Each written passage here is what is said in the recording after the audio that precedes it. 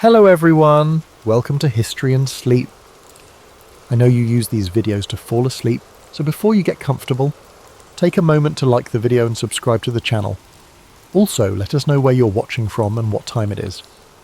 Our story tonight is the mysterious disappearance of Rome's Ninth Legion. Now get comfortable and relax. The Ninth Legion, known as Legio IX Hispana, was one of the most battle-hardened and feared units in the Roman army, its origins tracing back to the violent civil wars of the late Republic.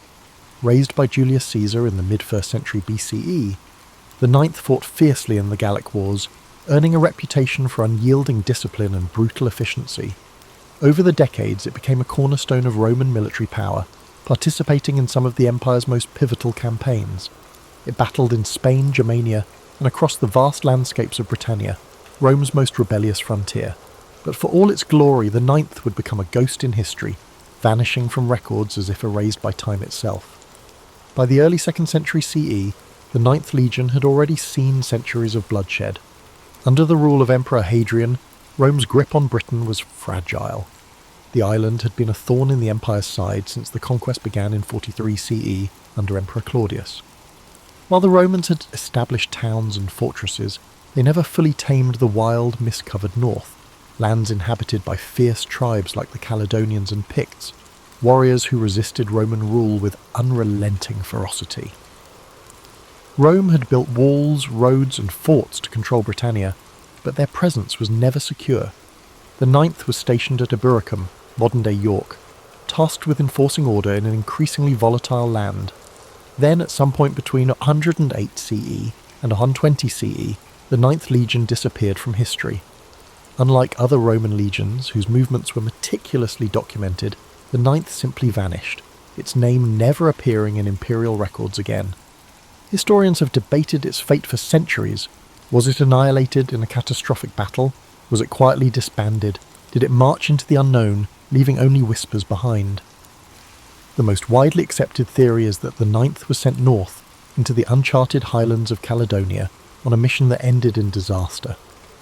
Rome had suffered crushing defeats before, the infamous Teutoburg Forest Massacre of 9 CE, where 3 entire legions were wiped out by Germanic tribes, proved that even the mighty Roman war machine was not invincible. But unlike Teutoburg, where survivors lived to tell the tale, no known tomb accounts exist of what truly happened to the Ninth. One possibility is that the legion marched beyond Rome's frontier to subdue a rebellion and was ambushed by a force too large to repel. The Caledonians were masters of guerrilla warfare, using the dense forests and rugged terrain to launch swift, devastating attacks. If the Ninth was lured into an unfamiliar landscape, perhaps pursuing an enemy deeper into the highlands, it could have been surrounded and slaughtered to the last man, its survivors hunted down in the shadows of the mountains, no messengers, no escape, no trace, a combat and total obliteration. Another theory suggests an internal mutiny, that the Ninth soldiers, worn down by endless campaigns, harsh conditions and poor supplies, turned against their officers. If rebellion broke out within the ranks and the legion fragmented, it could explain why Rome never acknowledged its fate. A rogue legion was a dangerous thing, a stain upon the empire's reputation that Hadrian may have preferred to erase. The Ninth's disappearance coincides suspiciously with the emperor's decision to construct Hadrian's Wall, a vast stone barrier that cut Britannia in half, sealing Rome away from the unconquered north. Could this wall have been a silent admission that the Ninth's destruction proved Caledonia was beyond Rome's reach? Whatever happened, the Ninth was never reformed. Unlike other legions that suffered heavy losses but were later reconstituted, the Ninth was erased from history as if it had never existed. No triumphal inscriptions were made in its honour. No poets sang of its bravery. A unit that had fought for over a century across 3 continents was simply gone, leaving only speculation in its wake. Its disappearance remains one of Rome's greatest mysteries, a shadow in the empire's annals, a silence where history should be. Did the Ninth meet its end in one final savage battle in the mist-shrouded hills of the north? Or did it disappear for reasons Rome dared not reveal? The answers may forever remain buried beneath the earth of Britannia, lost in the echoes of time. Somewhere beyond the Roman frontier, deep in shadowy Caledonian highlands, lay the probable fate of the Ninth Legion. Contrary to the well-patrolled roads of southern Britannia, Beyond Ibericum, known today as York, loomed an unforgiving wilderness of heavy forests, icy rivers, and endless hills perpetually shrouded in grey mist. An unyielding place, the Romans had previously suffered a couple of very critical defeats at the hands of local tribes.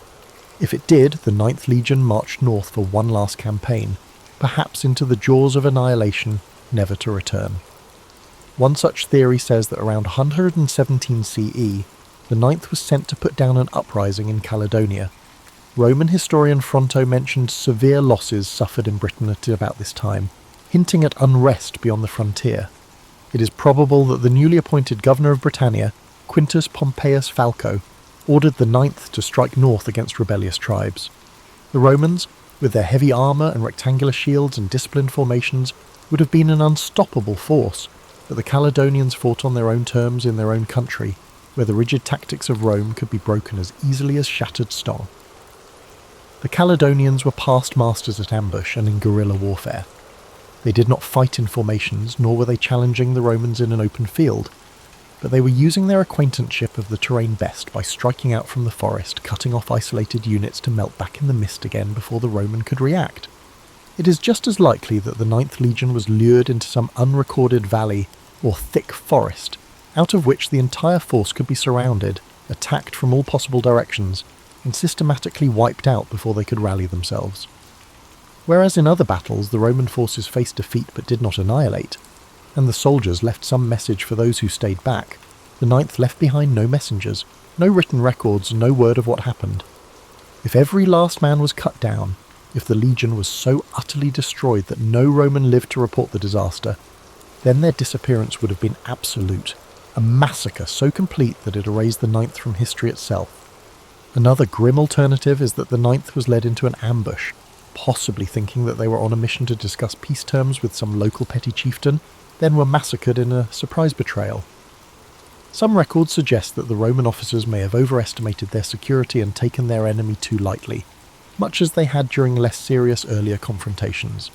If the Caledonians granted the Romans license to advance deeply into their land, apparently without opposition, only to strike with crushing force at a time of their choosing, then the 9th had been consumed deep in the bowels of the enemy, in a place that was without exit. But even assuming the legion was defeated, why were no Roman reinforcements sent? If one of its legions was in trouble, Rome did not spare any expense in answering by using overwhelming force. If the 9th had been destroyed, the Roman military should have sent out scouts, reinforcements, or at the very least a search party, yet no such records exist. Could it be that the Roman authorities knew what happened, but deliberately buried the truth? Some historians speculate that the destruction of the 9th was too embarrassing to acknowledge, that Hadrian, who came to power in 117 CE, the same time the legion may have vanished, chose to erase the event from history. The timing is striking. Shortly after the 9th is believed to have disappeared, Hadrian ordered the construction of Hadrian's Wall begun in 122 CE, a massive defensive barrier meant to keep the northern tribes out of Roman-controlled territory. Might the wall have been an unspoken admission that the north was beyond Rome's grasp, that the loss of the 9th proved further expansion impossible? Other theories suggest the 9th did not get annihilated, but rather broken up, moved or reappointed to another frontier. Records even reveal that remnants of the legion might have been shifted to Germania, or the eastern provinces. But if indeed that was the case, why was the name never reused? Rome revived legions which had been defeated. Why was the 9th completely erased? If these legions had been silently disbanded as a result of internal mutiny, poor performance, or even for reasons of political consequence, this would serve to explain their silence in history. After all, the empire did have enough history of revising history per the current needs of the leading regime.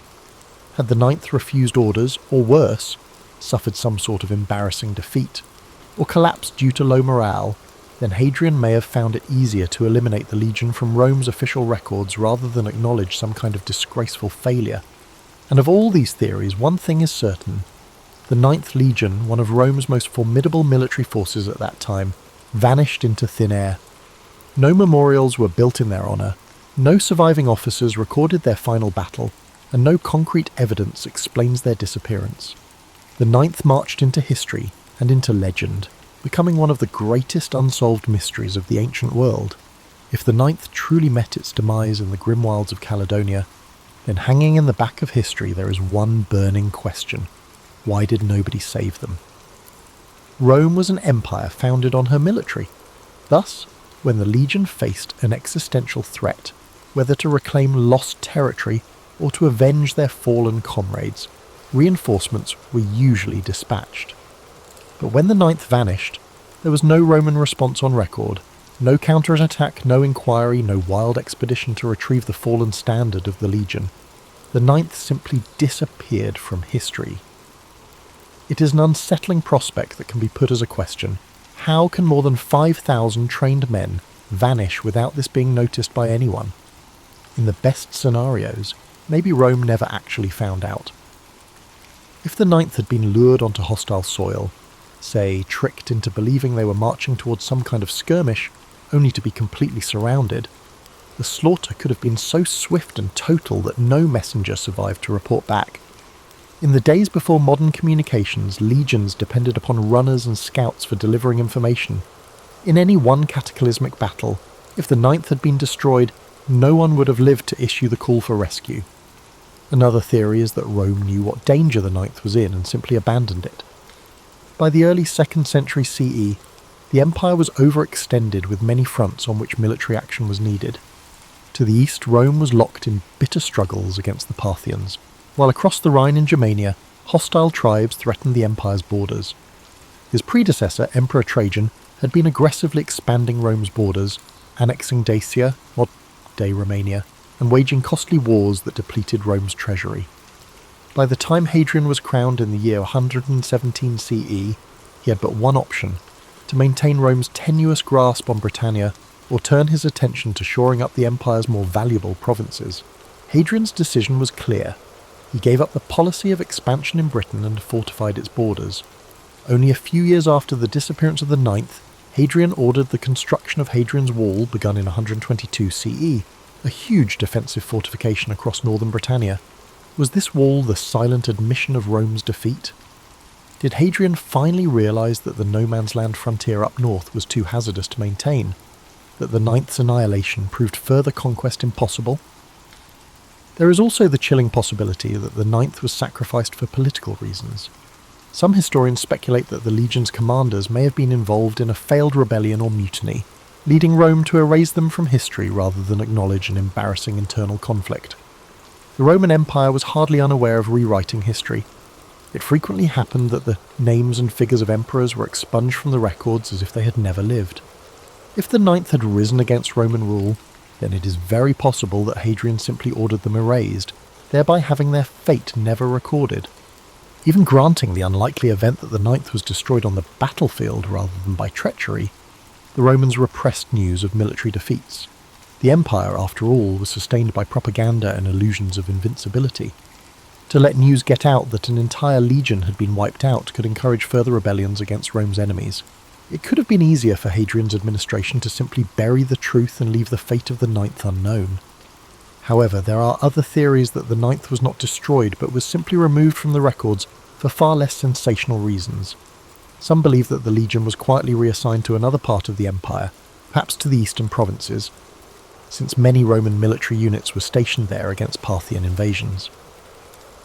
There is, however, some evidence that elements of the Ninth may have appeared in records in the Middle East decades later, but without any clear chain of command, it cannot be confirmed whether this was the same unit or just rebranding of another legion.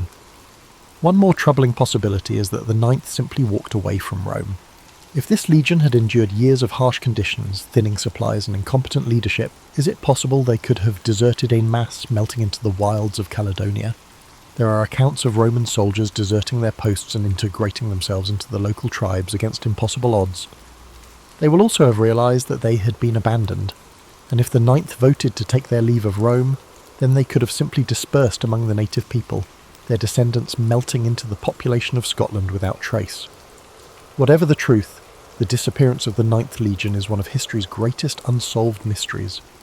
If they were truly annihilated in battle, their bones may yet remain beneath the hills of northern Britain, buried in forgotten mass graves. If silenced by the political machine of Rome, they will forever be lost to the mists of time, and if to disappear on their terms, leaving behind an empire that did not serve them anymore, then perhaps their legend is greater than history remembers. The disappearance of the Ninth Legion has evolved over the centuries from a mere historical mystery to a full-blown legend, serving as the catalyst for a great deal of speculation, folklore, and even conspiracy theories. With no clear answers in the ancient records, historians, archaeologists, and storytellers alike have attempted to reconstruct the fate of the Lost Legion. But did the Ninth really perish in the wilderness of Caledonia, or might its soldiers have survived, their story lost to history's fog? One of the most resilient theories has been that the Ninth Legion was not destroyed in Britain at all, but was instead moved without fanfare elsewhere in the Empire. Indeed, scattered references tend to indicate the presence of parts of the Ninth in the eastern provinces, certainly in Judea or Cappadocia, many decades later than those in which the regiment is last heard of in Britain. More probably, this would suggest that Hadrian transferred the Ninth, breaking it up and reassigning its men to other existing legions.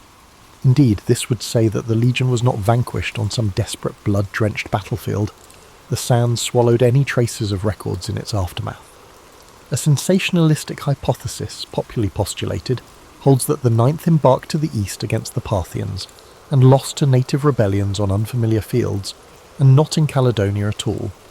It would not have been unusual for the Roman legions to be redeployed trouble spots throughout the Empire, and some inscriptions have suggested that the remnants of the Ninth were serving in far-flung campaigns from Britain. If so, their disappearance may have been due more to gradual attrition rather than a single destruction. As survivors over time were absorbed into other units, the identity of the Ninth may have become blurred, erased by bureaucracy not battle. But if this was so, why was the Ninth never reconstituted? It was customary for Rome to re-establish such legions which had suffered defeats, sometimes with the same number but with recruits. The very fact that it was never revived suggests that something more significant actually happened, something Rome wanted forgotten. Legends and folklore suggest more dramatic possibilities. One such is the legend that says the Ninth did not perish, but instead broke its oath its men, realising they'd been left high and dry by Rome, turned their backs on the Empire, and melted into the wilderness. The interpretation is partially based on a fact. Roman deserters were known to join barbarian society, even leadership in some instances. But if the Ninth did desert, might they not have been subsumed by the Caledonian or Pictish tribes, their armaments and knowledge of Roman tactics giving the natives a decisive advantage in future conflicts? Indeed, some have gone so far as to speculate that descendants of those lost Roman soldiers continued to live among the northern tribes, their lineage surviving long after Rome itself had fallen. This has been the inspiration for several works of fiction, most notably Rosemary Sutcliffe's novel The Eagle of the Ninth, where the remnants of the legion escape into the highlands, hiding amongst the tribes and keeping their Roman identity secret. Of course, it is highly speculative, but the idea of a Roman legion abandoning its empire and disappearing into the mist-covered hills is a tantalizing prospect, one that inflames the imagination as much as any historical theory. Then there are more supernatural accounts, the whispered rumours of ghost legions, accursed battlefields, and restless spirits. Various local legends say it never left Britain at all, but was instead wiped out in a battle so fierce that their spirits still haunt the land. For centuries, stories have been passed down of Roman ghosts that march along countryside roads in Scotland. On misty nights, some say, the faint din of clashing swords and rhythmic tramp of iron-clad feet can still be heard echoing through the hills. The truth of what happened to the Ninth Legion may never be fully revealed.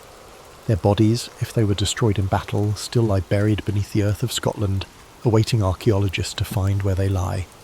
If they were quietly reassigned, the last remnants of their history might be tucked away in forgotten inscriptions on crumbling Roman monuments.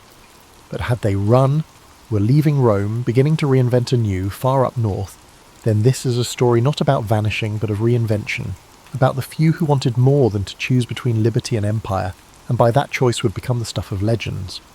Whatever the truth, the Ninth Legion is one of Rome's greatest mysteries, a shadow in the annals of history, a whisper of a force that once marched beneath the eagle standard, but whose fate is unknown.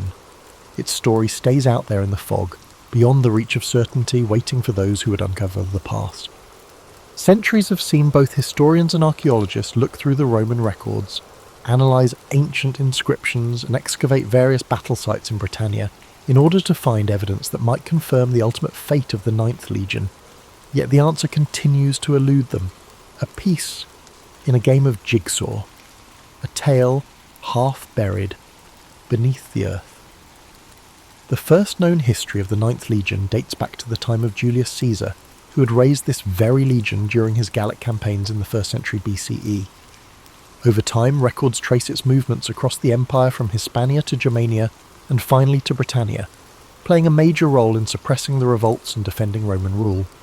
Yet, after 117 CE, its trail goes abruptly missing from history. For many years, the prevailing theory among scholars was that the Ninth ended its days in Britain, most likely in a catastrophic defeat at the hands of the northern tribes. This view had been apparently substantiated by what seemed to be the most relevant piece of evidence, a stone inscription found in Eburacum, modern York, dated around 108 CE, recording the Ninth Instation in Britannia. This has been the last sure notice of the Legion on British soil, yet no Roman sources actually report its destruction, and that begs a question. If the Ninth was wiped out, why is there no written account of its defeat?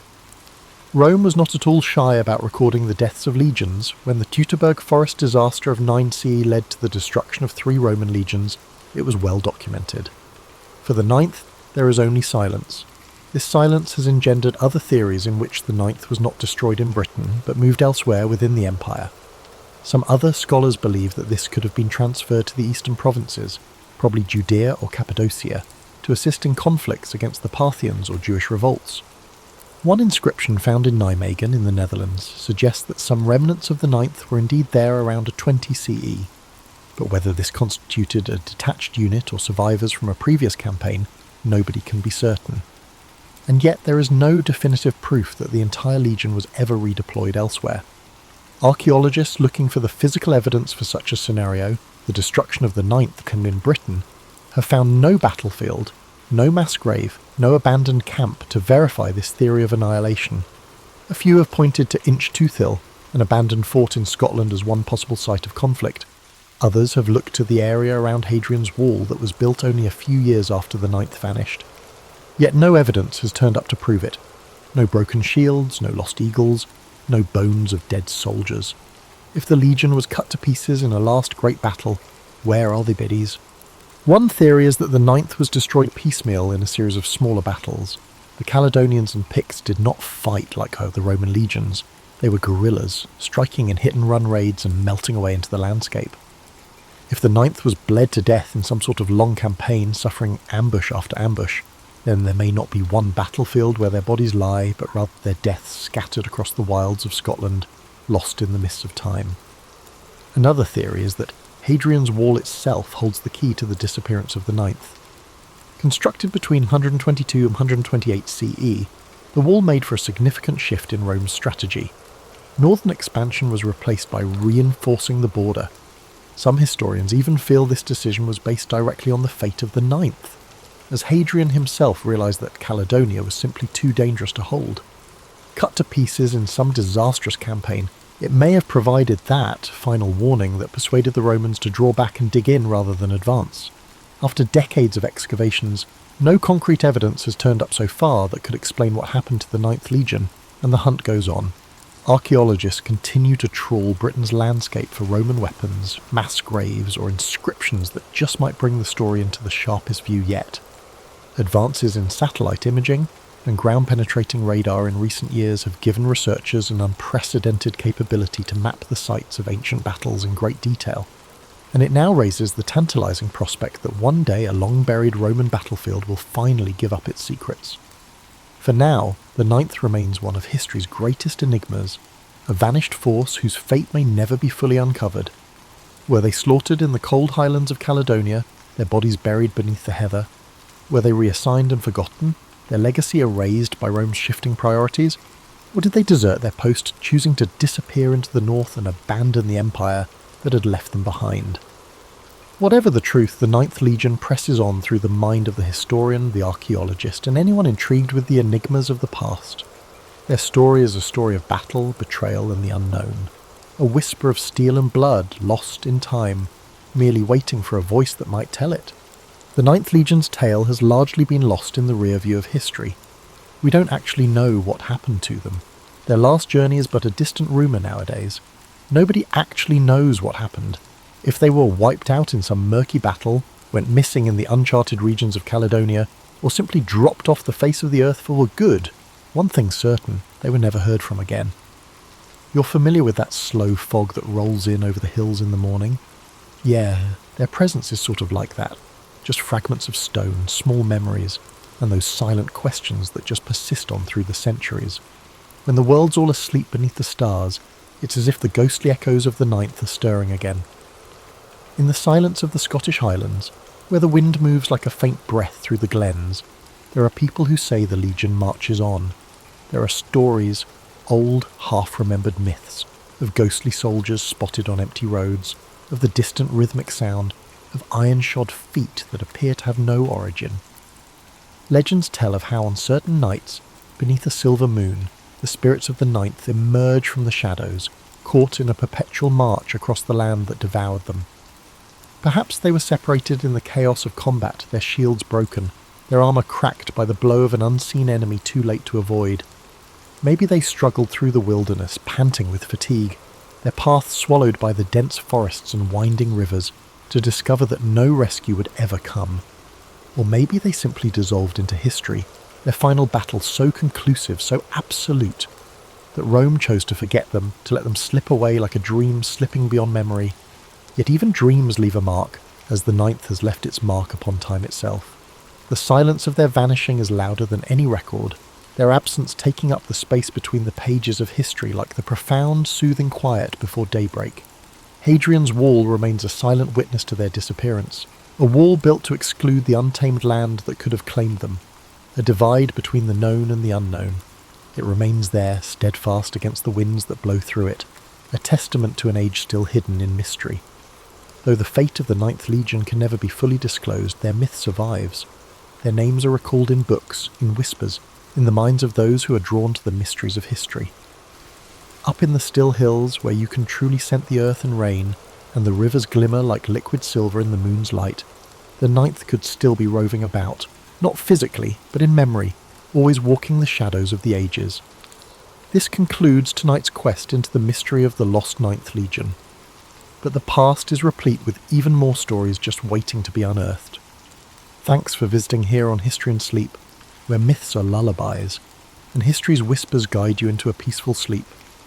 May this tale of forgotten soldiers lead you into a deep, restful sleep, where the mist of the past drifts softly in your dreams, carrying you along the quiet march of time. Sweet dreams.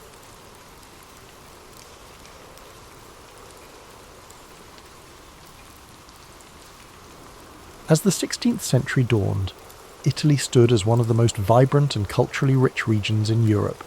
It was the heart of the Renaissance, its cities alive with art, science, and intellectual thought. Yet beneath this brilliance lay a fragmented political landscape that would spark decades of turmoil. Unlike the unified kingdoms of France and Spain, Italy was a collection of fiercely independent city-states and kingdoms, each vying for dominance. From the maritime might of Venice to the artistic hub of Florence, from the papal states wielding both spiritual and temporal authority to the militarized Duchy of Milan, the Italian peninsula was a patchwork of ambition and rivalry. This division made Italy uniquely vulnerable. The city-states frequently clashed over territory and trade routes, expending resources and forming unstable alliances. Instead of uniting against external threats, they often sought outside powers as allies in their internal disputes. France, Spain, and the Holy Roman Empire, each with their eyes on Italy's wealth and strategic importance, were quick to exploit these divisions. To them, Italy was not just a cultural treasure trove, it was a gateway to greater influence in Europe and the Mediterranean. Adding to this complex web of politics was the immense power of the papacy. Popes of this era were not merely religious leaders, but political figures deeply involved in Italy's affairs.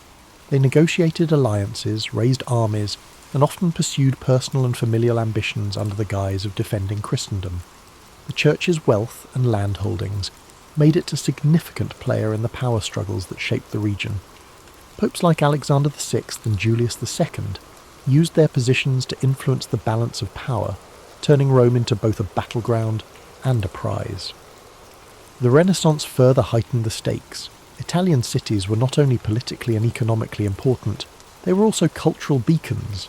The competition among states to sponsor the greatest artists, thinkers and architects added another layer of rivalry. Florence became synonymous with innovation, Venice dominated trade, and Milan built its reputation on military strength and strategic alliances.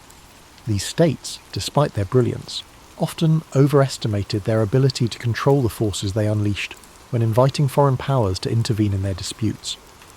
The spark that ignited the Italian wars came in 1494, when Charles VIII of France, claiming a dynastic right to the Kingdom of Naples, marched his army across the Alps. His invasion was the result of years of political manoeuvring and alliances gone awry. Florence, Naples and Milan had all played roles in drawing France into Italian affairs, hoping to use Charles's ambitions to their advantage. Instead, they unleashed a force far greater than they anticipated. The French army, with its modern artillery and disciplined soldiers, overwhelmed local defences, setting off a chain reaction that drew in Spain, the Holy Roman Empire, and eventually even the Ottoman Empire. The Italian wars were not a single conflict, but a series of battles and campaigns lasting over 6 decades. They were fought not just for territorial control, but for dominance over Europe itself. Italy became the battleground where the ambitions of France, Spain, and the Holy Roman Empire clashed, with Italian city-states caught in the middle. The fragmented nature of the Italian peninsula, once a source of cultural diversity and wealth, now became its greatest vulnerability. As you reflect on this intricate political landscape, imagine the bustling cities of Renaissance Italy, filled with life and brilliance, yet shadowed by uncertainty. Picture the delicate balance of power, like a fine thread stretched too tightly, waiting to unravel. Let the rhythm of this story settle over you, its complexity and beauty easing your mind as you relax further into a state of calm. The first act of the Italian Wars began in 1494 when Charles VIII of France launched his invasion of Italy, claiming his dynastic right to the Kingdom of Naples. This campaign marked the first time a major European power would openly stake its claim to Italian lands, setting off a chain reaction that would embroil the continent in conflict for over 60 years. The decision to invade was driven by a combination of ambition, opportunity, and the fractured political state of Italy itself. Charles VIII saw Italy as a land of immense wealth and prestige, its city-states filled with treasures that could bolster his power and finance his ambitions in Europe. Yet his claim to Naples was not entirely self-driven. He had been encouraged by Ludovico Sforza, the Duke of Milan, who sought to use French support to consolidate his own power and counter his rivals in Florence and Venice. This invitation would prove a double-edged sword, for while Charles's army marched with incredible strength, it also disrupted the delicate balance of power that had kept Italy relatively stable. The French army was unlike anything Italy had faced before. Equipped with advanced artillery and professional soldiers, it swept through northern Italy with alarming speed. The city-states, unprepared for such a modern force, quickly capitulated or offered little resistance. Florence, long a hub of Renaissance brilliance, was forced to submit to Charles's demands, its leader Piero de' Medici attempting to placate the French with territorial concessions. This sparked outrage among the Florentine people, leading to the ousting of the Medici family and a period of tumult in the city. As Charles pressed southward, his campaign continued to unsettle Italy. The Papal States, under Pope Alexander VI, faced immense pressure to negotiate with the French king, who posed a direct threat to Rome itself. Ultimately, Alexander chose diplomacy over confrontation, allowing Charles to pass unimpeded. The French army reached Naples in 1495, capturing the city with relative ease, yet the ease of their victories belied the challenges that lay ahead. The rapid success of the French invasion alarmed the rest of Europe. Ferdinand II of Aragon, whose Spanish crown had claims to Naples, saw the French presence as a direct threat to his interests. He joined forces with the Holy Roman Empire, Venice and Milan in the formation of the League of Venice, a coalition designed to expel the French and restore balance to Italy. This alliance marked the beginning of a prolonged and complex series of conflicts that would characterize the Italian Wars. Charles VIII's return journey to France was fraught with difficulty. At the Battle of Fornovo in 1495, the League of Venice confronted the French forces in a fierce engagement. Though Charles managed to escape with most of his army intact, His dream of holding Naples dissolved as Spanish forces moved to reclaim the city. This marked a turning point. While the French had demonstrated their military might, their inability to sustain control over Italy revealed the limits of their power. The first invasion set the tone for the Italian wars, a conflict defined by shifting alliances, brutal battles, and the constant interference of foreign powers in Italian affairs. For the Italian city-states, the war underscored their vulnerability. Their reliance on external allies often backfired, leaving them at the mercy of larger powers whose interests rarely aligned with their own. As you reflect on this chapter of the story, picture the vast French armies marching through the Italian countryside, their movements echoing the ambitions of kings and the fragility of states. Imagine the Renaissance cities, so full of life and beauty, now shadowed by the weight of war. Let the rhythm of these thoughts guide you into deeper relaxation, the flow of history calming your mind and easing your spirit. As the Italian wars progressed, Spain emerged as a dominant force, reshaping the balance of power across Europe and the Italian peninsula. Following Charles VIII's retreat, Ferdinand II of Aragon sought to strengthen Spain's influence, focusing on reclaiming Naples, a key prize in the struggle for Italian supremacy. Spain's military, under the leadership of Gonzalo Fernández de Córdoba, revered as the Great Captain, introduced innovative battlefield strategies. The Spanish tercios, disciplined formations combining pikemen and arquebusiers, proved revolutionary. Their effectiveness surpassed that of the traditional heavy cavalry favoured by France. In a series of decisive battles, including Cerignola and Garigliano in 1503, Spanish forces secured Naples. Their victories demonstrated superior tactics and organisation. With Naples under Spanish control, Ferdinand established Spain as a key power in southern Italy, solidifying its influence and preparing for further engagements with France. Yet the French were far from deterred. In 1515, Francis I ascended to the French throne and reignited his nation's ambitions. His forces achieved a major victory at the Battle of Marignano, reclaiming Milan and briefly restoring French dominance in northern Italy. This resurgence set the stage for an intense rivalry between Francis III and Charles V of the Habsburg dynasty. Charles, inheriting a vast empire that included Spain, the Holy Roman Empire, and territories in the Americas, wielded immense resources. His ambitions extended far beyond Italy, but the peninsula became a crucial theatre of war. The pivotal Battle of Pavia in 1525 marked a turning point.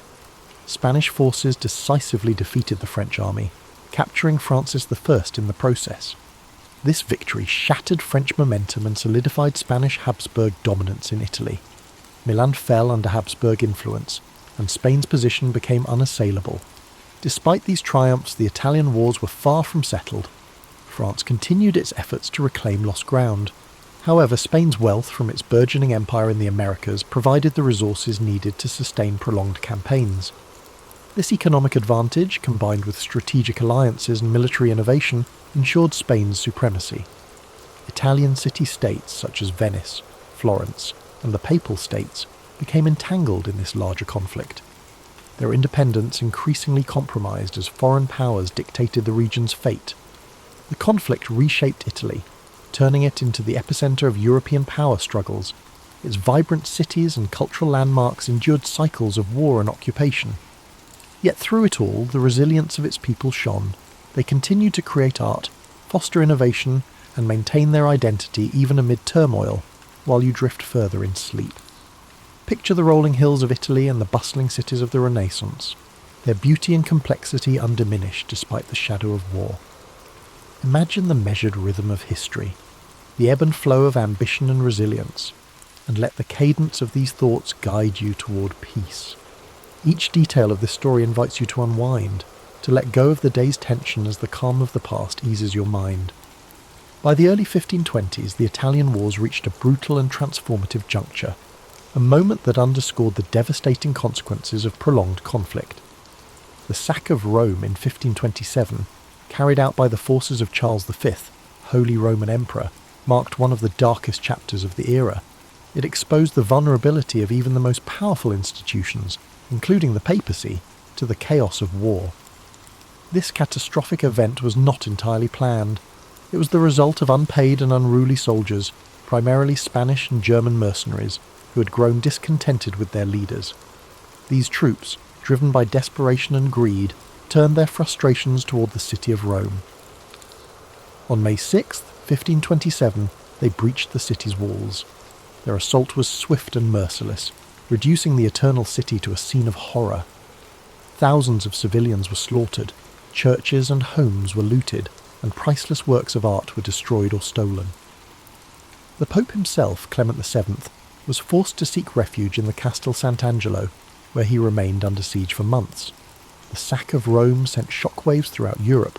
It demonstrated that no city, no matter how revered or powerful, was immune to the ravages of war. This act of violence shattered the image of the Holy Roman Empire as a protector of Christendom. Instead, it revealed the unpredictable nature of power struggles when greed and chaos overtook strategic planning. The symbolic heart of Catholicism had been desecrated, leaving a lasting scar on the Italian wars and a sobering reminder of the stakes involved. The fallout from this event led to a re-evaluation of alliances and power dynamics. The Pope, who had previously aligned with France and other anti-Habsburg factions, was forced to reconcile with Charles V. This uneasy alliance reshaped the political landscape of Italy, placing the papacy firmly under Habsburg influence.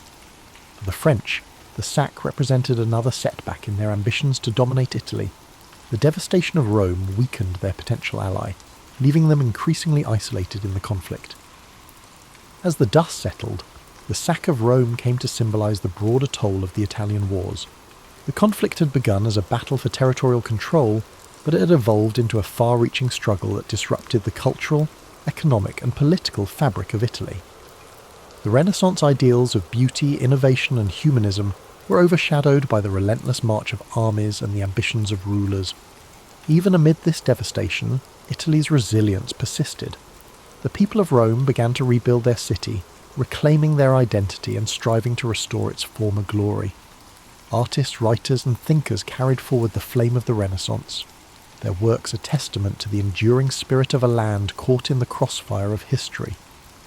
As you look back on this pivotal moment, imagine the quiet streets of Rome after the storm, the strength of its people as they turned chaos into renewal.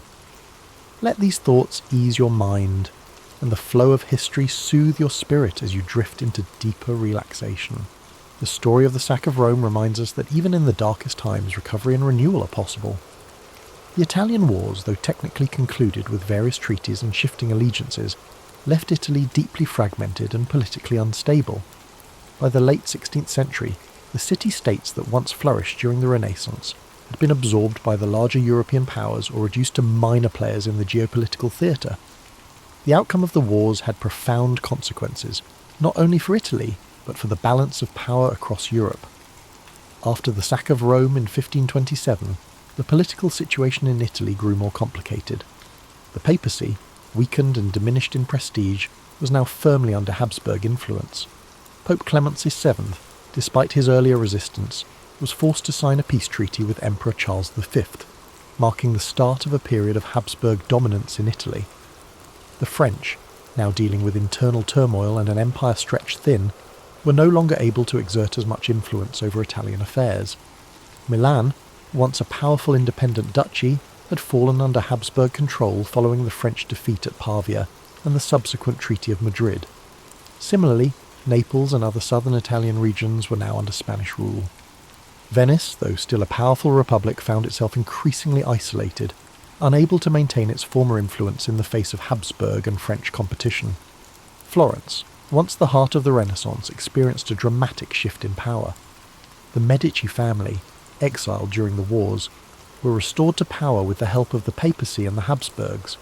Under their rule, Florence became a duchy, ending its Republican era and cementing Medici control. This marked the end of an era for the city, which had once been a beacon of artistic and political independence. The fragmentation of Italy was not only political but cultural. The wars had disrupted the flow of ideas and artistic movements that had flourished during the Renaissance.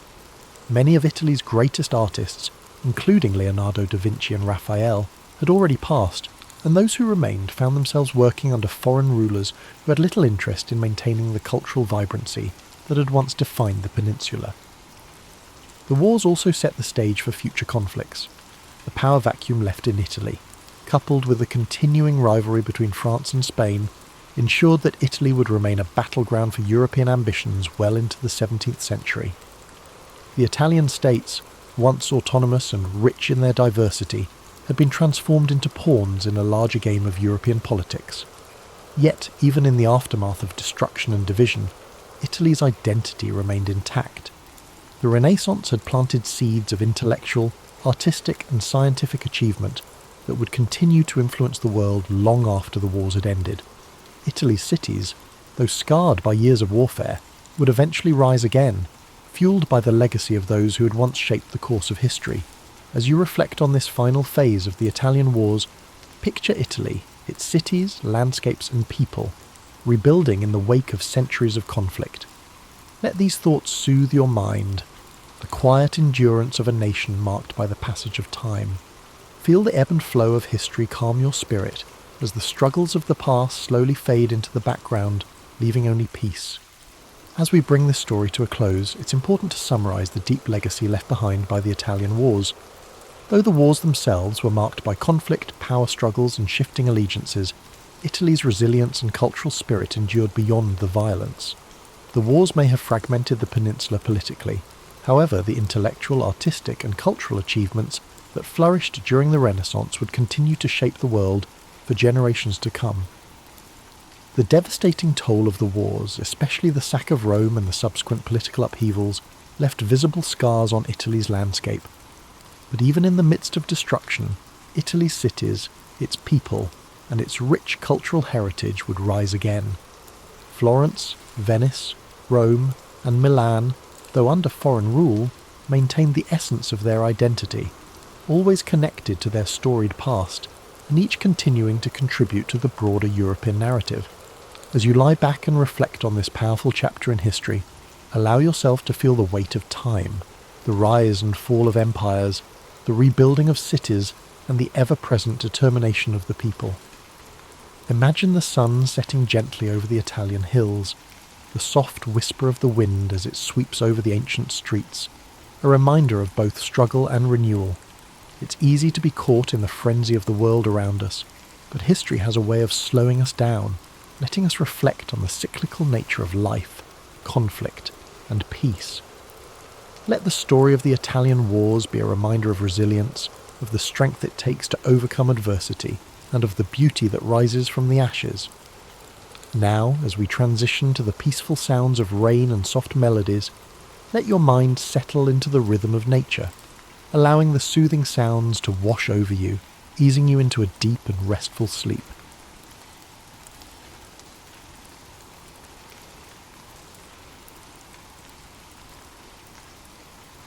The early 17th century, a time when Europe was a patchwork of kingdoms, principalities, and religious divides. At the heart of this patchwork lay the Holy Roman Empire, a vast and fragmented realm that stretched across much of Central Europe. For centuries, tensions simmered beneath the surface, as Catholic and Protestant states vied for power, influence, and the right to practice their faith freely. The spark that ignited this long and devastating conflict came in the form of a defiant act in the city of Prague.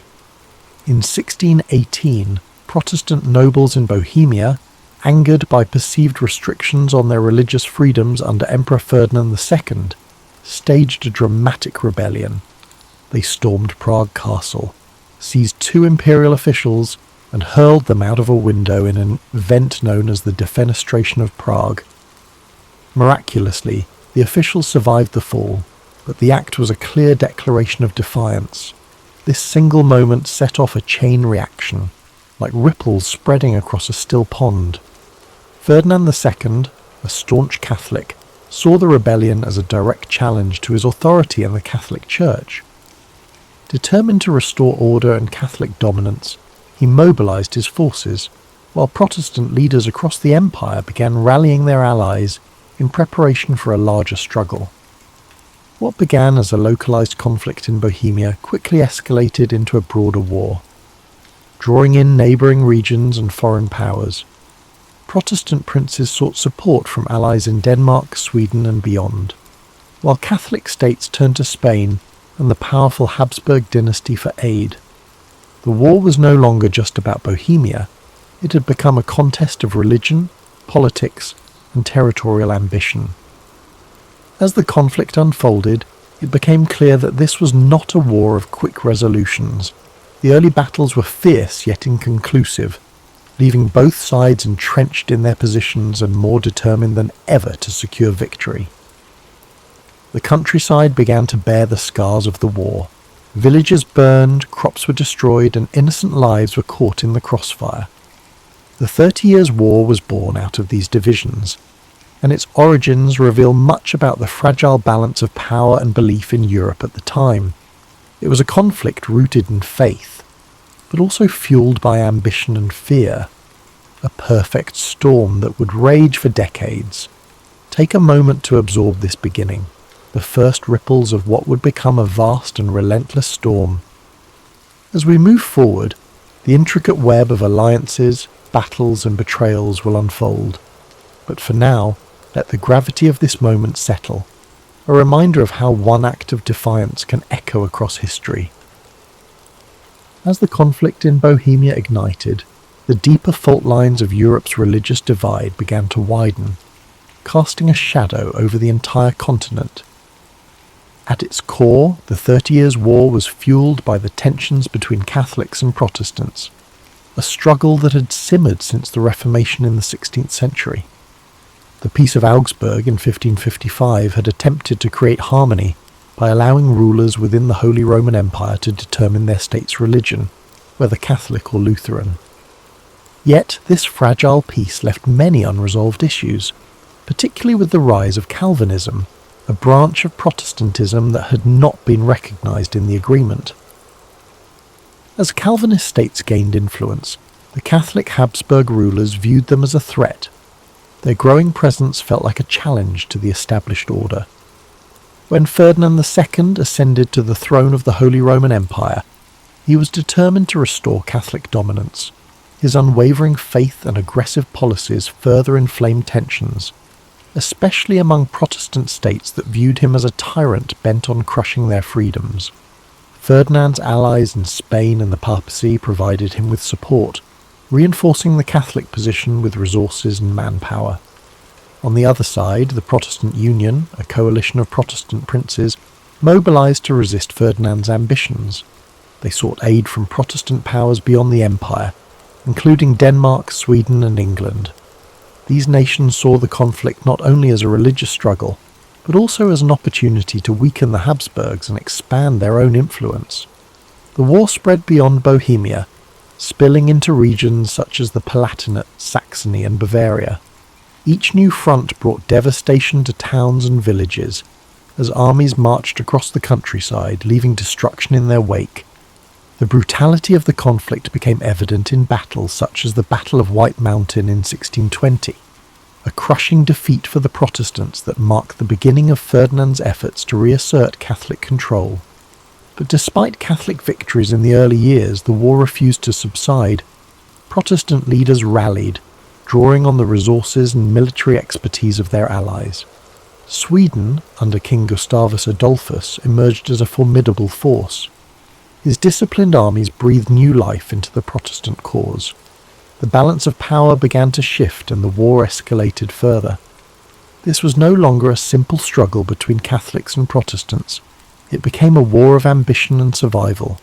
Smaller states and mercenary armies joined the fray, drawn by promises of plunder and pay. The war became a theatre of chaos, where alliances shifted and even traditional enemies found themselves fighting side by side in pursuit of their goals. As the conflict deepened, it transformed the very nature of warfare. The 30 Years' War was one of the first conflicts where civilian populations suffered as much as, if not more than, the soldiers. Famine, disease, and displacement became common, as entire communities were uprooted or destroyed.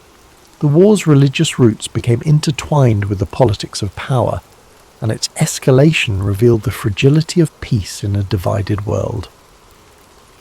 As we move to the next chapter, consider the human cost of these divisions, the lives touched by a conflict that seemed endless, yet always teetered on the edge of resolution. By the late 1620s, the Protestant cause seemed to falter, their forces weakened by defeats and dwindling alliances. But the entry of Sweden into the war, under the leadership of King Gustavus Adolphus, marked a turning point that would reshape the conflict. Gustavus Adolphus was not just a ruler, he was a visionary military leader whose innovations in strategy and tactics would leave a lasting legacy on warfare. Gustavus Adolphus believed deeply in the Protestant cause, but his intervention was also driven by Sweden's strategic interests. The Habsburgs' growing influence threatened Swedish dominance in the Baltic region, making the 30 Years' War a matter of survival and sovereignty for his nation.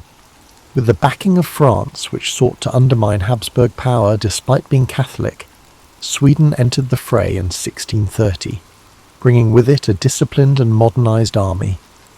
The Swedish forces brought a new energy to the Protestant struggle. Gustavus Adolphus introduced revolutionary military tactics, emphasising mobility, coordination, and the use of combined arms, integrating infantry, cavalry, and artillery into a cohesive fighting force. These methods gave his troops a significant edge over the larger but less organised armies of the Catholic League. The Battle of Breitenfeld in 1631 was a defining moment, a stunning victory for the Swedes and their Protestant allies. Gustavus Adolphus's army decimated the Catholic forces, demonstrating the effectiveness of his strategies. This victory not only bolstered Protestant morale, but also drew new allies to their cause, shifting the balance of power in the war. Under Gustavus Adolphus's leadership, the Protestant forces began to reclaim territory lost in earlier phases of the war. They advanced deep into the heart of the Holy Roman Empire, challenging Ferdinand II's dominance and threatening the stability of the Habsburg realms. Gustavus Adolphus's charisma and tactical brilliance earned him the loyalty of his troops and the respect of his enemies. But his triumphs were not without cost. In 1632, at the Battle of Lutzen, Gustavus Adolphus achieved another critical victory, but lost his life in the process. His death was a severe blow to the Protestant cause, yet his legacy endured. The momentum he had generated allowed Sweden to remain a dominant force in the war, and his military innovations continued to influence the strategies of both sides. As Sweden's intervention reshaped the war, the conflict grew even more complex. Religious divides began to blur as political ambitions took centre stage, with Catholic France supporting Protestant Sweden to counterbalance Habsburg power. This shifting landscape of alliances revealed the deeper currents driving the war, a struggle not just of faith, but of power and control over Europe's future. Gustavus Adolphus's role in the 30 Years' War is a testament to the transformative power of leadership and innovation. His contributions brought hope to a fractured alliance and altered the course of a seemingly endless conflict. Yet, his death also reminded the world of the fleeting nature of triumph in the face of war's relentless toll. As we prepare to move to the next chapter, take a moment to reflect on the determination and vision it takes to bring change amid chaos. In the darkest times, even a single leader can leave an indelible mark, and yet the storm of history moves forward, carrying all in its wake. As the 30 Years' War stretched into its second decade, the conflict expanded beyond its original boundaries, engulfing nearly all of Europe in its relentless grasp. Nations that had once remained on the sidelines found themselves drawn into the fray, whether by alliances, ambitions, or the sheer inevitability of the war's momentum. The entry of France in 1635 marked a dramatic shift. Though a Catholic nation, France allied with Protestant powers like Sweden to counterbalance the Habsburgs' influence. This decision underscored how the war had evolved from a religious conflict into a broader struggle for political dominance in Europe. The stage was set for what would become one of the most destructive periods of the war. As alliances grew ever more complex and battles became increasingly brutal. Across the continent, the toll of the war was staggering. Cities were besieged and burned. Fields were left barren and lifeless. and villages were emptied as civilians fled the advancing armies. Mercenary forces, often poorly paid and motivated by survival, resorted to pillaging and looting, leaving devastation in their wake. Famine and disease swept through war-torn regions, taking more lives than the battles themselves. As you listen to this story, let the gravity of these events drift gently through your thoughts, but not linger. Imagine the chaos of the time slowly fading into the background, replaced by a sense of quiet reflection. Feel the weight of the war's hardship giving way to an understanding of resilience, a reminder of humanity's enduring strength even in its darkest hours. The conflict's scope seemed endless, with battles erupting in regions as far-reaching as the Rhineland, the Netherlands, and northern Italy. Yet amid the turmoil, moments of diplomacy and negotiation emerged, offering brief glimpses of hope. Peace talks began to take shape, though they were slow and fraught with challenges, reflecting the deep divisions and mistrust among the warring parties. Let these moments of negotiation remind you that even in the midst of chaos, there are always efforts toward resolution. Allow yourself to relax further, your breath steady and calm, as if tracing the contours of history's slow march toward peace. As we move deeper into the story, the resilience of the people and the shifting tides of war remind us of the impermanence of struggle. Take this moment to let your mind ease. Let the complexity of the 30 Years' War unravel gently, leaving you with a sense of quiet perspective and peace. After nearly 3 decades of relentless conflict, Europe began to seek an end to the devastation. The 30 Years' War had taken a toll unlike any before it. Economies were ruined, lands were ravaged, and millions of lives had been lost. By the early 1640s, the warring nations realized that no decisive victory was in sight. The war had devolved into a stalemate of exhaustion. Thus began the long and complex journey toward peace, through the negotiations that would culminate in the Peace of Westphalia. The Westphalian negotiations were unprecedented in their scope and ambition. For the first time in European history, nearly all major powers gathered to discuss terms of peace. Delegates from Catholic and Protestant states, as well as representatives from France, Sweden, Spain, and the Holy Roman Empire, met in the towns of Münster and Osnabrück. These talks would last for years, reflecting the complexity of the issues at hand and the deep mistrust between the parties. As the negotiations unfolded, the participants wrestled with questions of religion, sovereignty, and the balance of power. The Peace of Westphalia sought to establish a new order in Europe, one that would recognize the religious and political realities that had emerged from the war. Protestant and Catholic states agreed to a form of mutual tolerance, reaffirming the principle that rulers could determine their state's religion, while also granting greater freedoms to minority faiths. The treaty also redefined the concept of sovereignty. It marked the beginning of the modern state system, where nations recognized each other's territorial boundaries and agreed not to interfere in one another's internal affairs. This idea of state sovereignty would become a cornerstone of international relations for centuries to come. While the Peace of Westphalia brought an end to the 30 Years' War, its provisions were not without compromise. No side emerged as a clear victor, and many of the underlying tensions remained unresolved. Yet, the treaty succeeded in ending the immediate bloodshed and creating a framework for coexistence in a fractured Europe. As you listen to the conclusion of this chapter, let the idea of resolution fill your thoughts. Picture the weary negotiators, coming together after years of strife, finding common ground in the hope of a better future.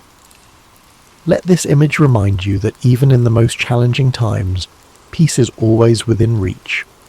The road to peace was long and arduous, yet it proved that dialogue and compromise can overcome even the deepest divisions. Allow this lesson to settle within you as you relax further, your mind at ease, as the echoes of war fade into the calm promise of resolution. As the Peace of Westphalia brought an end to the 30 Years' War, Europe began to rebuild from the ashes of its most devastating conflict. The war left an indelible mark on the continent, shaping the course of history in profound ways. Nations that had been battered and broken emerged with new identities, while the concept of sovereignty laid the foundation for the modern nation-state system. The war's legacy extended beyond politics and borders. It changed the way conflicts were waged, highlighting the immense cost of prolonged war and the devastating impact on civilian populations. The lessons of the 30 Years' War echoed across generations, reminding humanity of the importance of diplomacy, tolerance, and restraint. This story of destruction and eventual reconciliation carries a timeless message. Even in the darkest of times, there is always a path forward, a path forged through perseverance, negotiation, and the willingness to find common ground. The 30 Years' War may have scarred Europe, but it also served as a turning point, proving that peace, though hard won, is always worth striving for. As we close this chapter of history, take a moment to reflect on the resilience of the human spirit. Let the story of the 30 Years' War remind you of the strength found in unity and the power of resolution. Think of the nations and individuals who rebuilt after so much loss, their journey, though difficult, leading to a more stable and interconnected future.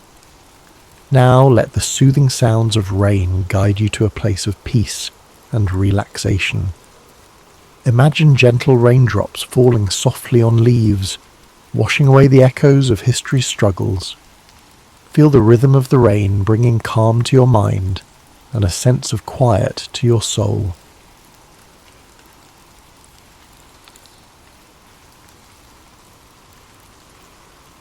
Napoleon Bonaparte was born on August 15th, 1769, on the island of Corsica, a small but strategically significant island in the Mediterranean.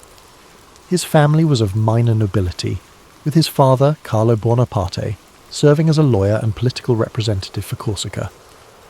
Despite their noble status, the Bonaparte family was not wealthy, and young Napoleon grew up in a modest household. Napoleon's childhood was shaped by the unique blend of Corsican pride and French influence that surrounded him. Corsica had been acquired by France shortly before his birth, and the island's culture reflected a mix of independence and French authority. From an early age, Napoleon displayed a keen intellect and a fiery determination. He excelled in his studies, particularly in mathematics and history, which would later serve him well in his military career. At the age of 9, Napoleon left Corsica to attend school in mainland France. His father had secured a scholarship for him to study at a prestigious military academy, where he trained to become an artillery officer. This period of his life was not without challenges. As a Corsican in a French institution, Napoleon often faced discrimination from his peers, yet he remained focused on his goals, using his intelligence and discipline to rise above the prejudice. Napoleon graduated from the École Militaire in Paris at the age of 16, becoming a second lieutenant in the French army. He began his career at a time of great upheaval. The French Revolution was transforming the nation, dismantling the old monarchy and reshaping France into a republic. For Napoleon, this period of political and social turmoil presented both challenges and opportunities. During the Revolution, Napoleon's strategic brilliance began to emerge. His first major success came during the Siege of Toulon in 1793. As a young officer, he devised a bold plan to capture the city, which was held by royalist forces supported by the British. His strategy was a resounding success, earning him recognition and promotion. Napoleon's star was rising, and his ability to combine tactical innovation with decisive action became his hallmark. In 1796, Napoleon was given command of the French army of Italy. This was his first significant leadership role, and he wasted no time in proving his abilities. Despite being outnumbered and poorly equipped, Napoleon led his troops to a series of stunning victories against Austrian and Piedmontese forces. His Italian campaign not only solidified his reputation as a military genius, but also brought him wealth and fame. Napoleon's rise to power was meteoric, and by 1799 he had become one of the most influential figures in France. That year, he staged a coup d'état, overthrowing the government and establishing himself as first consul. This marked the beginning of his rule and set the stage for his transformation of France. As ruler, Napoleon implemented sweeping reforms, He reorganized the French government, established the Napoleonic Code, a legal framework that influenced legal systems worldwide, and strengthened the country's finances. He also invested in infrastructure, education and the arts, leaving a lasting legacy on French society. In 1804, Napoleon declared himself Emperor of France. The coronation ceremony was a grand and symbolic event, with Napoleon famously placing the crown on his own head, a gesture that underscored his belief in self-made power. As emperor, Napoleon expanded his ambitions beyond France, embarking on campaigns that would change the map of Europe. The Napoleonic Wars were a series of conflicts that pitted France against a coalition of European powers. These wars showcased Napoleon's strategic brilliance and determination, but they also tested his limits. His victories at battles like Austerlitz and Jena cemented his reputation as one of history's greatest military commanders. However, his campaigns also came at a great cost, both in lives and in resources. One of the most ambitious and ultimately disastrous undertakings of Napoleon's career was the invasion of Russia in 1812. Initially, he achieved some success, but the campaign turned into a nightmare as his army faced harsh winter conditions, dwindling supplies, and fierce resistance from Russian forces. The retreat from Moscow was a devastating blow, marking a turning point in Napoleon's fortunes. Despite setbacks, Napoleon's resilience and charisma kept him in power for a time. However, by 1814, his enemies had formed a powerful coalition, and Paris was captured. Napoleon was forced to abdicate and was exiled to the island of Elba. Yet, even in defeat, his determination remained unshaken. Less than a year later, he escaped from Elba and returned to France, rallying support and reclaiming his position as emperor during what became known as the 100 Days. Napoleon's final chapter unfolded at the Battle of Waterloo in 1815. Facing a coalition led by the Duke of Wellington and the Prussian army, Napoleon fought valiantly but was ultimately defeated. This marked the end of his reign and his dreams of empire. He was exiled once more, this time to the remote island of St. Helena in the South Atlantic. On St. Helena, Napoleon spent the final years of his life in relative isolation. He reflected on his legacy, dictating memoirs that recounted his achievements and offered insights into his thoughts and motivations. He died on May 5, 1821, at the age of 51. While his life ended in exile, his impact on history was indelible. Napoleon's story is one of contrasts, a man of great ambition and intellect who reshaped Europe, yet whose relentless pursuit of power ultimately led to his downfall. His legacy is a reminder of the complexities of leadership and the enduring influence of vision and determination. As you reflect on Napoleon's journey, let the calm rhythm of his story guide you into a state of relaxation. His life, filled with triumphs and challenges, serves as a reminder that greatness often comes with both light and shadow. Imagine the quiet halls of the École Militaire, where a young Napoleon first honed his skills, or the grand boulevards of Paris during his reign. Picture the serene beaches of Corsica, where his journey began, and the windswept shores of St. Helena, where it ended. These images, filled with history and humanity, bring a sense of peace and connection. As the gentle narrative of Napoleon's life carries you further into relaxation, consider the enduring lessons his story offers. His life was a testament to the power of vision, determination, and adaptability. From the shores of Corsica to the grand battlefields of Europe, Napoleon's journey was one of extraordinary highs and profound lows, each moment shaping his legacy and the world around him. Imagine the streets of Paris during the height of Napoleon's rule, bustling with activity as citizens moved through a city transformed by his reforms.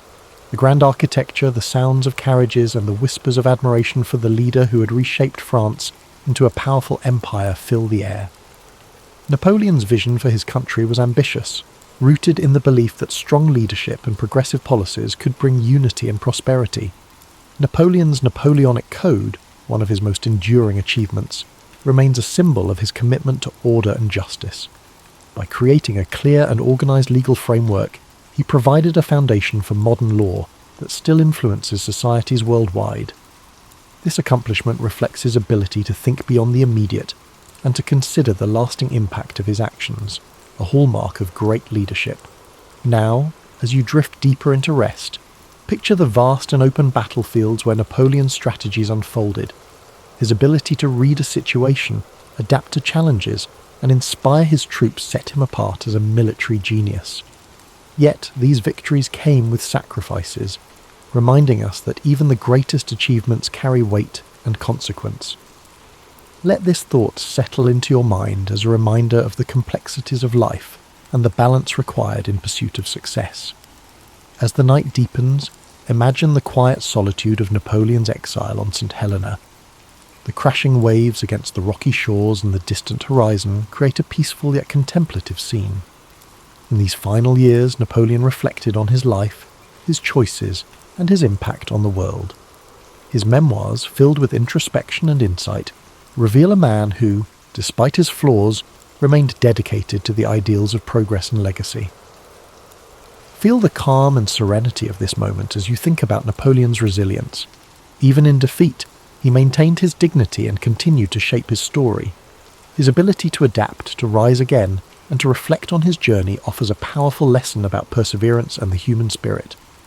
Picture Napoleon's childhood in Corsica, the simplicity of life on the island, and the spark of ambition that drove him to dream of a future beyond its shores. His journey reminds us that greatness often begins with humble beginnings, and that with determination we can overcome the obstacles that stand in our way.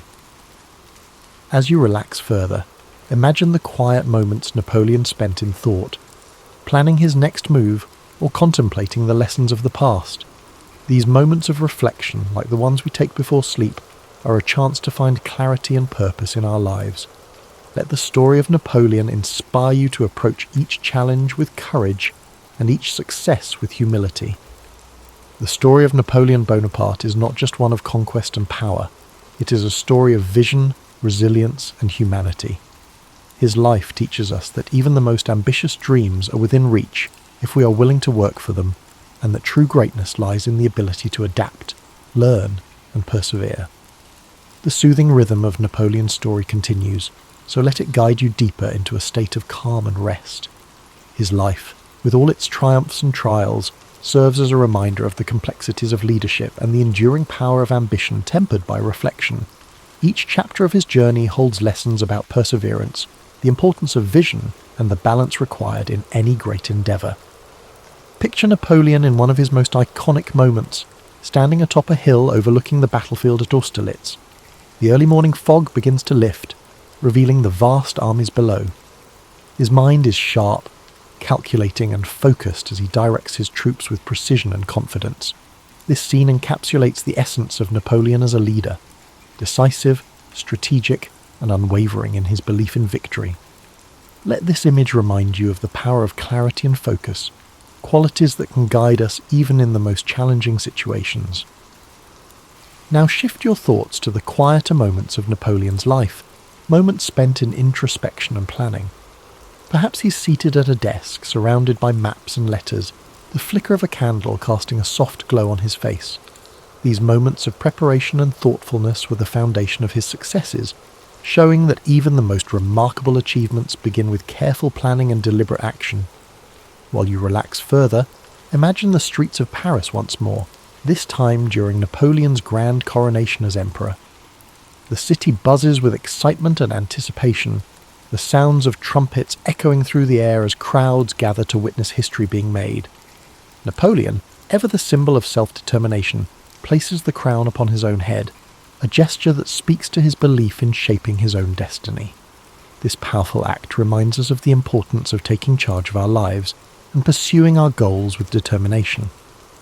From the grandeur of Paris to the stark solitude of St. Helena, Napoleon's life was filled with contrasts.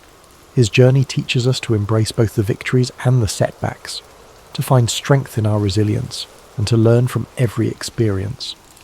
The quiet reflection of his later years offers a poignant reminder that even in solitude, there is value in contemplating our legacy and the impact we leave behind. Imagine Napoleon walking along the shores of St. Helena, the waves gently lapping at the rocky coastline. The horizon stretches endlessly before him, a symbol of both the limits of his exile and the boundless scope of his influence. In this serene moment, there is a sense of acceptance and peace, a reminder that even the most ambitious lives eventually find stillness. While you drift further into sleep, let the echoes of Napoleon's life guide your dreams. His journey, marked by extraordinary achievements and profound lessons, is a testament to the power of vision, courage, and reflection. His story reminds us that greatness is not measured solely by success, but by the depth of our character and the impact we have on the world around us. As the narrative of Napoleon's life gently lingers, allow yourself to sink even deeper into relaxation. His story, so full of ambition, brilliance, and humanity, is a powerful reminder of the potential that lies within all of us. Napoleon's determination to rise above his circumstances and his willingness to face challenges head-on show us the value of perseverance and the strength that comes from unwavering resolve. The simplicity of Napoleon's early life on Corsica, an island of rugged beauty and quiet charm. As a young boy, he roamed the hills, his mind already filled with dreams of greatness. The sound of the sea, the scent of the olive trees, and the warmth of the Corsican sun shaped the foundation of the man he would become. These early days remind us of the power of humble beginnings and how even the most unassuming origins can lead to extraordinary paths. As Napoleon grew into a young man, his move to France marked the beginning of his transformation. At the military academy, he honed his skills, his discipline setting him apart. Despite facing prejudice as a Corsican, he remained focused on his goals, showing a resilience that would define his career. These formative years teach us the importance of persistence and the ability to adapt in the face of adversity. Now let your thoughts drift to the grand halls of the French court during Napoleon's rise to power. Imagine the opulence, the polished marble floors, and the chandeliers casting their light across a room filled with dignitaries and leaders. In this environment, Napoleon's intellect and charisma shone brightly, propelling him to heights few could have imagined. His rise reminds us of the importance of self-belief and the courage to seize opportunities. Even in moments of defeat, Napoleon demonstrated a remarkable ability to reflect and regroup. The exile to Elba could have been the end of his story, but instead he used it as a time to plan his return. His resilience during the 100 Days, when he reclaimed his empire, speaks to his determination to fight for what he believed in, even against overwhelming odds. As you relax further, imagine the quiet dignity of Napoleon's final years on St. Helena. The isolation of the island offered him time to reflect on his life, his choices, and his legacy. The crashing waves and the vast expanse of the ocean became the backdrop to his thoughts. In his solitude, he dictated memoirs that revealed not only his strategic mind, but also his humanity. This chapter of his life reminds us of the value of introspection and the importance of finding peace within ourselves. Feel the calm and stillness of this moment as the story of Napoleon carries you into a deep, peaceful sleep. His life, marked by extraordinary achievements and profound lessons, serves as a reminder that greatness lies not just in what we accomplish, but in how we face the challenges along the way. With the night embracing us, let the echoes of Napoleon's journey fill your dreams. Imagine the vast battlefields, the bustling streets of Paris, and the quiet shores of St. Helena, each scene a testament to the resilience and complexity of his life. His story reminds us that every step of the journey, whether triumphant or challenging, shapes who we are and leaves a legacy that endures.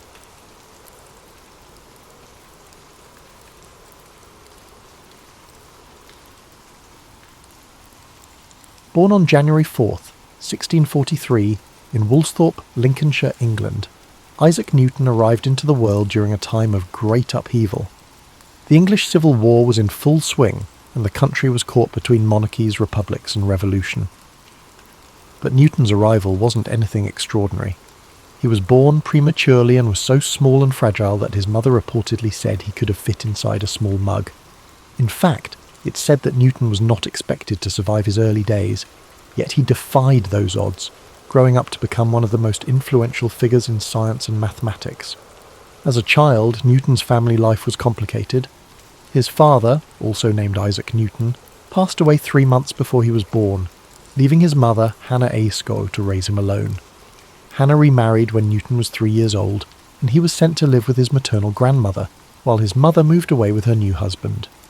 This early separation from his mother would have a lasting impact on Newton's emotional development, leading to periods of intense loneliness throughout his life. Despite his emotional struggles, Newton's intellectual gifts began to shine early on. As a young boy, he attended the King's School in Grantham, where he was known for being solitary and deeply engrossed in his studies. In fact, he was not much of a socializer, preferring to read and experiment on his own. It was during these early school years that Newton began to show an aptitude for invention. One of his most famous childhood experiments was creating a small water clock using a round-bottomed flask, which was one of the earliest signs of his curiosity about the physical world. At the age of 12, Newton's mother brought him back to live with her and her new husband in Woolsthorpe. It was at this time that he began his education at Cambridge University, enrolling at Trinity College in 1661. Cambridge was a world away from the rural life Newton had known, but it would serve as the place where he began his extraordinary journey in the world of science. In the first few years at Cambridge, Newton was fascinated by the works of the great scholars of the time, particularly René Descartes, Galileo Galilei, and Johannes Kepler. These men had made groundbreaking contributions to mathematics, physics, and astronomy, and Newton was eager to learn from their ideas. He was particularly drawn to the study of mathematics and soon became obsessed with solving problems in geometry, algebra, and calculus. However, Newton's journey wasn't without its challenges. The world was entering a tumultuous period during Newton's years at Cambridge. The Great Plague of 1665 struck London, causing the university to close temporarily. Newton, like many others, returned home to Woolsthorpe. It was during this time away from Cambridge, in the isolation of the countryside, that Newton's mind truly began to flourish. This period, known as his Annus Mirabilis, or Year of Wonders, was when Newton made some of his most groundbreaking discoveries. He began to develop his theories on calculus, an entirely new field of mathematics that would allow him to understand the behaviour of motion and change. The concepts that would later shape his laws of motion and universal gravitation were born during these isolated months. He also worked on optics, conducting experiments with light and prisms, leading to his discovery that white light could be split into the colours of the rainbow. But perhaps the most famous story from this period is the one about the falling apple. According to legend, Newton was sitting in his garden in Woolsthorpe when he saw an apple fall from a tree. This simple observation sparked a profound question in his mind. Why did the apple fall straight down, rather than sideways or in some other direction?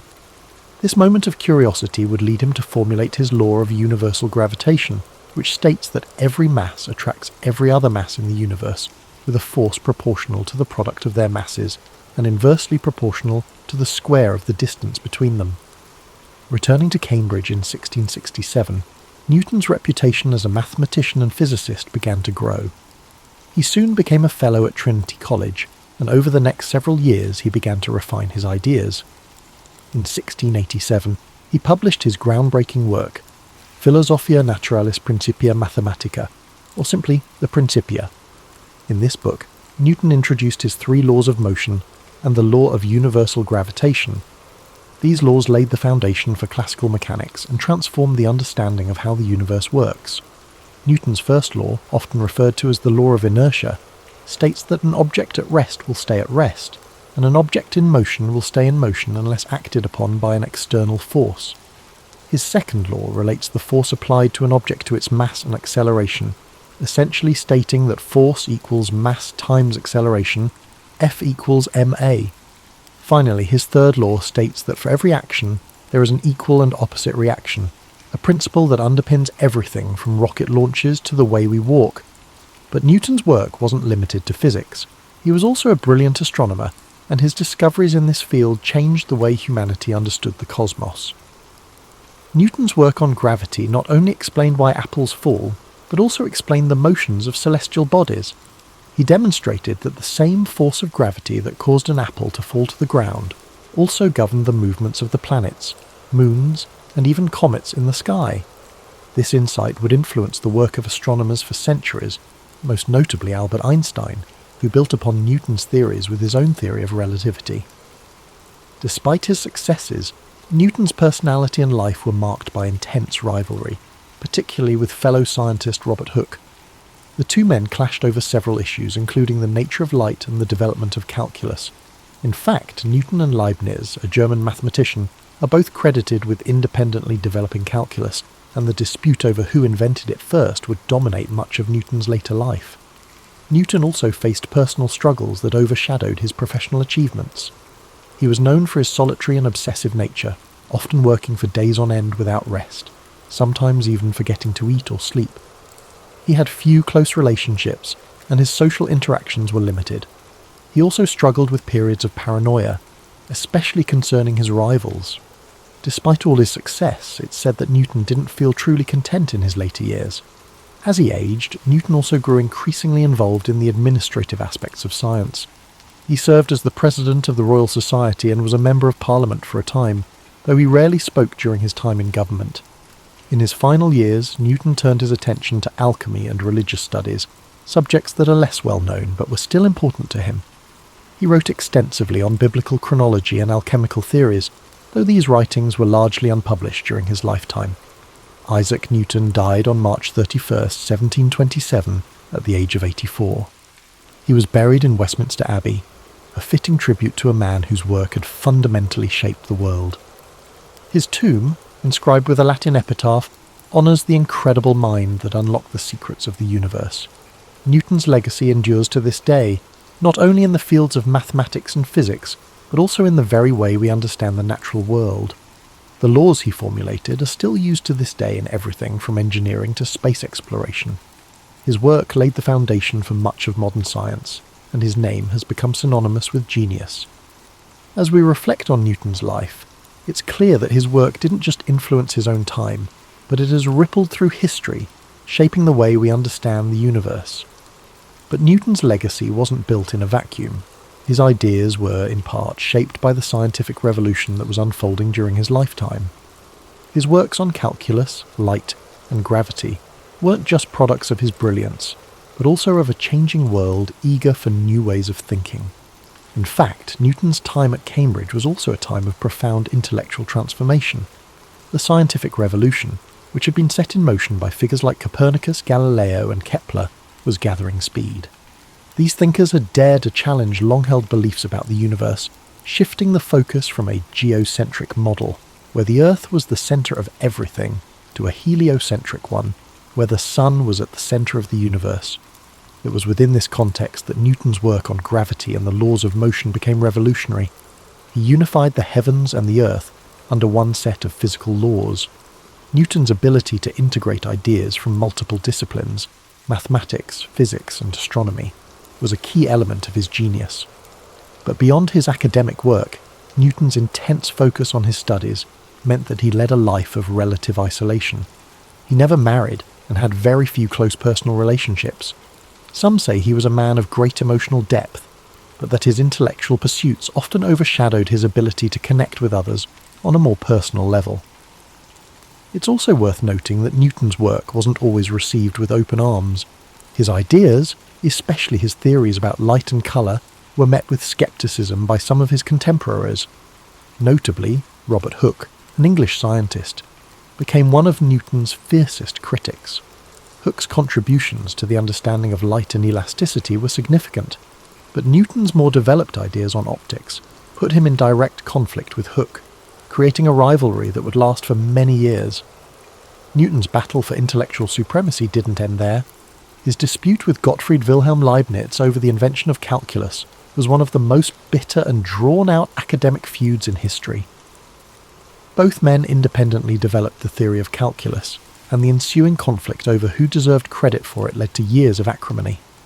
The battle was not just personal, it had a significant impact on the development of mathematics in Europe. Despite these controversies, Newton's work would ultimately be validated by history. By the time of his death in 1727, he had already established himself as one of the foremost intellectual figures of the Western world. His contributions to mathematics, physics, and astronomy became foundational to the development of modern science, and his Principia is still considered one of the greatest works ever published in the history of science. Now, when we think about Newton's lasting legacy, we cannot overlook the sheer scale of his influence on the way we live today. His laws of motion and the law of universal gravitation are still applied in everything from engineering to space exploration. The space missions that carry astronauts and satellites into orbit rely heavily on Newton's work. The trajectory calculations used to send spacecraft to distant planets, such as the Mars rovers, are based on his principles. His equations have been the bedrock upon which countless scientific advancements have been built. And even though Newton's theories on gravity have been refined and expanded upon by later scientists, such as Albert Einstein with his theory of general relativity, the core ideas about the forces that govern motion and the behaviour of celestial bodies are still grounded in Newtonian mechanics. In a sense, Newton's work provides the framework within which later theories are tested and developed. In addition to his scientific contributions, Newton's influence extended into philosophy, religion, and even the political sphere. As president of the Royal Society, he played a significant role in shaping the direction of scientific research in England. Newton's work helped elevate science to a position of great prestige, laying the groundwork for the Enlightenment, a period in history marked by an emphasis on reason, logic, and scientific inquiry. But despite his global fame, Newton remained a man of contradictions. He was intensely private and could be quite bitter towards those who challenged his ideas. He was known to be secretive, often withholding his work until he felt it was perfect, and sometimes even to the point of being paranoid about rivals. There are stories of him working for days on end without sleep, consumed by his theories, losing touch with reality. This obsessive nature also manifested in his work on alchemy and biblical chronology, fields which seem unrelated to his scientific work but were important to him nonetheless. His pursuit of alchemy, for instance, is one of the lesser-known aspects of his life. Alchemy, an ancient practice that combined elements of chemistry, metallurgy, and mystical thought, was a passion of Newton's. He wrote hundreds of thousands of words on the subject, but his alchemical works remained largely unpublished during his lifetime. It's said that he viewed the pursuit of alchemy as a way to unlock deeper truths about the universe, but this side of his personality was overshadowed by his more well-known scientific work.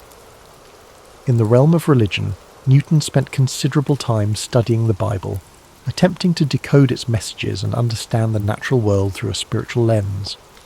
While many of his contemporaries were devoutly religious, Newton's religious views were a mix of traditional Christianity and personal, unorthodox beliefs. He believed that the natural world was a reflection of God's design, and that studying the laws of nature was a way to understand the divine order of the universe. Newton's later years were marked by a mixture of public service and intense personal reflection. After spending much of his life in academia, Newton was appointed Warden of the Royal Mint in 1696, where he was tasked with reforming England's coinage system. His work in this role was diligent and successful, and he eventually became Master of the Mint, overseeing the minting of all the country's coins. This role added a new layer to Newton's legacy, proving that his skills extended beyond the academic world into the practical affairs of state. When Isaac Newton passed away in 1727, he left behind a legacy that would change the world forever. He had transformed our understanding of the physical universe and set the stage for centuries of scientific progress. His discoveries continue to be celebrated and studied to this day, with his laws of motion and universal gravitation forming the backbone of much of modern physics and engineering. Today, we remember Newton not just as a scientist, but as a symbol of human curiosity and determination. He was a man who sought to understand the fundamental laws of nature, and in doing so, changed the way humanity sees the world. His story is a reminder that one person, no matter how humble their beginnings, can leave an indelible mark on history. As we draw this exploration of Isaac Newton's life to a close, it's important to reflect on the profound impact he has had on the world we live in today. Though centuries have passed since his death, his contributions continue to shape our understanding of the universe. One of the most remarkable aspects of Newton's legacy is how his theories laid the groundwork for much of modern science. His laws of motion, for example, are still foundational to fields like engineering, aerospace, and robotics. Every time a rocket is launched into space, scientists and engineers rely on Newton's understanding of forces and motion to chart its course. His ideas allow us to send satellites to orbit, predict the trajectory of asteroids, and calculate the velocity of objects moving at incredible speeds. Without his work, our modern technological advancements, especially in fields like space exploration, would not have been possible. Even beyond physics, Newton's influence extends to a variety of other disciplines. His work in mathematics led to the development of calculus, a tool that's now used in everything from economics to medicine. Calculus is indispensable in understanding rates of change, making it essential in fields like biology, chemistry, and even social sciences. It's amazing to think that these equations, developed over 3 centuries ago, are still used by scientists, mathematicians, and economists to solve real-world problems. Newton's discoveries about light and optics, too, paved the way for our modern understanding of vision, colour, and even the development of technologies like telescopes and microscopes. His experiments with prisms demonstrated that light is made up of different colours, fundamentally changing our approach to the study of light waves. His theories on optics played a key role in the development of modern physics, and they still inform cutting-edge research in areas like quantum mechanics and wave theory. But Newton's influence isn't confined to the realm of science and mathematics. His work in establishing a more rigorous, methodical approach to inquiry laid the foundations for the scientific method we rely on today. The idea that the universe operates according to predictable, natural laws that can be understood through observation, experimentation, and reasoning is something we take for granted now, but it was revolutionary in Newton's time. We can also see Newton's impact in the way we approach intellectual problems.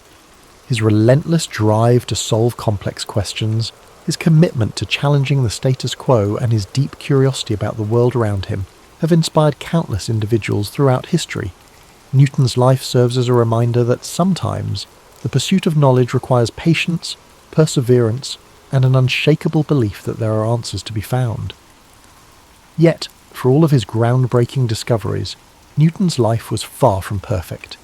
He lived in an era that was often hostile to new ideas, and his own struggles with isolation and personal conflict are a testament to the challenges that even the greatest minds face. Newton was deeply introspective, sometimes to the point of obsession. He had a tendency to push people away, focusing all his energy on his work, which left him with few close relationships. Even in his personal life, Newton found that achieving greatness often came at the cost of emotional fulfillment. In many ways, though, Newton's journey can offer us comfort. His story reminds us that greatness is not always defined by ease or popularity. Sometimes, it's the quiet, solitary pursuit of understanding that leads to the most profound discoveries. Newton's legacy teaches us that the road to success is often winding and full of obstacles, but those who stay dedicated to their vision can leave a mark on history. As you reflect on Newton's life tonight, consider how his story connects to your own. We all have our own struggles, and sometimes the world may not understand us right away. But like Newton, we can find solace in our curiosity and passion. We may not discover the laws of motion or unlock the secrets of the cosmos, but we all have something to contribute to the world in our own unique way.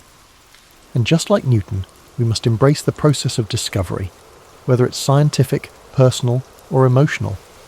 Every question we ask, every challenge we face, is part of a larger journey, one that connects us to the great minds who have shaped history and the ones who will come after us.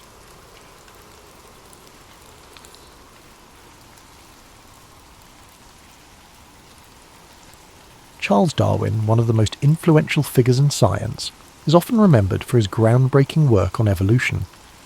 But his journey to understanding the origins of life on Earth was anything but straightforward. Born in 1809 in Shrewsbury, England, Darwin grew up in a world where scientific exploration was on the rise, but the idea of evolution was not yet widely accepted. His life was filled with scientific curiosity, challenging ideas, and a journey across the world that would forever alter the way humanity viewed itself. Darwin was born to a family of notable individuals. His father, Robert Darwin, was a wealthy physician, and his mother, Susanna, came from the Wedgwood family, known for their pottery business. Tragically, Darwin's mother passed away when he was just 8 years old, leaving a profound impact on him. His father, who had high hopes for him to follow in his footsteps as a physician, sent him to medical school at the University of Edinburgh when he was 16. But Darwin's interests lay elsewhere. He found the practice of medicine distasteful, particularly surgery, which he thought was barbaric. But it wasn't just medicine that failed to capture his imagination. It was the traditional academic curriculum. Instead, Darwin was drawn to the natural sciences, particularly geology and biology, subjects that were not typically emphasized in the medical field. He would spend his free time collecting specimens and studying the natural world around him. However, despite his deepening passion for natural history, Darwin did not excel in his medical studies. His father, frustrated with his son's lack of progress, sent him to Christ College in Cambridge, hoping that he might find a new direction in life. It was there that Darwin's fascination with natural history truly took off. Under the guidance of influential professors, including botanist John Stevens Henslow, Darwin began to focus his attention on the study of nature, a decision that would eventually lead him to the discovery of the theory of evolution. During his time at Cambridge, Darwin formed a close friendship with Henslow, who encouraged him to pursue a career in natural history. Darwin graduated with a Bachelor of Arts degree in 1831 and, despite having no formal training in the field, decided to join the HMS Beagle on a voyage around the world. It was on this journey that Darwin would begin to develop his ideas about natural selection and the evolution of species. The voyage of the Beagle began in 1831 and lasted nearly 5 years, taking Darwin to places as far as South America, the Galapagos Islands, Australia, and Africa. The trip provided Darwin with an unparalleled opportunity to observe the natural world in its most diverse forms. He meticulously collected specimens of plants, animals, and fossils, and took detailed notes on his observations. It was during his time in the Galapagos Islands, however, that Darwin made a discovery that would change everything. He noticed that the finches on the islands were all similar, but had distinct variations in their beaks depending on the type of food available. This observation led him to question the idea that species were fixed and unchanging. Darwin began to develop a theory that species were not created in their present form, but evolved over time, adapting to the environment in which they lived. He proposed that the differences between species were a result of small changes accumulated over generations, with those organisms better suited to their environments surviving and passing on their advantageous traits. This idea, known as natural selection, became the cornerstone of Darwin's theory of evolution. Upon returning to England in 1836, Darwin began to work on his observations from the voyage. He spent the next several years analysing his findings, corresponding with other scientists and developing his ideas. It was a slow and meticulous process. He was reluctant to publish his ideas, knowing that they would be controversial. The scientific and religious communities of the time were heavily invested in the idea of creationism, the belief that life was created by a divine being in its present form. Darwin's theory of evolution challenged this deeply held belief, and he feared the backlash that would come with publishing his ideas. In 1859, after more than 20 years of research, Darwin finally published his most famous work, On the Origin of Species. The book outlined his theory of evolution by natural selection, and it quickly became one of the most influential scientific works of all time. The reaction to the book was mixed. Many scientists praised Darwin's work, recognizing the evidence he had gathered and the implications of his theory. However, the religious community was outraged, and the book sparked a fierce debate that continues to this day. One of the most significant aspects of Darwin's theory was its challenge to the traditional view of creation. Prior to Darwin, the widely accepted belief was that species were fixed and immutable, created by God. Darwin's theory of natural selection suggested that species could change over time, and that all life on Earth shared a common ancestry. This idea was revolutionary, and it provided a scientific explanation for the diversity of life on Earth that did not rely on divine intervention.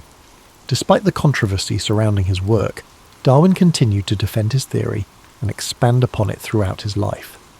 In addition to his work on evolution, he made important contributions to fields such as geology, biology, and anthropology. He was also a vocal advocate for the importance of scientific inquiry and the need to question established beliefs. His work laid the foundation for modern biology and helped to shape the course of scientific thought in the years that followed. Darwin's personal life was not without its struggles. He suffered from various health problems throughout his life, including chronic illnesses that plagued him for much of his adulthood. Some historians believe that these ailments were a result of the stress and anxiety caused by the controversy surrounding his work. Darwin was also deeply affected by the death of his beloved daughter, Annie, in 1851. Her death, at the age of 10, profoundly impacted Darwin, and he became more reclusive in the years that followed. Despite these personal challenges, Darwin continued to work on his research and ideas. In his later years, he published several additional works, including The Descent of Man, in which he explored the implications of his theory of evolution for human beings. He also continued to correspond with scientists and researchers around the world, exchanging ideas and collaborating on scientific projects. Charles Darwin passed away on April 19, 1882, at the age of 73. His death marked the end of a remarkable life dedicated to understanding the natural world. He was buried in Westminster Abbey, a testament to the profound impact his work had on the scientific community and the world at large. His theory of evolution by natural selection continues to shape our understanding of biology, genetics, and the history of life on Earth. Though Darwin's ideas were controversial in his time, they have since become widely accepted and have fundamentally altered the way we view the natural world. His work has influenced generations of scientists, philosophers, and thinkers, and his legacy continues to live on today. Charles Darwin may not have had all the answers, but his relentless curiosity and dedication to scientific inquiry have left an indelible mark on human history. As we reflect on the profound impact of Darwin's life and work, it's important to consider not only his scientific contributions, but also the broader implications his ideas had on society.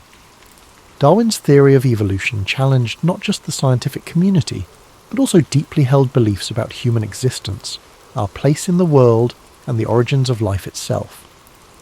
At the time Darwin published On the Origin of Species, the idea of evolution was not new. The concept had been suggested by other thinkers before him, such as Jean-Baptiste Lamarck and Alfred Russel Wallace.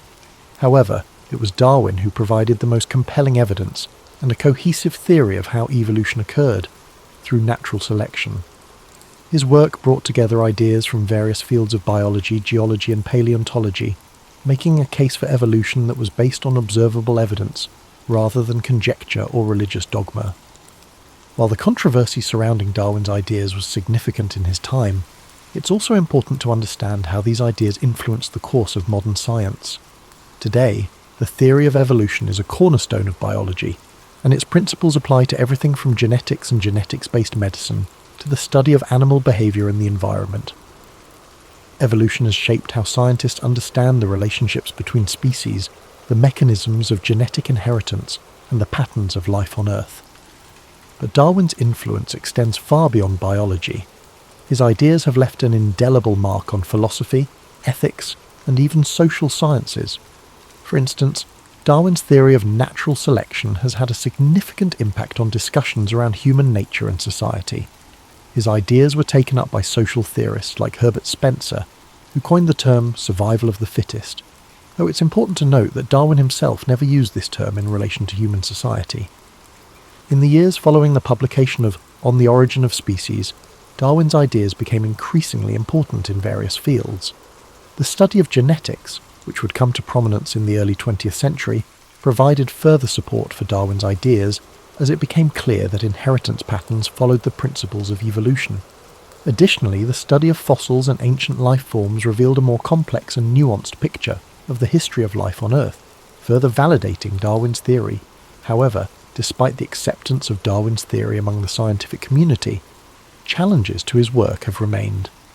One of the most enduring debates centres on the concept of human evolution.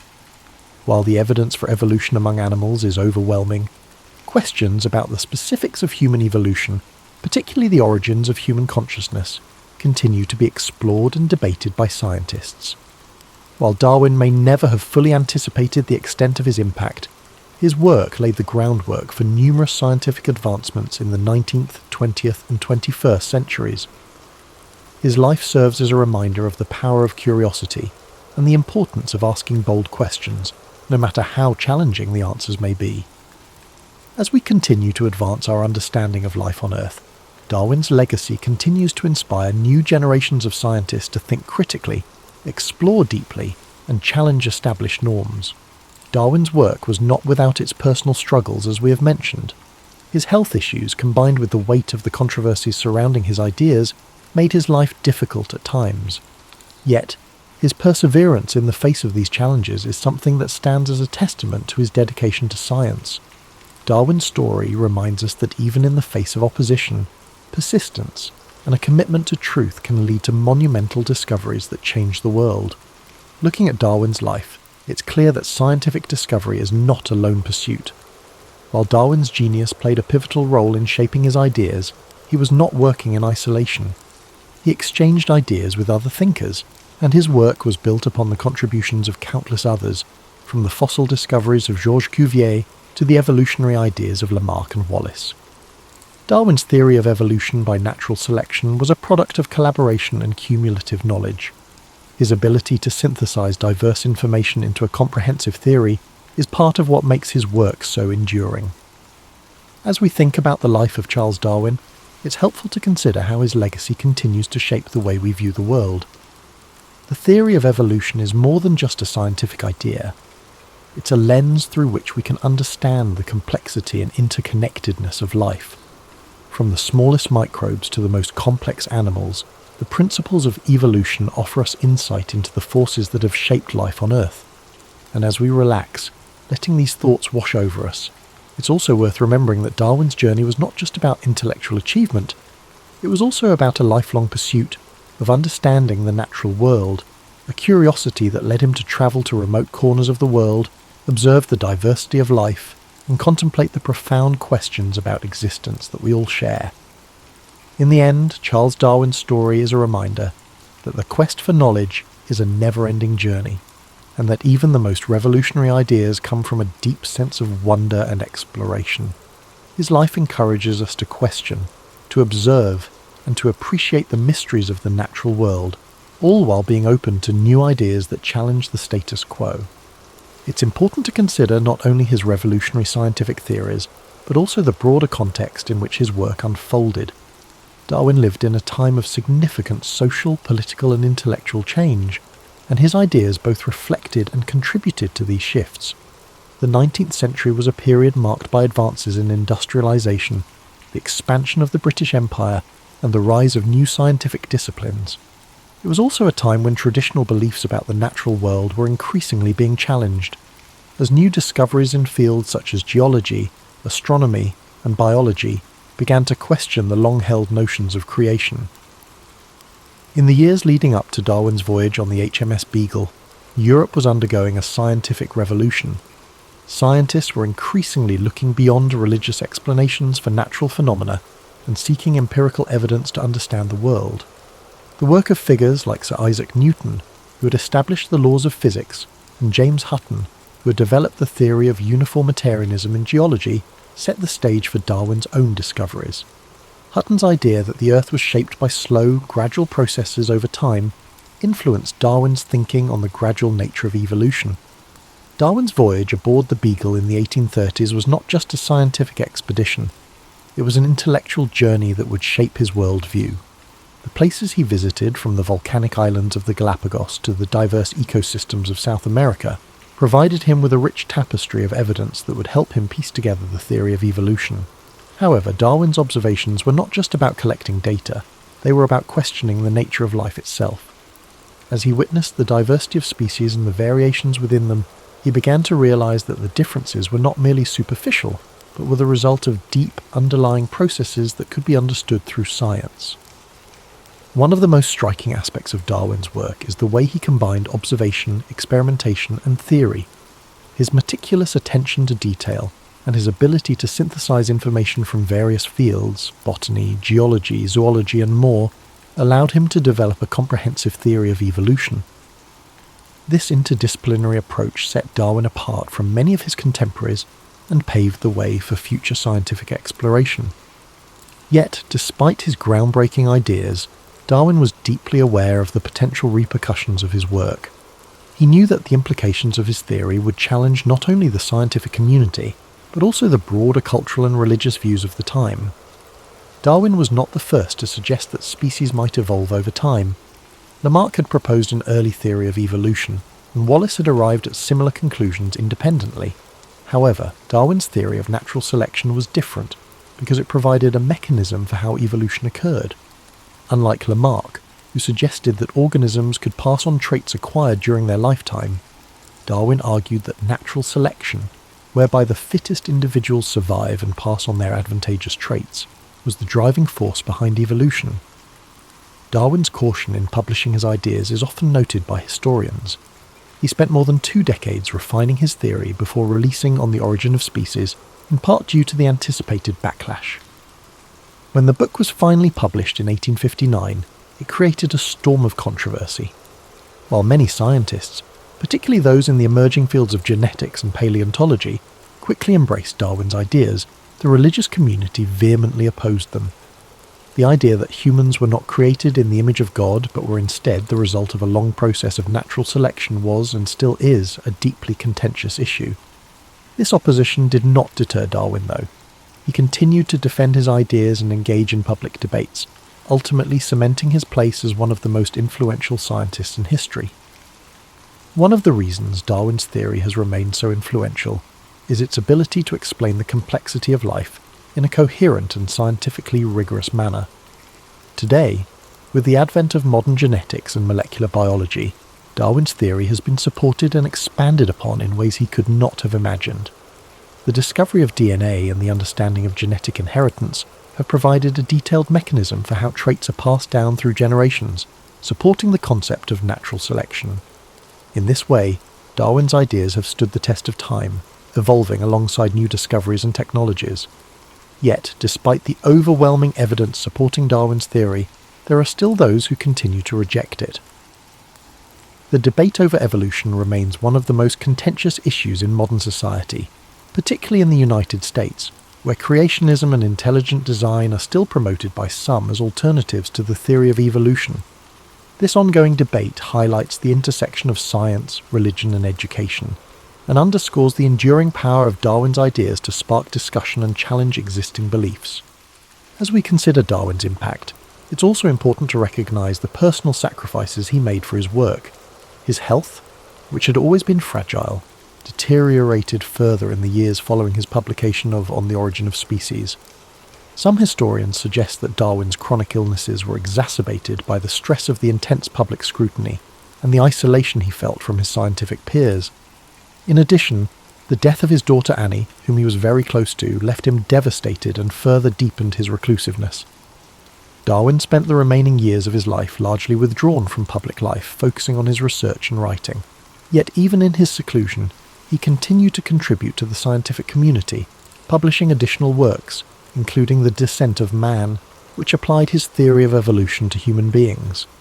Darwin's contributions to science were not limited to his work on evolution. He also made important discoveries in the fields of geology, plant biology, and zoology. His observations on the geology of the Beagle's voyage contributed to the development of uniformitarianism, the idea that the Earth's features were shaped by slow, continuous processes. His studies of barnacles and the fertilization of orchids also provided valuable insights into the world of natural history. Today, Charles Darwin is regarded as one of the most important figures in the history of science. His work has influenced fields ranging from biology and genetics to psychology, anthropology, and even philosophy.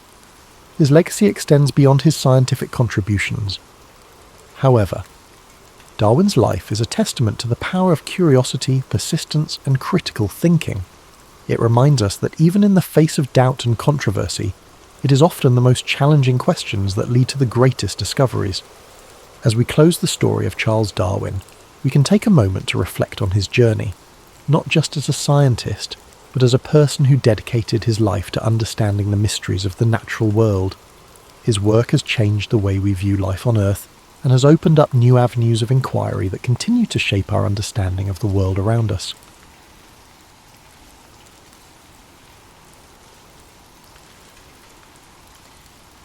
The American Civil War didn't happen overnight. It was the result of tensions that had been building for decades, tensions rooted in profound differences between the North and South. At the heart of it all was the issue of slavery. In the South, slavery wasn't just an institution, it was their economy. Cotton fields stretched as far as the eye could see, and the labour of enslaved people made the South incredibly wealthy. But it came at an unbearable cost. The humanity of millions denied, their voices silenced. In the North, things were changing. The Industrial Revolution was taking hold, and with it came growing calls to abolish slavery. People were starting to speak out more, questioning how a nation built on the idea of liberty could allow such a system to exist. This wasn't just a difference of opinion, it was a clash of values, one that only grew louder as time went on. Then there was the question of states' rights. Southern leaders believed they had the right to govern themselves without interference, especially when it came to slavery. They feared that the federal government, growing stronger by the year, would strip them of their autonomy. On the other side, many in the North believed that a united country required a strong central government, one that could uphold the principles of freedom and equality. The country tried to hold itself together through compromise. The Missouri Compromise, the Compromise of 1850, these were like bandages on a wound that just wouldn't heal. Each new agreement seemed to deepen the mistrust between the North and South. By the 1850s, things were nearing a breaking point. Laws like the Fugitive Slave Act demanded that even people in free states help capture runaway slaves, and that outraged abolitionists. Books like Harriet Beecher Stowe's Uncle Tom's Cabin brought the horrors of slavery to light, stirring emotions on both sides. Then came politics. The Republican Party was formed, with a platform that directly opposed the expansion of slavery. When Abraham Lincoln was elected president in 1860, it was the final straw for the South. His victory wasn't just a political loss, it felt like a direct threat to their way of life. Southern states began to secede from the Union, forming the Confederate States of America, and just like that, the country reached its breaking point.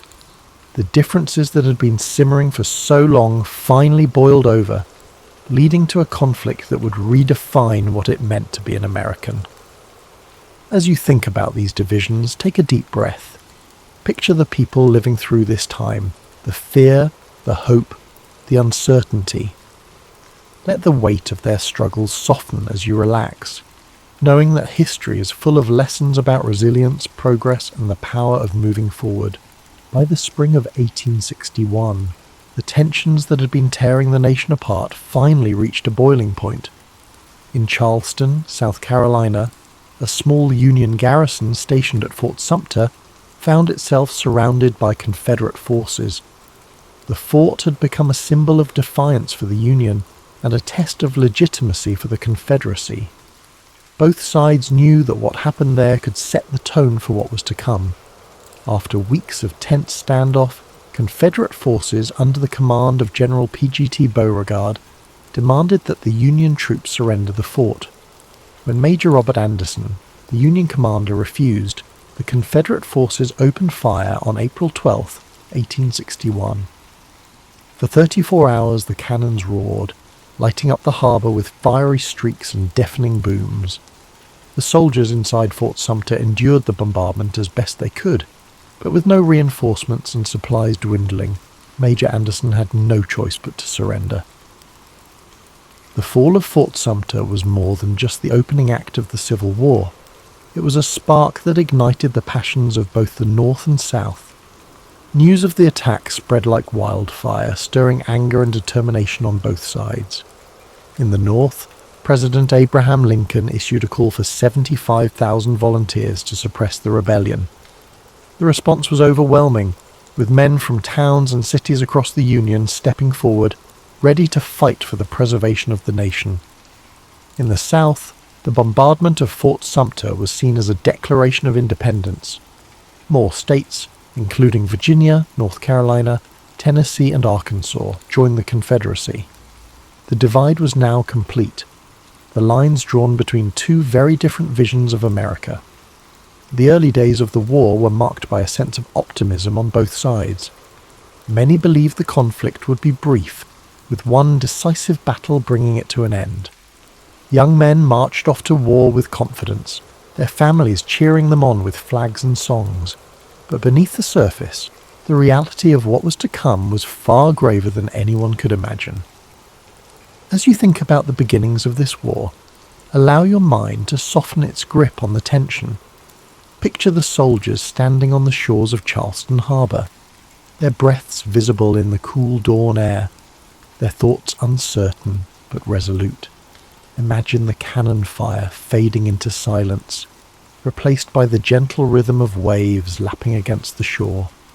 Let this moment remind you that even in the face of division, hope and resolve can endure. As the war moved from the hopeful marches of its early days to the grim reality of prolonged conflict, the battles became larger, bloodier, and more devastating than anyone could have imagined.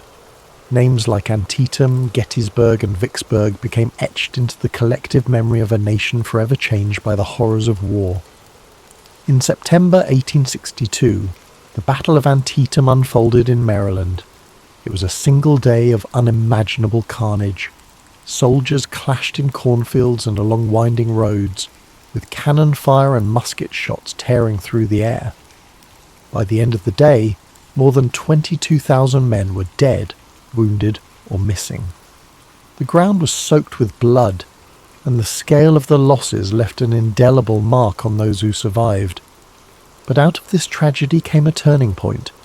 President Lincoln used the Union's strategic victory at Antietam to announce the Emancipation Proclamation, redefining the war as a fight not just to preserve the Union but to end slavery. Then came Gettysburg, the battle often seen as the turning point of the war. For 3 days in July 1863, Union and Confederate forces clashed in the rolling hills and fields of Pennsylvania. The stakes were enormous and the fighting relentless. On the third day, Confederate General Robert E. Lee ordered a bold assault known as Pickett's Charge. Thousands of Confederate soldiers marched across an open field under withering Union fire. The charge failed, leaving the Confederate army battered and retreating. Gettysburg marked the beginning of the end for the Confederacy, but the cost was staggering. More than 50,000 casualties in just 3 days. Further south, the Union Army achieved another critical victory at Vicksburg, Mississippi, securing control of the Mississippi River. The campaign was grueling, with soldiers enduring sweltering heat, constant skirmishes, and the hardships of siege warfare. When Vicksburg fell on July 4th, 1863, the Confederacy was effectively split in two, a devastating blow to their cause. These battles revealed the full weight of the Civil War, not just in numbers but in the profound human cost. Families mourned the loss of fathers, brothers and sons. Soldiers bore the scars of battle, both physical and emotional. The countryside was littered with the remnants of war, broken cannons, torn flags, and fields that once grew crops now filled with unmarked graves. As you reflect on these moments, let your thoughts rest lightly on the courage of those who lived through these battles. Picture the quiet after the storm, the fields growing still, the sun setting over the hills, and the long shadows stretching across the land. Let this image of stillness and resilience bring a sense of calm to your own thoughts, reminding you that even in the darkest times, there is always a path to healing. While the Civil War raged on the battlefields, the lives of those who remained at home were transformed in ways that were just as profound. Families were torn apart, communities reshaped, and everyday life became a constant balancing act between hope and hardship. In the North, industry boomed as factories shifted their focus to produce weapons, uniforms, and supplies for the Union Army. Women took on roles they had never imagined, working in factories, managing farms, and volunteering as nurses. Clara Barton, who would later found the American Red Cross, became a symbol of this era, tirelessly caring for wounded soldiers and earning the nickname the Angel of the Battlefield. But even as the war effort created new opportunities, it brought heartache, with families anxiously awaiting news from the front lines. In the South, the war brought devastation. Cities like Atlanta and Richmond were transformed into hubs of Confederate military activity, but as Union forces advanced, they left a trail of destruction in their wake. Fields that once grew cotton and tobacco now stood fallow or burned. With so many men away fighting, women and children were left to manage farms, often without the resources they needed. Food shortages became common, and Confederate currency quickly lost its value, plunging families into poverty. Both sides experienced the emotional toll of war. Letters became lifelines, offering glimpses of love, worry, and resilience. Soldiers wrote about the hardships they faced, while their families wrote back with words of encouragement and longing.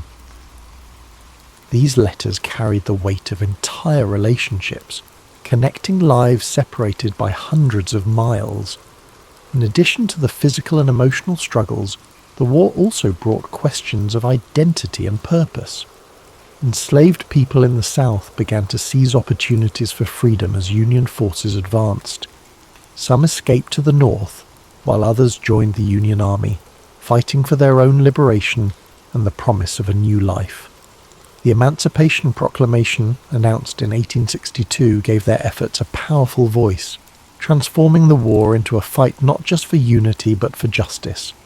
Amid all this upheaval, communities found moments of solace.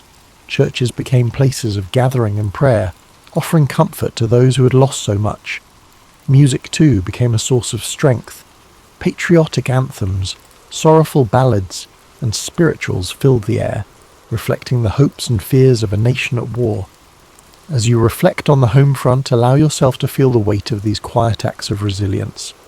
Picture a mother sewing by candlelight, her stitches steady even as her heart aches with worry, or a soldier reading a letter from home, finding strength in the words of love and hope.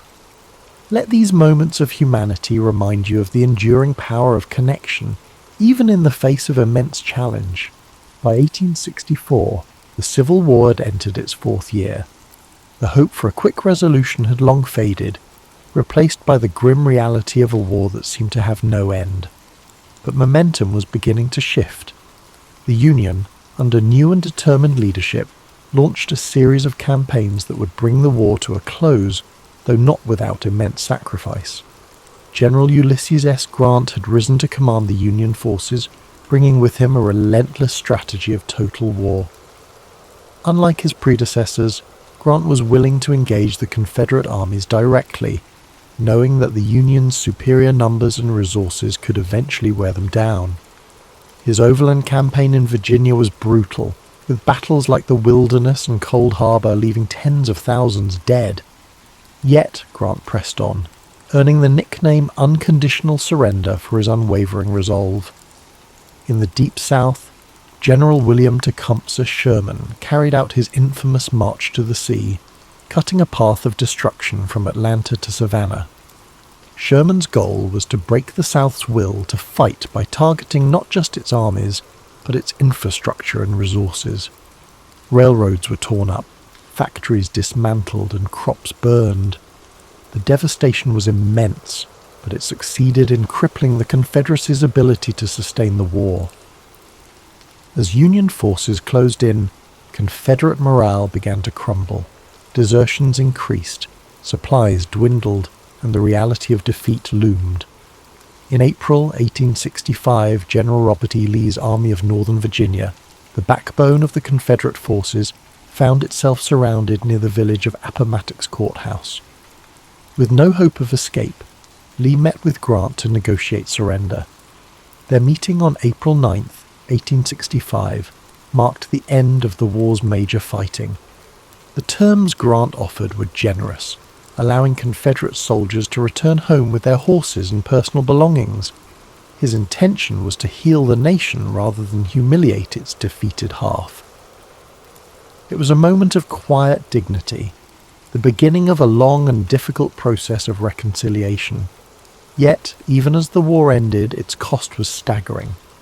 More than 600,000 lives had been lost, and much of the South lay in ruins. President Abraham Lincoln, who had guided the Union through its darkest hours, would not live to see the fruits of his efforts. Just days after Lee's surrender, Lincoln was assassinated by John Wilkes Booth, a Confederate sympathizer, plunging the nation into mourning. The war had answered two critical questions. The Union would endure and slavery would not, but it left behind deep scars, both physical and emotional, that would take generations to heal. The Reconstruction era that followed was fraught with challenges, as the nation struggled to rebuild and redefine itself. As you reflect on the end of this monumental conflict, let the weight of its lessons rest gently in your thoughts. Imagine the quiet after the surrender, the weary soldiers returning home, the fields gradually returning to life, and the first rays of hope shining through the darkness. Let these images remind you of the strength it takes to rebuild and the enduring resilience of the human spirit. When the guns fell silent and the soldiers returned home, the United States was a changed nation. The Civil War had been a crucible, testing the very foundation of the country and reshaping its identity forever. Though the fighting was over, the legacy of this monumental conflict continued to echo through the generations, shaping the path forward for a fractured but hopeful nation. One of the most profound outcomes of the war was the abolition of slavery. The Emancipation Proclamation had begun this process, but it was the 13th Amendment, ratified in December 1865, that formally ended the institution that had defined so much of the nation's conflict. Millions of formerly enslaved people began new lives, but the road ahead was steep. The promises of freedom were met with resistance, and the Reconstruction era revealed just how deep the division still ran. The war also redefined the relationship between the states and the federal government. No longer would the question of secession hang over the Union. The victory of the North solidified the idea that the United States was not just a collection of states, but a single, indivisible nation. It was a hard-fought truth, one that cost countless lives but ultimately preserved the Union. Yet the scars of war were everywhere. The South faced immense physical and economic devastation. Cities had been reduced to rubble, and entire communities were struggling to rebuild. The loss of so many men left families broken and towns forever changed. Even in the North, where victory was celebrated, the weight of the sacrifices made was impossible to ignore. For the soldiers who fought, the war left an indelible mark. Some returned home to rebuild their lives, carrying memories of camaraderie and courage.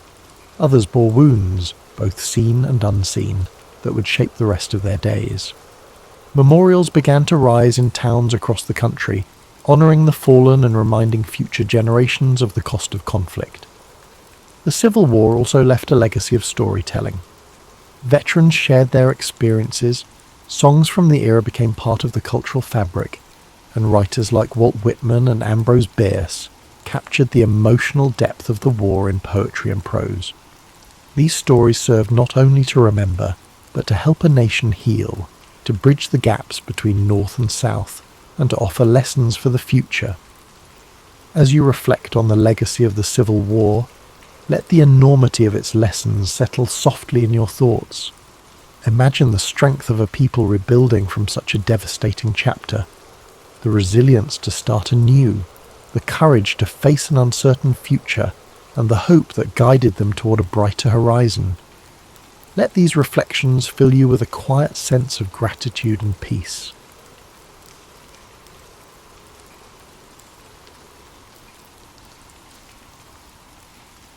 Thomas Alva Edison was born on February 11th, 1847, in the small town of Milan, Ohio, in the United States. He was the youngest of 7 children, and his parents, Samuel and Nancy Edison, were hard-working and resourceful. Samuel was a political activist and entrepreneur, while Nancy was a former schoolteacher who nurtured her children's curiosity and learning. From an early age, Edison showed signs of a restless and inquisitive mind. However, his education was far from conventional. He attended school for only a few months before his teacher labelled him as addled, a term used at the time to describe someone with a scattered or confused mind. This harsh judgment prompted his mother to take his education into her own hands. Nancy Edison believed in her son's potential and homeschooled him, instilling a love of reading and self-directed learning that would stay with him for life. Edison's childhood was marked by curiosity and experimentation. He set up a small laboratory in the family basement, where he conducted simple experiments and explored the wonders of chemistry. However, his thirst for knowledge extended beyond science. He devoured books on a wide range of topics, including history, philosophy, and mechanics. This eclectic education laid the foundation for the inventor he would become. At the age of 12, Edison took a job as a newsboy and candy seller on the Grand Trunk Railway. This job allowed him to earn money while observing the workings of the industrial world. He used part of his earnings to buy chemicals and equipment for his experiments. Edison even set up a small laboratory in the baggage car of the train, where he conducted experiments during downtime. His early ventures were not without mishaps. One experiment caused a fire, earning him a reprimand and forcing him to move his activities elsewhere. Edison's life took a significant turn when he became partially deaf, a condition that began in childhood and worsened over time. Although he later offered various explanations for his hearing loss, including a train conductor pulling him onto a moving train by his ears, the exact cause remains uncertain. Instead of viewing his deafness as a limitation, Edison considered it an advantage, allowing him to focus deeply on his work without distractions. As Edison grew older, his fascination with telegraphy opened new doors. He learned Morse code and became a skilled telegraph operator, taking on jobs across the Midwest. The telegraph was one of the most advanced technologies of the time, and working with it gave Edison valuable experience in electrical systems and communication. During this period, he began to develop his first inventions, including an automatic repeater that improved the efficiency of telegraph transmissions. Empty brackets. In 1868, at the age of 21, Edison moved to Boston, a hub of innovation and industry. It was here that he created his first patented invention, an electric vote recorder designed to speed up the voting process in legislative bodies. Unfortunately, the device failed to gain traction, teaching Edison a valuable lesson about the importance of creating inventions that met practical needs. This setback did not deter him. Instead, it fueled his determination to succeed. Edison's career really took off in 1876 when he established his first research laboratory in Menlo Park, New Jersey. This facility became a center of creativity and innovation, earning Edison the nickname the Wizard of Menlo Park. Here, he assembled a team of talented assistants who collaborated on a wide range of projects. Edison's approach to invention was systematic and collaborative, a stark contrast to the solitary inventor stereotype. One of Edison's most famous inventions emerged from this period, the phonograph. In 1877, he developed a device that could record and reproduce sound, a groundbreaking achievement that amazed the public. The phonograph earned Edison international acclaim and cemented his reputation as a leading innovator. The following years saw Edison tackle one of the greatest challenges of his career, creating a practical and affordable electric light system. While others had experimented with electric lighting, Edison was determined to develop a complete system, including generators, wiring, and light bulbs that could bring electricity to homes and businesses. In 1879, after countless experiments, he unveiled a carbon filament incandescent light bulb that could burn for extended periods. This invention revolutionized daily life and marked the beginning of the electrification era. Edison's work in electric lighting led to the formation of the Edison Electric Light Company, which later evolved into General Electric, one of the largest corporations in the world. However, his success was not without challenges. The late 19th century saw fierce competition between Edison's direct current, DC, electrical system, and the alternating current, AC system, championed by Nikola Tesla and George Westinghouse. This war of the currents was a bitter rivalry, but ultimately AC became the dominant method of electrical distribution due to its efficiency over long distances. Despite this setback, Edison continued to innovate in a wide range of fields. He improved motion picture technology, developing the kinetoscope and contributing to the early days of the film industry. His laboratories also worked on advances in batteries, cement, and mining technologies. By the time of his death, Edison held over 1,000 patents, a testament to his relentless creativity and work ethic. Edison's personal life was as eventful as his professional one. He married Mary Stilwell in 1871, and the couple had 3 children. After Mary's untimely death in 1884, Edison married Mina Miller in 1886, with whom he had 3 more children. Mina played a significant role in managing Edison's affairs and supporting his work, providing stability in a life often consumed by invention. As we reflect on Thomas Edison's life, it's clear that his contributions went far beyond individual inventions. He pioneered a new model of innovation, combining scientific research with practical application and entrepreneurial spirit. His work not only transformed technology, but also reshaped the way we live, work, and connect with one another. Tonight, As you drift off to sleep, imagine the flicker of an early electric light bulb, the scratchy sounds of a phonograph recording, or the hum of a motion picture projector. These were the dreams of a man who never stopped pushing the boundaries of what was possible. Let his story inspire your own dreams, reminding you that curiosity, perseverance, and creativity can illuminate even the darkest nights. As we continue our journey through the life of Thomas Edison, let's explore the later years of this remarkable man, a time filled with continued innovation, personal growth, and reflections on a life dedicated to invention. By the dawn of the 20th century, Edison had already secured his place in history, but his drive to create and explore new ideas never waned. His laboratory at Menlo Park had given way to a larger, more advanced facility in West Orange, New Jersey, which became his new centre of operations. This expansive complex allowed Edison to work on multiple projects simultaneously and provided a space where ideas could flourish on a grand scale. The West Orange laboratory was a bustling hub of activity, where Edison and his team of assistants worked tirelessly on inventions that would shape the future. This facility housed not only research areas but also manufacturing spaces, making it a model for modern industrial research. Here, Edison's vision for invention as a collaborative process continued to thrive. During this period, one of Edison's key focuses was improving battery technology. He believed that rechargeable batteries held the potential to revolutionize transportation and energy storage. After years of experimentation, he developed the nickel-iron storage battery, which proved to be more durable and long-lasting than its predecessors. These batteries were used in electric vehicles, signaling Edison's foresight into the future of sustainable transportation. Edison's interest in motion pictures also continued to evolve. His work on the kinetoscope and the development of early film projectors played a crucial role in the birth of the motion picture industry. Although his methods and equipment were eventually surpassed by newer technologies, Edison's contributions laid the groundwork for the film industry's rapid growth. He saw movies not just as entertainment, but as a powerful medium for education and communication. In addition to his inventions, Edison had a keen sense of business and industry. He founded several companies over his lifetime, many of which merged or evolved into the corporate giants of today. His ability to navigate the worlds of science, engineering, and business set him apart as a true pioneer of the industrial age. As Edison aged, his approach to work remained disciplined and intense. He was known for his long hours and often slept only a few hours each night, preferring to take short naps throughout the day. He famously remarked, "Genius is 1% inspiration and 99% perspiration, a testament to his belief in hard work and perseverance."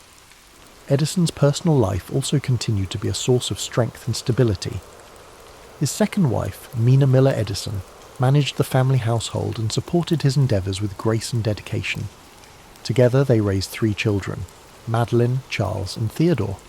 The Edison family enjoyed a comfortable life, but Edison's devotion to his work sometimes kept him away from home for long stretches of time. Despite his fame and success, Edison remained a humble and often private individual. He shunned the idea of being called a genius, and instead credited his achievements to relentless effort and curiosity. He was known to be a man of simple tastes, preferring practical clothing and straightforward conversations over grand displays of wealth or intellect. In the later years of his life, Edison's pace of invention began to slow, but his mind remained active. He explored new ideas in fields such as rubber production, seeking alternatives to natural rubber for industrial use. He even collaborated with his friends Henry Ford and Harvey Firestone on this endeavour, forming what became known as the $1 Million Trio. Their combined efforts reflected the spirit of collaboration and innovation that defined Edison's career. As he approached his twilight years, Edison became more reflective about the changes he had witnessed. Born before the widespread use of electricity, he lived to see a world transformed by his inventions. The cities of his youth, once dimly lit by gas lamps and candles, now gleamed with electric lights. The hum of machines, powered by electricity, filled factories and homes alike. The world had grown smaller through communication technologies like the telegraph, the telephone, and motion pictures, all fields where Edison had left his mark. In 1929, to celebrate the 50th anniversary of the electric light bulb, a grand event was held in Edison's honour at his laboratory in West Orange. Attended by prominent figures such as President Herbert Hoover and industrialists like Henry Ford, the event was a tribute to a man whose ideas had changed the world. Despite the accolades, Edison remained modest, focusing instead on the future and the possibilities yet to be explored. On October 18, 1931, at the age of 84, Thomas Edison passed away in his home in West Orange, New Jersey. His death marked the end of an era, but his legacy lived on. In tribute to his memory, people across the United States dimmed their electric lights for a moment of silence. It was a poignant reminder of how deeply Edison's work had illuminated their lives. Edison left behind more than just his inventions. He left a philosophy of innovation, a belief that curiosity, hard work, and a willingness to experiment could change the world. His approach to problem solving, his relentless pursuit of practical solutions, and his ability to turn ideas into reality inspired generations of inventors, scientists, and entrepreneurs. As you relax and drift into sleep, think of Thomas Edison's unwavering commitment to his dreams. Imagine the quiet hum of his laboratories, the soft glow of an electric bulb, or the scratchy tinny sound of a phonograph playing a long-forgotten tune. Let his story remind you that within each of us lies the potential for creativity and discovery. Even after Thomas Edison's passing, his influence continued to ripple through time, touching countless aspects of modern life. His laboratories, inventions, and philosophy of persistence left an indelible mark on the 20th century and beyond. Edison's legacy was more than a collection of patents or technological breakthroughs. It was a blueprint for how curiosity, determination, and collaboration could change the world. Edison's innovations laid the groundwork for industries that would thrive long after he was gone. The electric power systems he pioneered became the backbone of modern civilization, lighting homes, powering factories, and enabling the technologies we rely on today. The phonograph he created evolved into modern sound recording, giving rise to the music industry, radio broadcasts, and later, digital media. His early motion picture work grew into an art form that now entertains, educates, and connects people around the globe. Edison's approach to invention also transformed the way research and development were conducted. Before his time, inventors were often solitary figures working alone in small workshops. Edison's vision of collaborative, team-based innovation in a dedicated laboratory environment paved the way for the research institutions and technology companies we know today. His West Orange laboratory became a model for innovation hubs and inspired future generations of scientists and engineers. The lessons from Edison's life extend beyond his inventions. His resilience in the face of failure is a timeless reminder that setbacks are often stepping stones to success. He once said, "I have not failed. I've just found 10,000 ways that won't work."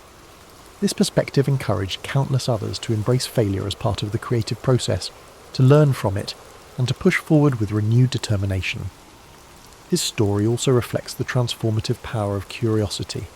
From the young boy conducting experiments in his basement to the seasoned inventor refining new technologies, Edison never stopped asking questions or seeking answers. He approached the world with wonder and a desire to understand how things worked, a quality that fueled his lifelong quest for innovation. This insatiable curiosity is a gentle reminder that within each of us, the spark of discovery can ignite remarkable possibilities. In the years after his death, Edison's family, friends, and colleagues ensured that his memory was preserved.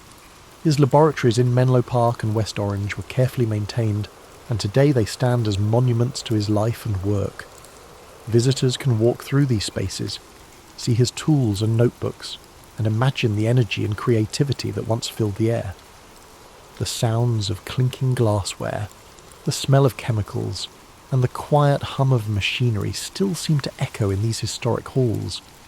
Beyond the physical spaces he left behind, Edison's ideas continue to shape the world. His belief in making technology accessible and practical lives on in every device that simplifies our lives. The light bulb, though improved and modified over time, remains a universal symbol of inspiration, creativity, and the triumph of human ingenuity. Edison's story is also a reminder of the human side of innovation, the patience, the long hours, and the moments of doubt that accompany every breakthrough. He understood that progress often comes slowly, and that true innovation requires both passion and persistence.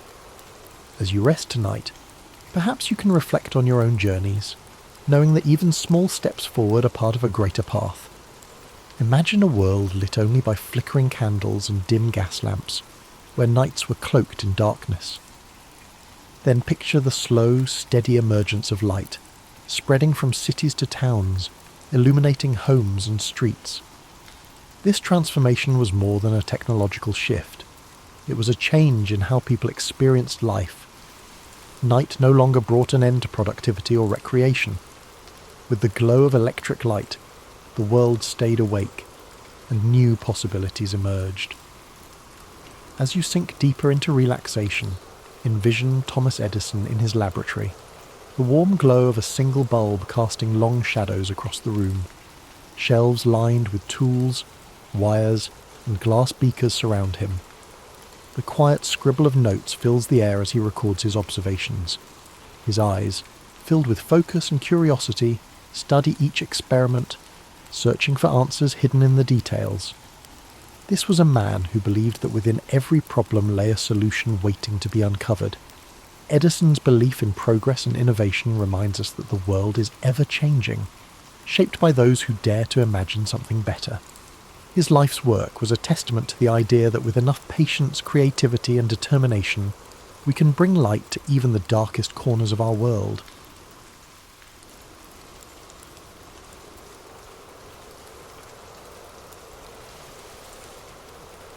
The Battle of Stalingrad began in the summer of 1942.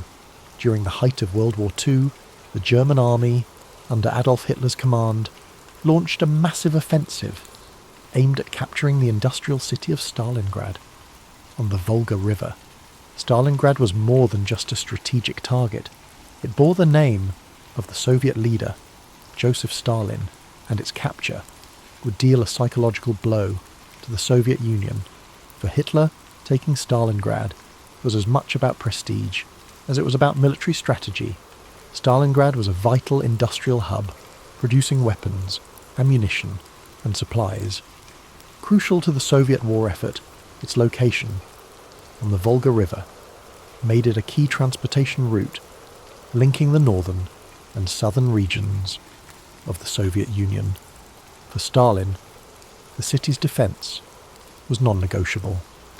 Losing it would be both a symbolic and logistical disaster. In August 1942, the German Sixth Army, led by General Friedrich Paulus, began its advance on Stalingrad.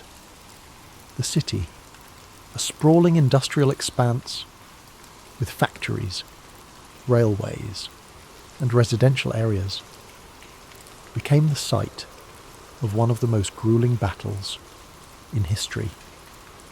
The Germans were initially confident of a swift victory, but the Soviet defenders, under the command of General Vasily Chuikov, were determined to resist. At all costs, the fighting in Stalingrad was unlike anything the world had seen before. Urban warfare turned every street, building, and factory into a battleground. The Germans and Soviets engaged in brutal close-quarters combat, often fighting, room by room, floor by floor. The city became a labyrinth of destruction, with rubble and debris, transforming entire neighborhoods into treacherous landscapes. The Soviets adopted a strategy of hugging the German forces, staying as close as possible to avoid being targeted by German airstrikes and artillery. This forced the Germans into relentless hand-to-hand combat, draining their resources and morale. Soviet snipers, hidden in the ruins, became a deadly force, picking off German soldiers with precision. One of the most famous snipers, Vasily Zaitsev, became a symbol of Soviet resilience. His actions inspiring defenders across the city. As the weeks turned into months, the harsh Russian winter set in, adding another layer of misery to the already dire conditions. Temperatures plummeted, and both sides struggled to survive in the freezing cold. Supplies dwindled, and hunger and disease took their toll. Yet, despite the suffering, the Soviets held firm. Reinforcements and supplies continued to trickle into the city across the frozen Volga River, ensuring that the defenders could maintain their resistance. The turning point in the Battle of Stalingrad came in November 1942 with the launch of Operation Uranus. The Soviet High Command, led by General Georgy Zhukov, devised a bold counteroffensive to encircle the German Sixth Army. While the Germans thus were focused on their assault within the city, the Soviets launched massive attacks on the weaker flanks of the German forces held by Romanian and Italian troops. The plan was a success. Within days, the Soviet pincers closed around Stalingrad, trapping the German Sixth Army inside the city.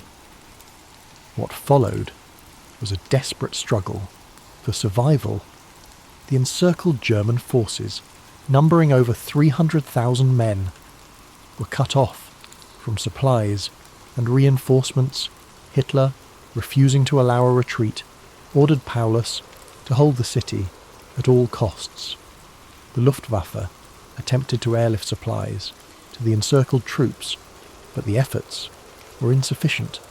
The soldiers inside the pocket faced starvation, freezing temperatures, and relentless Soviet attacks. The Soviets tightened their grip on the city, systematically destroying the remaining German positions. The defenders' situation became increasingly hopeless, and morale plummeted. In January 1943, the Soviets launched their final assault to crush the pocket. By this time, Paulus and his men were exhausted, demoralized, and out of options. On February 2nd, 1943, Paulus surrendered, marking the end of the Battle of Stalingrad.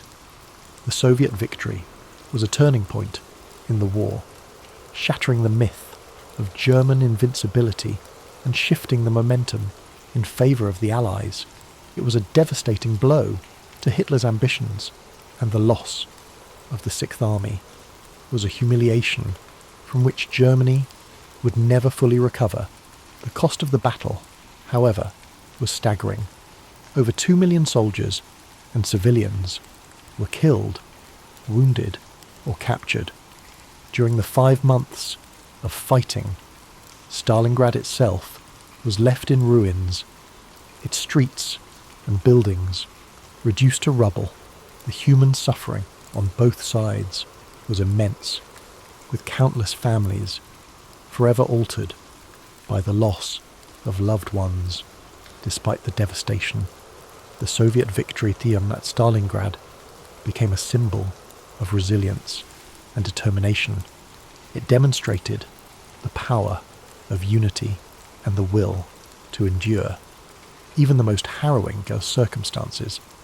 The people of Stalingrad, who had endured unimaginable hardship, became heroes in the eyes of their nation. In the years following the war, Stalingrad was rebuilt, its scars serving as a reminder of the sacrifices made to defend it. Monuments and memorials were erected to honor the fallen, including the iconic Mamayev Kurgan, a hill that saw some of the fiercest fighting during the battle. At its summit stands the towering statue of "The Motherland Calls," a symbol of the Soviet Union's strength and resilience. The Battle of Stalingrad remains one of the most studied and remembered events of World War II. It serves as a testament to the courage and determination of those who fought, and as a reminder of the horrors of war, the sacrifices made at Stalingrad helped shape the course of history, paving the way for the eventual Allied victory. As you drift into sleep tonight, let the story of Stalingrad remind you of the strength of the human spirit and the resilience that emerges in the face of adversity. Imagine the quiet, snow-covered streets of the rebuilt city, the echoes of history carried gently on the wind. Let the bravery and sacrifice of those who endured inspire a sense of gratitude and peace within you. The story of the Battle of Stalingrad did not end with the surrender of the German Sixth Army. Its aftermath rippled far beyond the frozen streets of the ruined city, shaping the course of World War II and the history of the 20th century. The Soviet victory was a turning point, not just for the Eastern Front, but for the entire Allied effort. It demonstrated the determination and resilience of the Soviet people and marked the beginning of a relentless push to drive the Axis forces out of the Soviet Union and eventually defeat them in Europe. The cost of the battle was nearly unimaginable. The casualty figures are staggering, with estimates placing the total number of dead, wounded, or missing on both sides at over 2 million. Civilians caught in the crossfire endured unimaginable suffering as the city they called home became a war zone of unthinkable destruction. Homes were destroyed, families torn apart, and lives forever altered by the relentless tide of war. For the survivors of Stalingrad, the end of the battle brought no immediate relief. The city, once a thriving industrial centre, lay in ruins. Entire neighbourhoods had been reduced to rubble, and the infrastructure was necessary for daily life, water, electricity, food supplies, was obliterated. The people of Stalingrad faced the monumental task of rebuilding their lives and their city from the ashes. Yet, even in the face of such devastation, there was a sense of pride and determination among the survivors. They had endured the unendurable and emerged victorious. The Soviet government worked swiftly to rebuild Stalingrad. The city became a symbol of resilience and sacrifice, a beacon of Soviet strength and determination. Propaganda celebrated the victory as a triumph of socialism and the indomitable spirit of the Soviet people. The rebuilding effort was immense, and though the scars of war were not easily erased, the city slowly rose from its ashes. For the German army, the defeat at Stalingrad was a catastrophe from which it would never fully recover. The loss of the Sixth Army, one of Germany's most experienced and well-equipped fighting forces, was a devastating blow. Morale among German troops on the Eastern Front plummeted, and the aura of invincibility that had surrounded the Wehrmacht since the beginning of the war was shattered.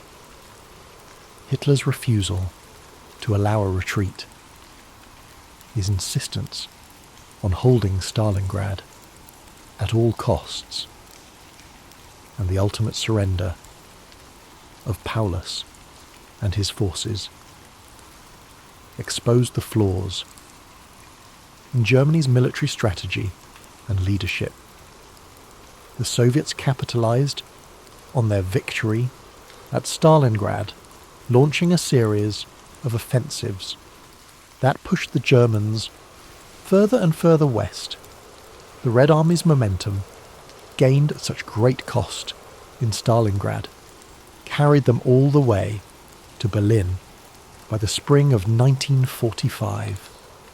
The victory at Stalingrad was the foundation upon which the eventual Soviet triumph in World War II was built. Beyond its military significance, the Battle of Stalingrad left a profound legacy in the collective memory of the world. It became a symbol of resilience, sacrifice, and the unyielding human spirit.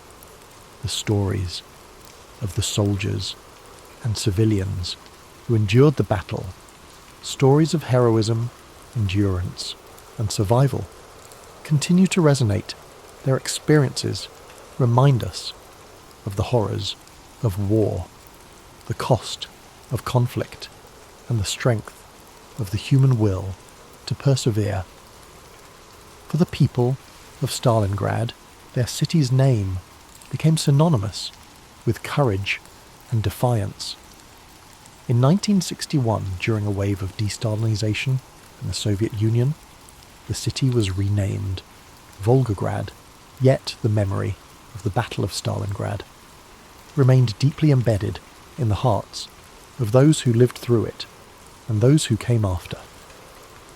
The name Stalingrad continues to evoke the profound sacrifices made during those grueling months of battle. The battlefields of Stalingrad have since been preserved as places of remembrance and reflection. The Myrmiev Kurgan Memorial Complex, with its towering statue of the Motherland Calls, stands as a testament to the courage and sacrifice of those who fought and died there.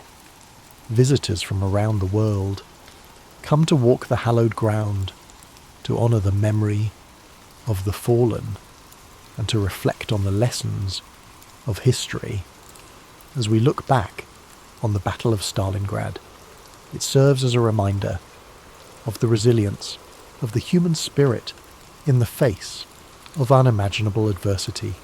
It is a story of sacrifice and survival, of hope and determination, and of the enduring belief in the possibility of a better future.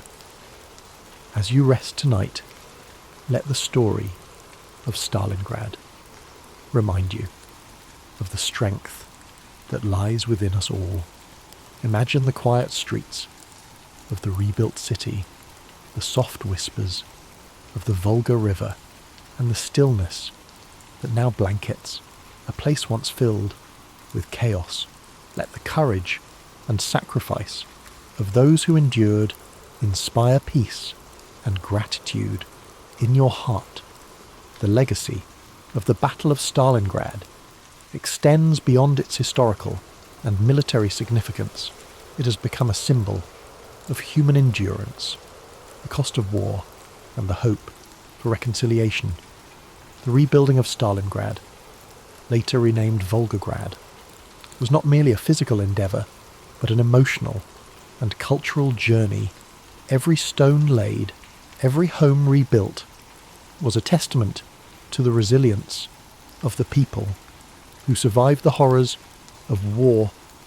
In the aftermath of the battle, the city became a focal point for the Soviet Union's narrative of victory and sacrifice. Monuments were erected to commemorate the bravery of those who fought, such as the eternal flame that burns in memory of the fallen. The massive statue of the Motherland Calls, one of the tallest statues in the world, towers over the landscape as a powerful reminder of the battle's significance. It is not just a symbol of victory, but a tribute to the unbreakable will of the defenders and the civilians who endured unimaginable suffering. for decades. The memory of Stalingrad shaped the Soviet Union's identity, and its portrayal on the global stage. The battle was celebrated in films, literature, and art, each retelling emphasizing the unity and determination of the Soviet people. The city became a pilgrimage site for veterans, their families, and historians seeking to understand the profound impact of this defining moment in history on a more personal level.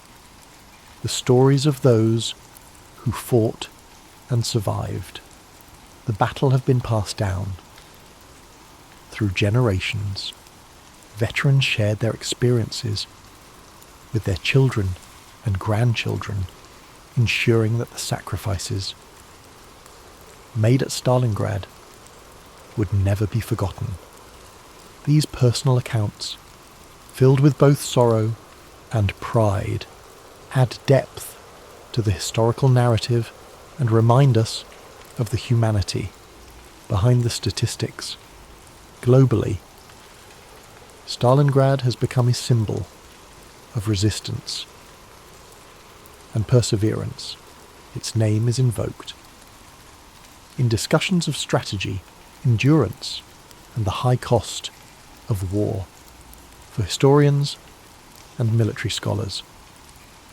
The battle offers countless lessons on tactics, leadership, and the interplay of morale and logistics for ordinary people. It stands as a reminder of what can be achieved when the human spirit refuses to yield. In recent years, efforts have been made to preserve the memory of Stalingrad, while fostering a spirit of reconciliation. Memorials and museums now serve not only as places of remembrance, but also as venues for dialogue and education. They encourage visitors to reflect on the consequences of war and the importance of working toward peace. The city of Volgograd, while forever tied to its past, is also a thriving modern metropolis. Its people have rebuilt their lives and created a vibrant community that honors its history while looking to the future. The scars of the battle remain in some places, but they serve as reminders of resilience rather than destruction. The lessons of Stalingrad resonate today, reminding us of the importance of unity in the face of adversity, the necessity of standing firm for what is right, and the value of seeking peace, even in the darkest times. It teaches us that the human spirit, when fueled by determination and hope, can endure even the greatest challenges. As you settle into rest, let the story of Stalingrad fill you with a sense of reflection and gratitude. Picture the calm, serene city of Volgograd today, its streets filled with life, its people moving forward while carrying the memory of their past. Imagine the stillness of the fields and the gentle flow of the Volga River, now a place of peace and renewal. The story of the Battle of Stalingrad is rich with details and facts that help us understand the scale of the conflict and the impact it had on the course of World War II. As we reflect further on this pivotal event, let's explore some key facts that bring its history into sharper focus. The Battle of Stalingrad lasted for 200 days, from August 23, 1942 to February 2, 1943. It is considered one of the longest and bloodiest battles in the history of warfare. The total number of casualties is estimated at over 2 million, making it one of the deadliest Gauss's battles in human history.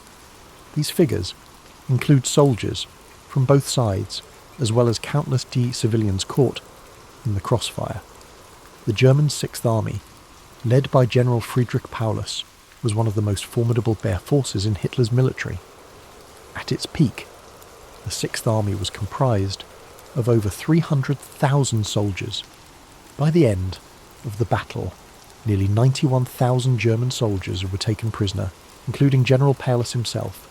The Soviet strategy of hugging the enemy, staying in close combat to neutralize the Germans' artillery and air superiority, played a critical role in the city's defense. This tactic turned the urban ruins of Stalingrad into a deadly maze for the German forces. Vasily Zaitsev, a Soviet sniper, became a symbol of the defenders' resilience. During the battle, he is credited with killing over 225 German soldiers, including enemy snipers, which boosted the morale of his comrades. Operation Uranus, a Soviet counteroffensive launched in November 1942, was a brilliantly executed maneuver. By attacking the weaker flanks of the German forces held by Romanian and Italian troops, the Soviets were able to encircle and trap the German Sixth Army within the city. The German soldiers trapped in the encirclement known as the Kessel, or cauldron, endured horrific conditions. They faced starvation, freezing temperatures, and relentless Soviet assaults. Supplies delivered by air were woefully inadequate, leading to widespread suffering and death. One of the defining moments of the battle was Hitler's refusal to allow Paulus to retreat or break out of the encirclement. This decision sealed the fate of the Sixth Army and marked a significant turning point within the war. When General Paulus surrendered on February 2nd, 1943, it was the first time in history that a German field marshal had been captured alive. This was a major humiliation for Hitler and a symbolic victory for the Allies. The Soviet victory at Stalingrad marked the beginning of a series of offensives that pushed the German forces back across Eastern Europe. It was a critical turning point that shifted the momentum of the war in favour of the Allies. The city of Stalingrad, renamed Volgograd in 1961, has become a place of remembrance. Monuments like the Mamayev Kurgan and the Motherland Calls serve as powerful tributes to those who fought and died during the battle. Despite its association with destruction and suffering, Stalingrad is also a symbol of resilience, unity, and the indomitable human spirit. Its story continues to inspire people around the world, reminding us of the importance of courage and perseverance. As you reflect on these facts, let the weights of history settle gently.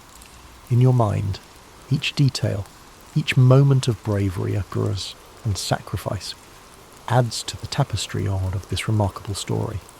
Imagine the quiet streets of Volgograd today, a city that has risen from the ashes of war, standing as a testament to the enduring strength of the human spirit.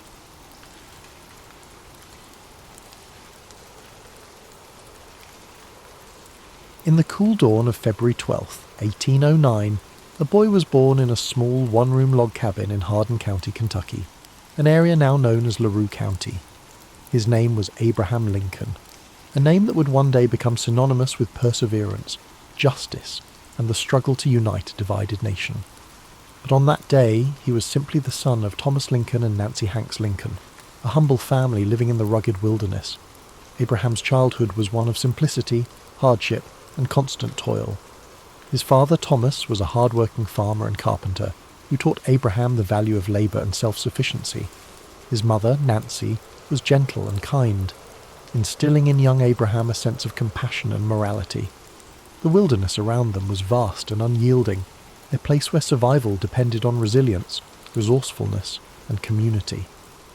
The family lived in a small log cabin, its rough-hewn walls providing shelter from the harsh winters and sweltering summers of the Kentucky frontier. Inside, the fire crackled softly in the hearth, its warmth a comfort against the chill that seeped through the cracks in the wood. Abraham, with his lanky frame and curious mind, spent his days helping his father with the heavy tasks of clearing land, chopping wood, and planting crops. Though life was demanding, young Abraham had an insatiable thirst for knowledge. In a world where formal schooling was scarce, he read whatever books he could find. By the light of a flickering candle or the warm glow of the hearth, he pored over the few volumes available to him. The Bible, Aesop's Fables, Robinson Crusoe and Pilgrim's Progress. Words became his refuge, a gateway to worlds beyond the rough frontier. He absorbed stories, ideas, and knowledge, shaping a mind that would one day influence the course of a nation. Tragedy struck when Abraham was just 9 years old. His mother, Nancy, fell ill with milk sickness, a deadly disease caused by drinking the milk of cows that had grazed on poisonous plants. Her passing left a void in the young boy's heart, a loss that would shape his empathy and understanding of human suffering. In the quiet days after her death, Abraham and his sister Sarah clung to each other for comfort, their bond deepened by shared grief. His father remarried a kind and supportive woman named Sarah Bush Johnston. She brought stability to the household and encouraged Abraham's love of learning. She saw in him a boy who was different, thoughtful, driven, and destined for something greater. As the years passed, the family moved to Indiana and later to Illinois. The wilderness was ever present, but Abraham's dreams extended beyond the horizon. His hands, calloused from hard labour, would one day hold the weight of leadership. His mind, sharpened by books and introspection, would one day navigate the complexities of a fractured nation. In his early adulthood, Abraham worked a series of jobs. He was a rail splitter, a store clerk, a postmaster, and a surveyor. Each experience taught him something new about people, work, and society. His natural wit, humour, and storytelling ability made him beloved among his peers. But beneath his easygoing demeanour was a man driven by a desire to understand the world and make it better. At the age of 21, Abraham began to study law. His mind was meticulous, his sense of justice unwavering. He read legal texts tirelessly, often walking miles to borrow books. He passed the bar exam and began practicing law, gaining a reputation for honesty and integrity. His clients trusted him, knowing that he would fight for them with the same determination that had carried him through his own hardships. Lincoln's political career began humbly. He served in the Illinois state legislature and later in the U.S. House of Representatives. He was not born into power or privilege, but his commitment to fairness, equality, and justice earned him respect. He spoke out against the expansion of slavery, believing deeply in the principles of liberty and human dignity. In 1860, at the age of 51, Abraham Lincoln was elected as the 16th President of the United States. The nation he inherited was teetering on the edge of collapse. The deep divide between the North and the South over the issue of slavery had reached a boiling point. Just months after his election, the southern states began to secede, and the shadow of civil war loomed large over the country. Lincoln faced this monumental crisis with steadfast resolve. He believed that the Union must be preserved, that the ideals of freedom and equality enshrined in the Declaration of Independence must not be lost. His speeches, delivered in his calm and measured voice, sought to heal the nation's wounds even as war erupted. The years of the Civil War were grueling. Battlefields were filled with the smoke of cannon fire, and the land was stained with the sacrifice of thousands. Lincoln carried the weight of every decision, knowing that the fate of a nation rested upon his shoulders. The lines on his face deepened, his eyes often heavy with the burden of loss. But through it all he remained resolute, driven by a belief in justice, unity, and the hope that a better world could emerge from the chaos. In 1863, Lincoln issued the Emancipation Proclamation, declaring that all slaves in the Confederate States were to be freed. It was a bold, transformative act that reshaped the purpose of the war and solidified his legacy as a champion of freedom. On April 9, 1865, the Civil War came to an end. The nation was weary, but there was hope that healing could begin. Yet Lincoln's story was to end abruptly. Just 5 days after the war's conclusion, on April 14, 1865, He was assassinated while attending a play at Ford's Theatre in Washington, D.C. His life, the journey from a log cabin to the highest office in the land, had come to a tragic end. Yet his legacy endured. The principles he fought for, freedom, unity, equality, would guide the nation forward. His words, his actions, and his unwavering commitment to justice left an indelible mark on history. As you breathe deeply now, let the story of Abraham Lincoln settle gently into your mind. His life was a testament to resilience, to the belief that, even in the darkest times, hope, compassion, and perseverance can light the way forward. As you drift further into the gentle embrace of sleep, let the legacy of Abraham Lincoln settle, like a comforting blanket over your thoughts. His journey from the rugged frontier to the hallowed halls of the White House is a reminder of the strength and resilience that lives within us all. His life teaches us that even in times of struggle, compassion, and perseverance can lead to hope, unity, and transformation. Picture the quiet landscape of the American frontier, the wide open plains stretching endlessly beneath a star-filled sky. The air is crisp and cool, and the soft breeze carries with it the scent of wild grass and earth. A sense of stillness settles over the land, the kind of stillness that comes with the end of a long day of toil. This is where Lincoln's journey began, where each sunrise and sunset shaped a man who would one day guide a nation through its darkest hours. As you breathe in deeply, feel that same calm resilience within you. The steady rhythm of your breath mirrors the gentle sway of the tall grasses, their tips shimmering in the pale moonlight. The sky above is vast and serene, a reminder that even amidst the chaos of life, there exists a quiet, enduring peace. Let this image fill your mind with tranquility, a sense of knowing that no matter the trials you face, there is strength to be found in perseverance and patience. Imagine the crackling of a campfire in the distance, its warm glow a beacon of comfort in the darkness. The flames dance softly, casting flickering shadows that sway and twist. This fire represents the warmth of human connection, the bonds of unity that Lincoln so passionately fought to protect. Even when the world was divided, he held firm to the belief that a nation could heal, that people could come together despite their differences. Lincoln's story reminds us of the quiet power of humility, empathy, and integrity. In his speeches and letters, he spoke not with arrogance, but with a deep understanding of human nature, of the pains and struggles that shape us all. His words carried the weight of experience and the hope of a better tomorrow. They were like gentle waves, lapping against the shores of a fractured nation, each word a step toward healing and reconciliation. As you lie here, feel yourself sinking deeper into rest. The burdens of the day grow lighter, like leaves floating gently down a stream.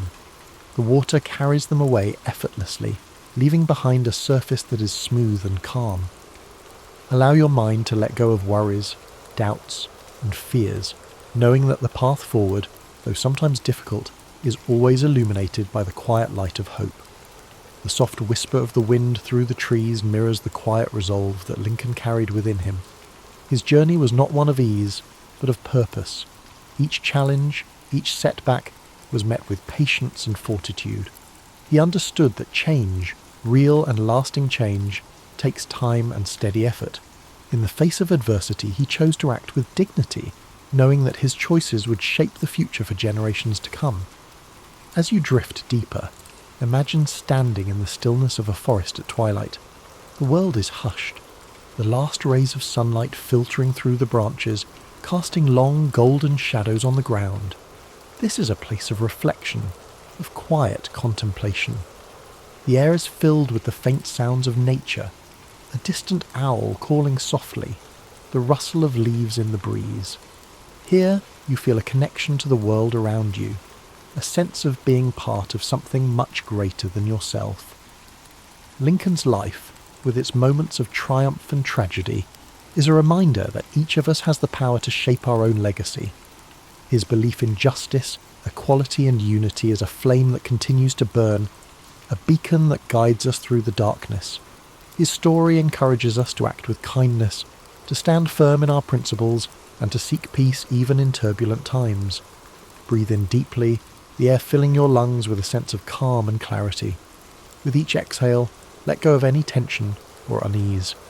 Feel your body relax further, each muscle softening, your mind becoming lighter. The steady rhythm of your heart is like a gentle drumbeat, grounding you in this peaceful moment. The night envelops you now, a cocoon of warmth and safety. The stars above shimmer softly, their light a reminder that even in the vastness of the universe you're not alone. You're part of a story that stretches across time and space, connected to the dreams, struggles and triumphs of those who came before you.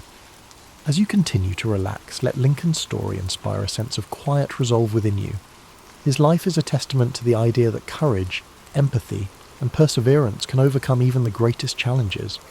His journey, though filled with hardship, ultimately brought hope and healing to a fractured world. You too carry that potential within you, the power to face challenges with grace and to find peace in the midst of uncertainty. Thank you for joining us tonight on History and Sleep. May the story of Abraham Lincoln fill your dreams with calm, strength, and the knowledge that you are capable of overcoming any obstacle.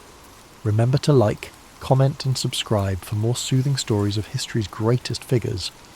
Now, let go completely. The night holds you gently, the stars keep watch, and your dreams unfold like the quiet pages of a storybook. Sleep deeply, knowing that you are safe, that you are strong, and that tomorrow holds new possibilities, new paths to explore, and new moments of peace. As you drift even deeper into the comforting depths of sleep, let the quiet strength of Abraham Lincoln's story continue to guide you.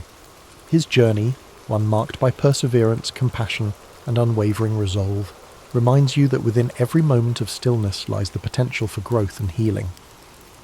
The night wraps around you like a warm, protective embrace, and your mind settles further into a place of deep relaxation. Imagine now a gentle breeze whispering through the fields of the American Midwest, where the tall grass sways like waves upon a sea of green and gold. The landscape is bathed in the silvery light of the moon, casting long shadows that dance across the open plains. This is the land where Lincoln grew up, where he learned the value of hard work, the weight of responsibility, and the simple joys of a life lived close to nature.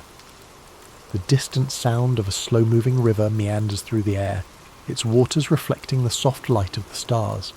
Each ripple is like a thought, gentle and fluid, carrying away the worries of the day. You're standing on the banks of this tranquil river, feeling the cool, damp earth beneath your feet. The water flows endlessly, reminding you that life, with all its challenges and triumphs, moves forward in its own steady rhythm. In the distance, you see a campfire glowing softly, its flickering flames casting a warm, golden light. The warmth of the fire reaches out to you, offering comfort and reassurance. It represents the quiet resolve and inner strength that guided Lincoln throughout his life. The flames dance and sway, whispering stories of perseverance, courage, and the enduring power of hope. Lincoln's life, though filled with challenges and loss, was also a testament to the beauty of simple joys, the laughter of loved ones, the satisfaction of hard work, and the solace of quiet reflection. His humility and integrity, even in the face of great adversity, remind us that true strength is not always loud or forceful. Sometimes it is found in the quiet determination to do what is right. As you breathe in deeply, feel that same sense of quiet strength fill your being. Each breath brings with it a wave of calm, washing away tension and worry. With every exhale, you release the weight of the day, allowing your mind to sink further into the peaceful flow of the night. The world around you is hushed, the night filled with a serene stillness. The stars twinkle softly above, like tiny beacons of hope, each one a reminder of the infinite possibilities that lie within you. Their gentle light is a guide, leading you through the darkness and into a place of rest and renewal. Imagine now that you are walking along a well-worn path, the soft grass cushioning your every step. The path winds gently through a landscape of rolling hills and quiet forests, each step bringing you closer to a place of complete relaxation. The air is cool and refreshing, filled with the faint scent of pine and wildflowers. The sounds of nature surround you, the rustling of leaves, the distant call of a night bird, and the soft murmur of the breeze. This path represents your journey, a journey that is uniquely yours.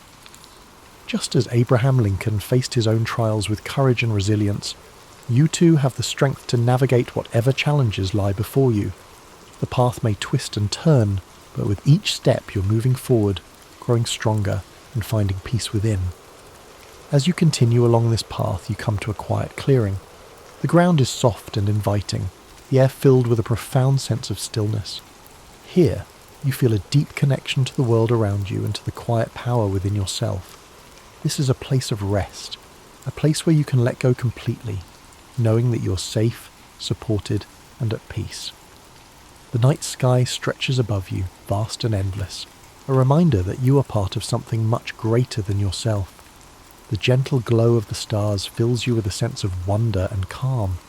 You're exactly where you need to be, and in this moment, everything is as it should be. As you settle into this peaceful clearing, allow yourself to drift even further into the depths of sleep. Your breath is slow and steady, your body relaxed and weightless. The world fades away, leaving only the comforting darkness and the quiet rhythm of your heart.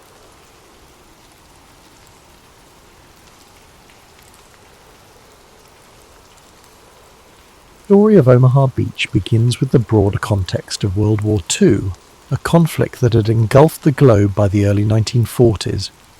After the fall of France to Nazi Germany in 1940, much of Western Europe lay under German occupation. Britain stood alone as the last bastion of resistance in Western Europe, facing the might of the German Luftwaffe in the Battle of Britain and enduring relentless bombing during the Blitz. Despite these challenges, Britain, under the leadership of Winston Churchill, refused to capitulate. Across the Atlantic, the United States had initially maintained a policy of neutrality, focusing on domestic recovery from the Great Depression. However, the attack on Pearl Harbor in December 1941 brought the United States into the war, joining the Allies in their struggle against the Axis powers. The United States, with its vast industrial capacity and manpower, became a crucial partner in the fight to liberate Europe. By 1942, the Allies faced the daunting task of planning a full-scale invasion of Nazi-occupied Europe. This effort, known as Operation Overlord, aimed to establish a foothold in France, opening a Western front to relieve pressure on the Soviet Union, which was bearing the brunt of the fighting on the Eastern Front. The operation would require meticulous planning, vast resources, and extraordinary bravery. The invasion was scheduled for June 1944 and would take place along a 50-mile stretch of coastline in Normandy, France. The beaches were divided into 5 sectors: Utah, Omaha, Gold, Juneau, and Sword. Each sector had its own challenges, but Omaha Beach, assigned to American forces, was considered one of the most heavily defended and treacherous. The Germans, anticipating an Allied invasion, had fortified the French coastline with a series of defensive structures known as the Atlantic Wall. This formidable barrier included concrete bunkers, artillery emplacements, barbed wire, minefields, and anti-tank obstacles. Omaha Beach, with its high bluffs overlooking the shoreline, offered a natural defensive advantage to the German forces. The beach was defended by the 352nd Infantry Division, a well-trained and battle-hardened unit. The Allies knew that success at Omaha Beach would be crucial to the overall success of Operation Overlord. The beach provided a direct route inland to key roads and towns, making it essential for securing the Normandy region.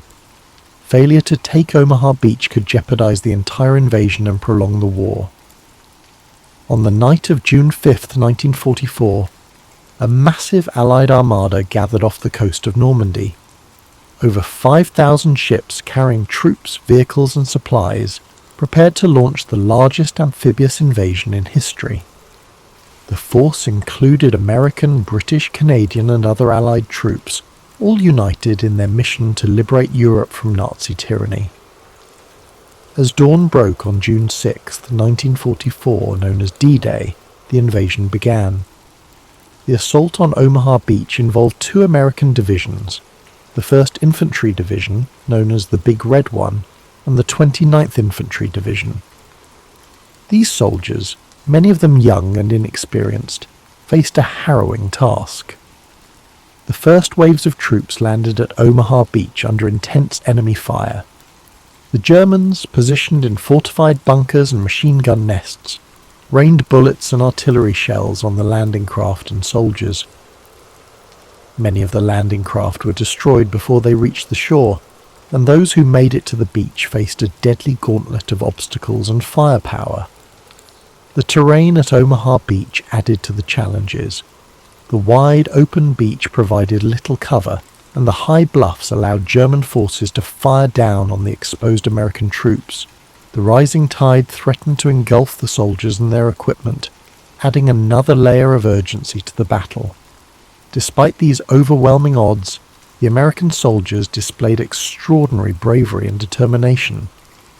Small groups of men began to push forward, finding gaps in the German defences and scaling the bluffs.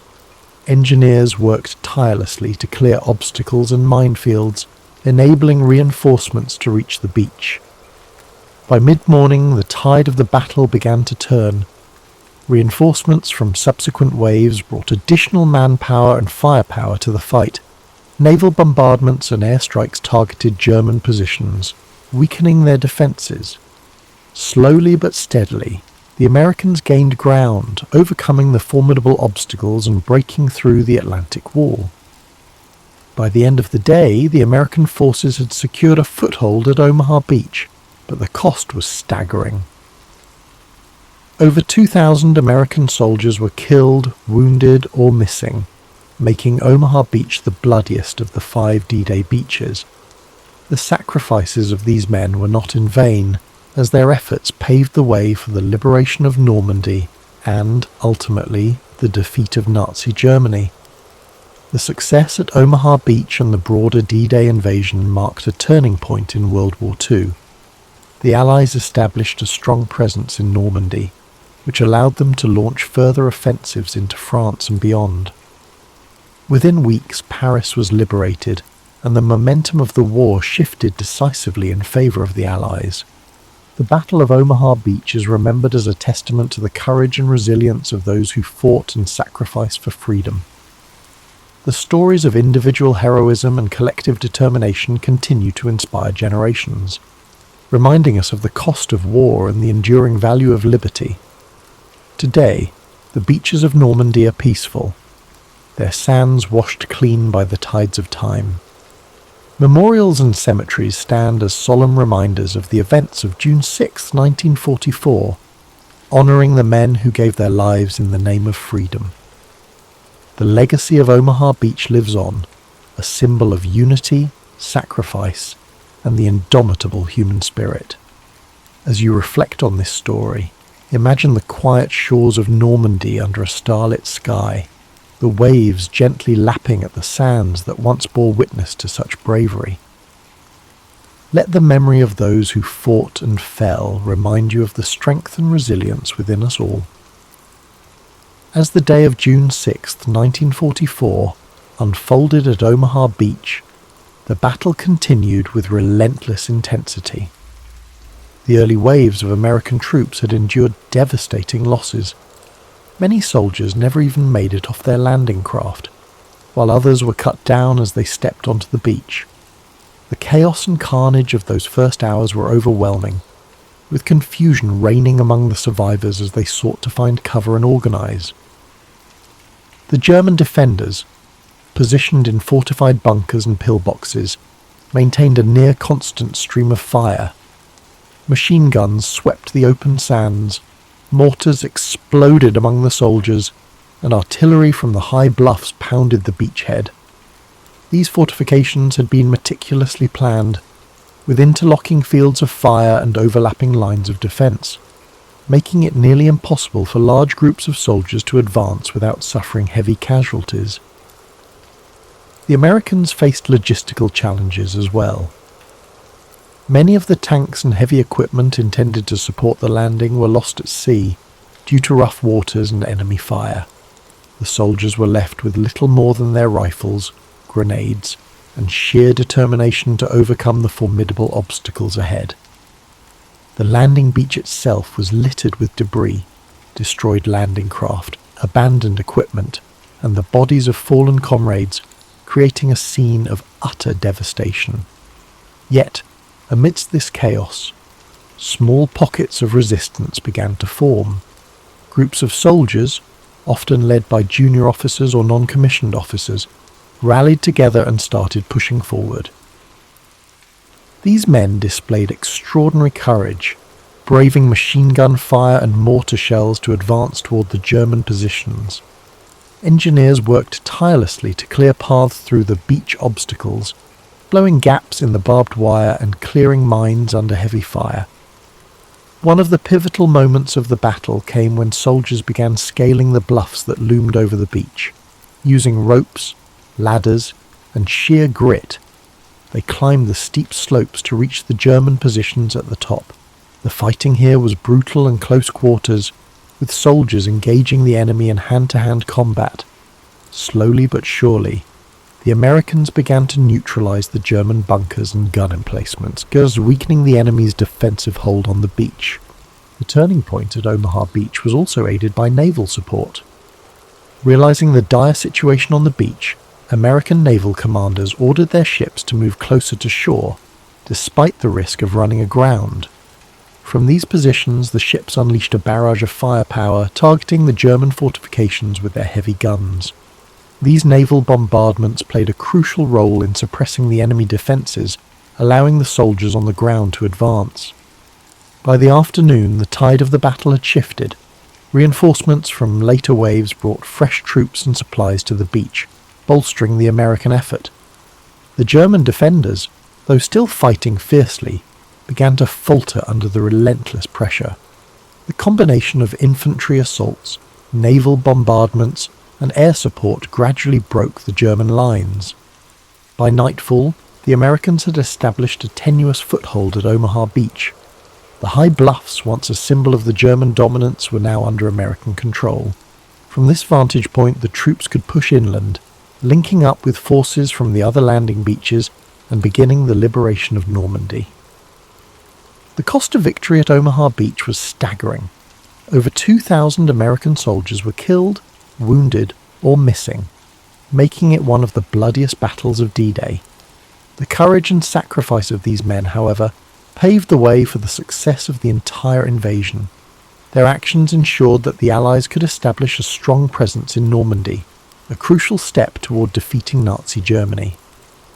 In the days that followed, the Americans worked to consolidate their position at Omaha Beach. Supply lines were established, reinforcements poured in, and the beachhead became a staging ground for further operations. The success of D-Day marked the beginning of the end for Nazi Germany, as Allied forces pushed inland and liberated towns and cities across France. The Battle of Omaha Beach remains one of the most iconic and studied engagements of World War II. It exemplifies the extraordinary bravery, determination, and resilience of the soldiers who fought there. Their sacrifices remind us of the cost of freedom and the enduring power of unity in the face of adversity. Today, Omaha Beach is a place of reflection and remembrance. The sands that once bore witness to such intense combat are now quiet, visited by people from around the world who come to pay their respects. The Normandy American Cemetery, overlooking the beach, stands as a solemn tribute to the thousands of soldiers who gave their lives on D-Day. As you think about the events of Omaha Beach, imagine the courage it took for those soldiers to face such overwhelming odds. Picture the determination of the men scaling the bluffs, the resolve of the engineers clearing obstacles, and the bravery of the naval crews providing support. Let their sacrifices fill you with a sense of gratitude and inspiration. The story of Omaha Beach is not just one of extraordinary bravery and resilience. It is also a tale of lessons learned and strategies developed that would influence the remainder of World War II. The success of D-Day, including the hard-fought victory at Omaha Beach, gave the Allies a critical foothold in Western Europe, but it also came with a significant cost, offering lessons in leadership, logistics, and the nature of modern warfare. In the days and weeks following June 6, 1944, the Allies worked tirelessly to solidify their positions in Normandy. Omaha Beach, alongside the other 4 landing beaches, became a vital supply hub for the Allied forces. Engineers constructed artificial harbours, known as mulberry harbours, to facilitate the unloading of troops, vehicles and supplies. These floating piers were a marvel of engineering and a testament to the ingenuity and determination of the Allied effort. With the beachhead secured, the Allies pushed inland, encountering fierce resistance from German forces. The bocage, the dense hedgerows that characterised the Normandy countryside, proved to be a significant obstacle, offering German defenders natural cover and making it difficult for Allied tanks and infantry to advance. Despite these challenges, the Allies pressed forward, liberating towns and villages one by one. Omaha Beach's role in the larger Normandy campaign cannot be overstated. It served as a crucial link between the various sectors of the invasion, allowing the Allies to coordinate their movements and reinforce their lines. The capture of Omaha Beach also enabled the Allies to connect with the airborne divisions that had landed further inland, creating a unified front that could push the Germans back. The success of the Normandy campaign eventually led to the liberation of Paris in August 1944. The victory at Omaha Beach and the other landing sites had set the stage for this momentous achievement, giving the Allies the momentum they needed to continue their advance across France and into Germany. By opening a western front, the Allies forced the Germans to fight on multiple fronts, stretching their resources and hastening the collapse of the Nazi regime. For the soldiers who fought at Omaha Beach, the experience left an indelible mark. Many of the survivors carried the memories of that harrowing day for the rest of their lives. Their stories, filled with moments of terror, heroism, and camaraderie, provide invaluable insights into the human cost of war. These first-hand accounts have been passed down through generations, ensuring that the sacrifices made on that stretch of sand are never forgotten. The legacy of Omaha Beach extends beyond the battlefield. It serves as a reminder of the importance of unity and collaboration in overcoming seemingly insurmountable challenges. The D-Day invasion was a joint effort involving not just American forces but also British, Canadian and other Allied troops. Their collective determination and shared purpose exemplify the power of working together for a common goal. In the years following World War II, Omaha Beach became a symbol of remembrance and reconciliation. Memorials and cemeteries were established to honour the fallen, and annual commemorations bring together veterans, their families, and people from around the world to reflect on the events of June 6, 1944. The beach itself, now peaceful and serene, offers a stark contrast to the chaos and violence of that day, serving as a poignant reminder of the sacrifices made for freedom. The Battle of Omaha Beach also holds important lessons for future generations. It underscores the importance of preparation, adaptability, and resolve in the face of adversity. The soldiers who fought there demonstrated extraordinary courage, refusing to give up despite overwhelming odds. Their example inspires us to persevere through challenges and to value the freedoms and opportunities that others have fought to secure. As you reflect on the story of Omaha Beach, imagine the waves gently lapping against the shore, the sands now quiet and still. Think of the soldiers who stepped onto that beach, knowing the dangers that awaited them, yet pressing forward with unwavering determination. Let their bravery and sacrifice remind you of the strength and resilience within us all. The legacy of Omaha Beach continues to resonate far beyond the shores of Normandy. It stands as a testament to the bravery and sacrifice of those who fought, and as a reminder of the profound impact of collective action in the pursuit of freedom. While the battle itself ended on June 6, 1944, its implications echoed throughout the remainder of the war and the decades that followed. In the immediate aftermath of the D-Day invasion, the Allies faced the monumental task of consolidating their gains and pushing further into German-occupied territory. The soldiers at Omaha Beach were soon joined by reinforcements, swelling the ranks and ensuring that the beachhead could serve as a staging ground for subsequent offensives. Supplies poured in through makeshift ports and logistical hubs, enabling the Allied forces to maintain their momentum. The capture of Omaha Beach, alongside the other landing sites, directly contributed to the liberation of Normandy. The fighting that followed was grueling, with both sides suffering heavy losses as they contested every inch of ground. The hedgerows of the bocage proved to be as challenging as the bluffs of Omaha Beach, with their dense vegetation providing ample cover for German defenders. Despite this, the Allies persevered, employing innovative tactics and overwhelming firepower to overcome the obstacles. One of the critical outcomes of the battle was the establishment of a Western Front. This forced Germany to split its resources, fighting the Allies in the west while continuing to battle the Soviet Union in the east. The strain of this two-front war proved too much for the Nazi regime, hastening its eventual collapse. The victory at Omaha Beach also had a profound psychological impact. For the Allied forces, it was a demonstration of their ability to achieve what many had thought impossible.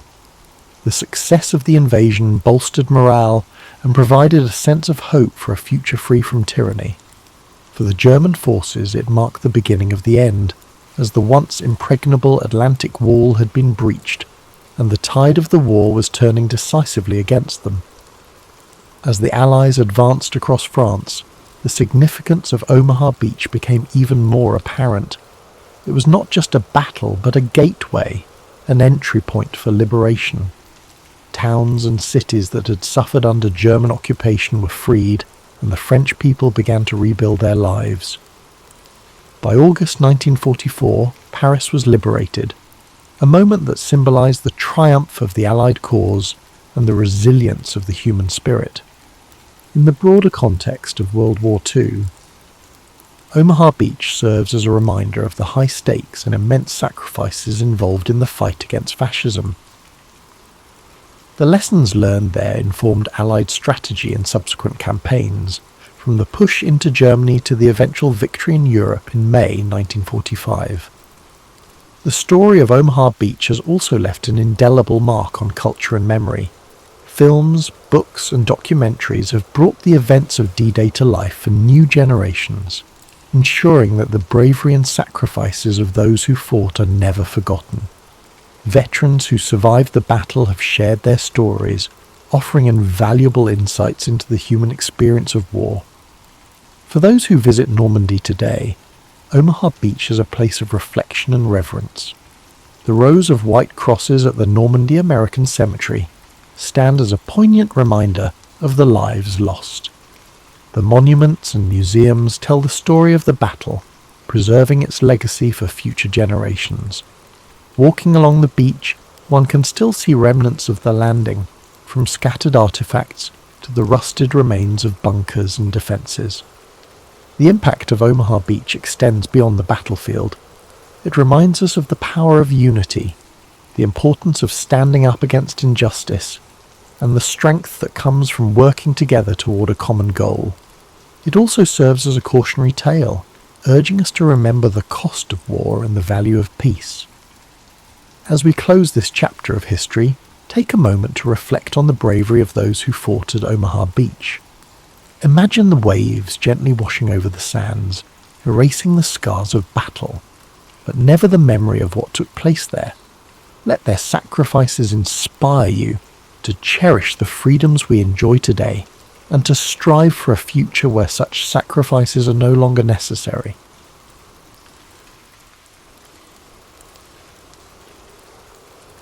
For over a millennium, Constantinople stood as a marvel of human ingenuity and resilience.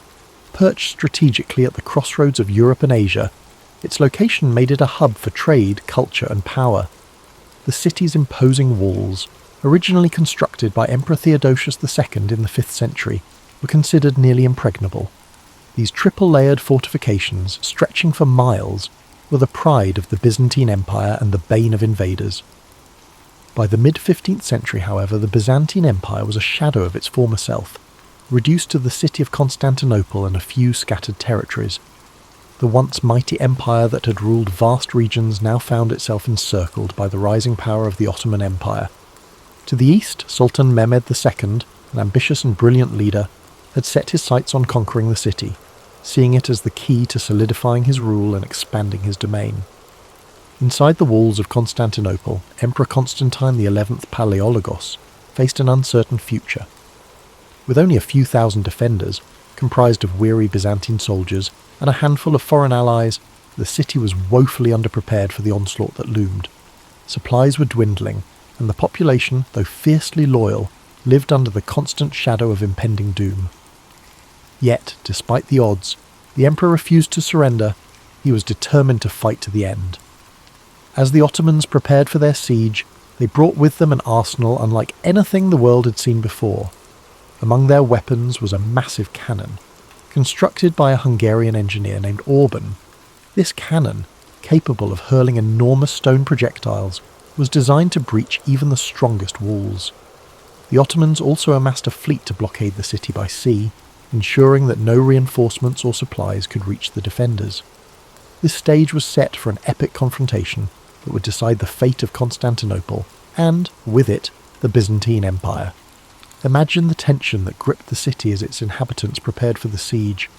Picture the anxious faces of soldiers standing watch on the walls, the whispered prayers in the Hagia Sophia, and the determination etched on the emperor's face as he rallied his people. As you visualize the city on the brink of one of history's most defining moments, let its story remind you of the face of overwhelming odds.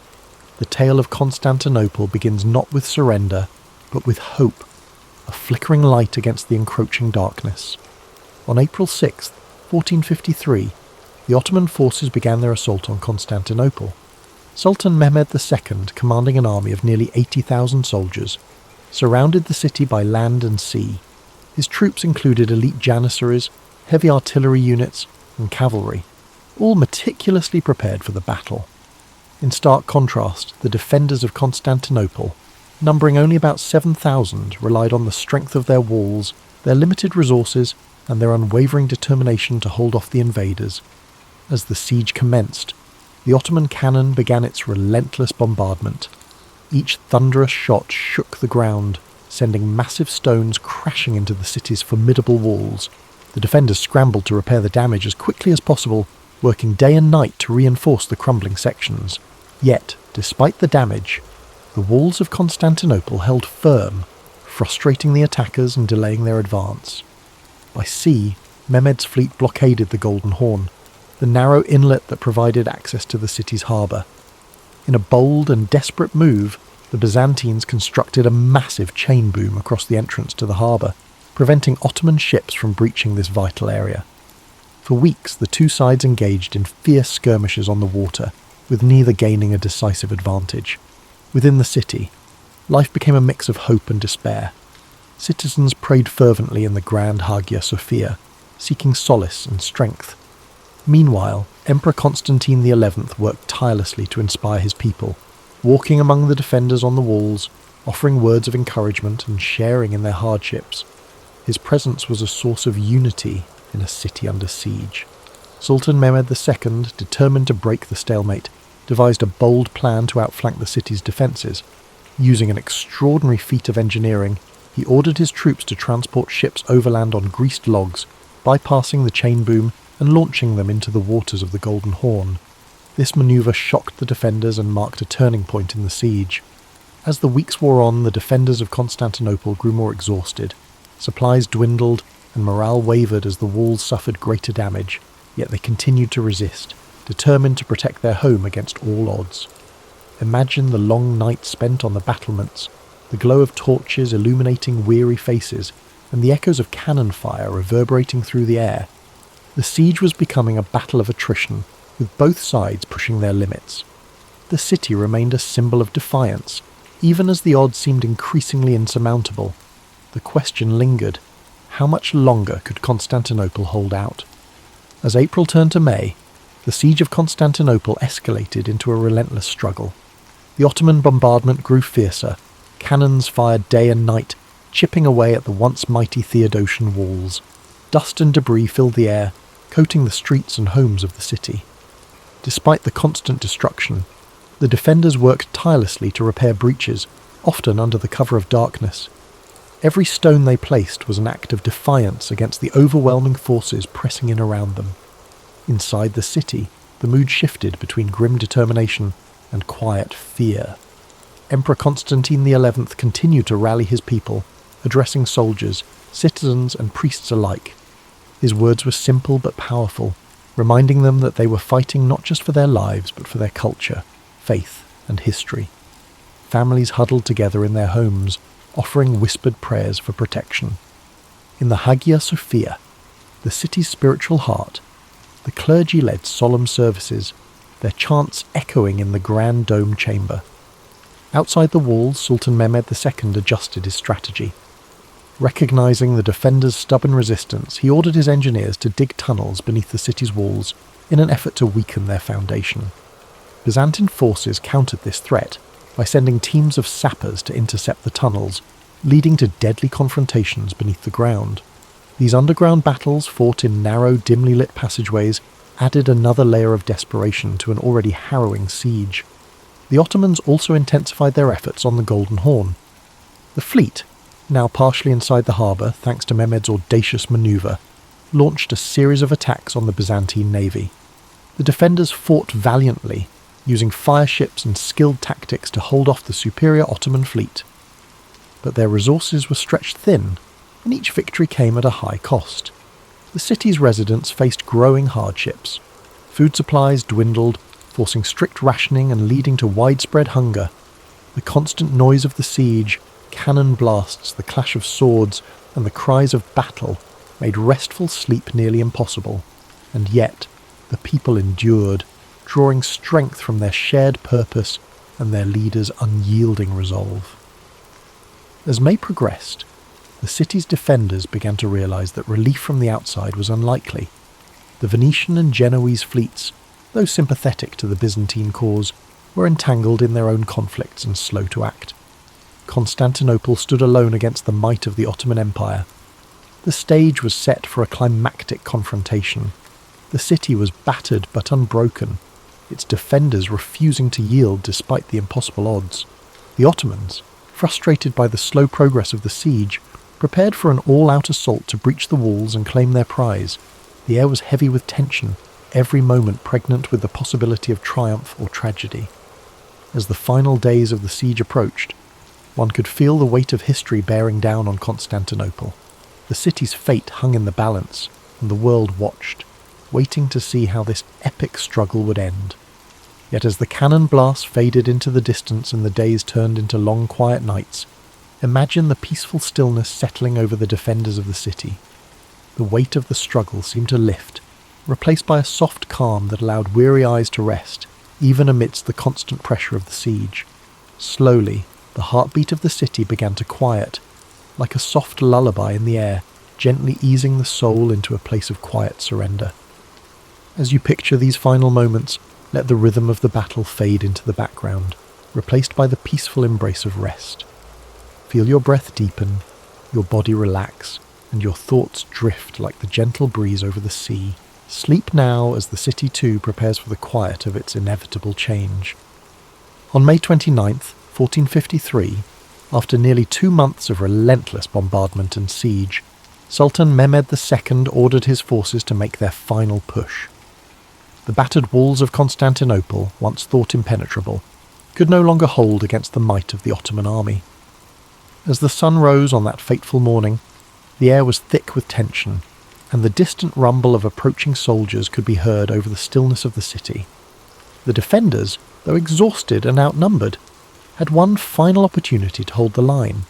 Emperor Constantine XI, fully aware of the gravity of the moment, donned his armour and walked once more among his soldiers. His face, normally calm and composed, now carried the weight of his kingdom's fate. The emperor's rallying cry was simple: freedom or death, and he urged his soldiers to fight for their city and for their lives. Meanwhile, on the Ottoman side, Sultan Mehmed II had prepared for this day with meticulous care. His engineers worked tirelessly to breach the walls using battering rams, and his elite Janissary troops positioned themselves to take the city by force. A final, massive cannon barrage rang out across the city as the Ottomans made their move. With each blast, the walls of Constantinople groaned, and the defenders scrambled to repair what they could, but the damage had taken its toll. At the same time, the Ottoman fleet, now fully in position within the Golden Horn, moved to blockade the last remaining escape routes by sea. Constantinople, once a beacon of power and culture, was now a city trapped. Its streets, filled with the sounds of combat, became narrow avenues of despair and defiance. As the battle raged in the city, the defenders fought valiantly, but it was clear that the odds were stacked against them. The walls were crumbling. The artillery had breached a gap large enough for the Ottoman forces to swarm in. The fighting grew fiercer, house by house, street by street, as the city's residents and soldiers tried to push back the invaders. But there were too many Ottomans, and their determination to conquer the city was overwhelming. As the day wore on, the fate of Constantinople was sealed. By afternoon, the Ottomans had broken through the walls, and the city began to fall. Emperor Constantine XI, realizing that the end was near, fought bravely until the very last. But when the Ottoman forces entered the city, they found no mercy. The city was overrun, and its defenders, exhausted and outnumbered, were either captured or slain. The fall of Constantinople was not just the fall of a city, it was the end of an era. The Byzantine Empire, which had once been a powerful force in Europe and Asia, was no more. The city, now in Ottoman hands, would be renamed Istanbul and become the new capital of the Ottoman Empire. As you reflect on the fall of this great city, imagine the silence that followed the chaos of battle. The cries of the defeated soldiers faded into quiet, and the city, now under new rule, began its transformation. The once grand buildings, the churches, and the bustling marketplaces were left to be reborn into something new. Let the stillness of this moment wash over you, as the world that once was fades away, and a new world takes its place. As you feel the weight of this chapter settle into the quiet of the night, let the sounds of the world outside fade into a soft background hum. Close your eyes and feel the piece of history unfolding, letting the past gently drift away. Sleep now, as time itself slows, and the city's story becomes a part of your dreams. The fall of Constantinople marked the end of one era and the beginning of another, reverberating far beyond the walls of the ancient city. As the Ottomans took control, they reshaped not only the city's physical appearance, but also its cultural, political, and religious landscape. The Byzantine Empire, which had once been the protector of Christian Orthodox traditions, was gone. The city of Constantinople, now Istanbul, would become the heart of a new empire, the Ottoman Empire, bringing with it a wave of change that would echo through history for centuries. The fall of Constantinople was a pivotal moment for Europe, signalling the end of the medieval period and the start of the Renaissance. With the loss of one of the most important Christian cities, scholars, artisans, and intellectuals fled to the west, carrying with them priceless knowledge and manuscripts. The Greeks, who had lived under Byzantine rule for generations, brought their learning to places like Florence, Venice, and Rome. The rediscovery of classical texts and ancient Greek philosophy fueled the Renaissance, sparking a new era of intellectual and artistic flourishing. But the impact of the city's fall was not just felt in the West. For the Ottomans, capturing Constantinople was a moment of immense pride and significance. Sultan Mehmed II, now known as the Conqueror, solidified his legacy and the Ottoman Empire's power.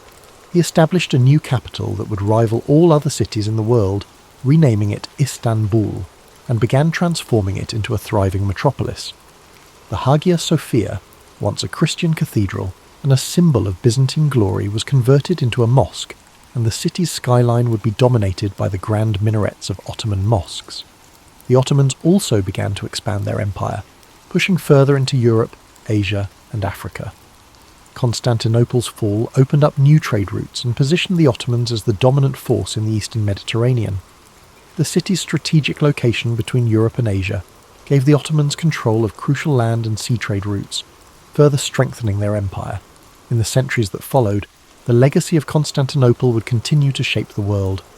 For the East, it became a symbol of Ottoman strength and prosperity. For the West, it served as a reminder of the fragility of empires and the shifting tides of history. The fall of Constantinople was more than just a military victory. It was a symbolic event that signalled the changing balance of power in the world. As you reflect on the long-reaching consequences of this moment in history, imagine how the passing of centuries can transform a city, how the echoes of one era can reverberate into the next. Feel the calmness of time moving forward, each breath slower, as you let the weight of these changes settle into your thoughts. The past is a river, constantly flowing, and Constantinople's fall was but one ripple in the vast current of history. Let this ripple guide you into a peaceful place of reflection, where the weight of time and change lifts, and you feel the peace of quiet understanding. Though the city of Constantinople fell to the Ottomans in 1453, the spirit of its ancient civilization would never be fully extinguished. The echoes of its grandeur, its wisdom, and its role as the crossroads of empires resonated through time. The Byzantines, though defeated, had left an indelible mark on the world. The artifacts, the knowledge, and the stories of their culture continued to influence not only the Ottomans, but the entire world for generations. Even the name Constantinople itself would live on in the hearts of those who revered its history. For the Ottomans, the transformation of the city into Istanbul was more than a conquest. It was a blending of two worlds.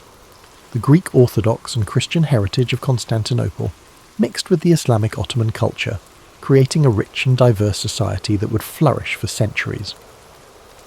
The city's iconic Hagia Sophia, once a Christian church, stood as a testament to this blending, a symbol of the city's enduring beauty and the confluence of different faiths, traditions and ideas. Over time, Istanbul would become a global hub for art, science and trade, fostering an environment where diverse cultures and ideas could meet. Scholars, artists and merchants from all corners of the world passed through the city, contributing to its ongoing legacy as a place of knowledge and exchange. As you reflect on the lasting impact of Constantinople, imagine how the quiet passage of time can allow a city's legacy to endure long after its walls have crumbled. The stories of Constantinople's rise, its cultural riches, and its eventual fall are woven into the fabric of history. And just as the city evolved, so did the stories of the people who lived there, stories that still inspire awe and contemplation today. Now, as the quiet night settles in, let yourself be carried away by the soft waves of time. The distant sounds of the past are now mere whispers in the night, fading into a calm silence. The story of Constantinople, its rise and fall, and its everlasting influence now rests softly in the back of your mind. Allow this story to guide you into a deep and peaceful rest, where the weight of history lifts and only the soothing silence remains.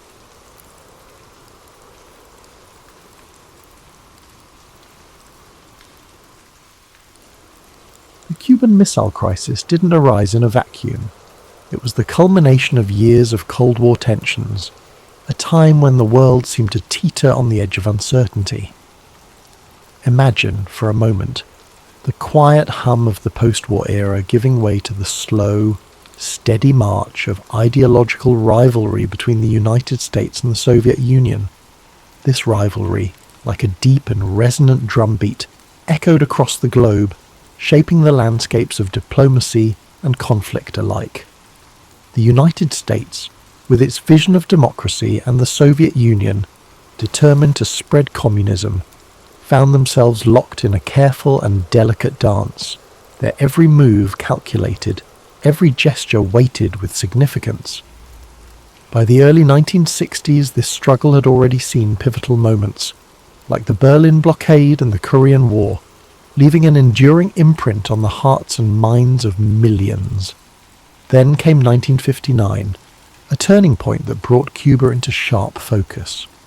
The Cuban Revolution swept through the island like a soft but unrelenting wind, carrying Fidel Castro to power and replacing the Batista regime. Under Castro, Cuba aligned itself with the Soviet Union, transforming into a communist stronghold just 90 miles from American shores, a distance so short it might as well have been a whisper across the ocean. This proximity brought with it a quiet but undeniable unease, a tension that settled in the minds of US leaders like a lingering shadow. The hum of covert operations soon followed, culminating in the failed Bay of Pigs invasion in 1961. This misstep, like a ripple in still water, spread embarrassment for the Kennedy administration and deepened the chasm of mistrust between the US and Cuba. At the same time, Soviet Premier Nikita Khrushchev, ever watchful and calculating, saw an opportunity to exploit this growing divide. He began to weave a plan that would take full advantage of Cuba's location, creating a web of uncertainty and anticipation that seemed to stretch endlessly across the calm skies. As we linger in this moment of reflection, Picture a world on edge yet still wrapped in quiet resolve. Let these images and thoughts drift gently through your mind, like leaves carried by a slow, steady current. The stage was set, each thread of tension delicately placed, weaving the intricate fabric of what would soon become one of the most dramatic and perilous moments in modern history.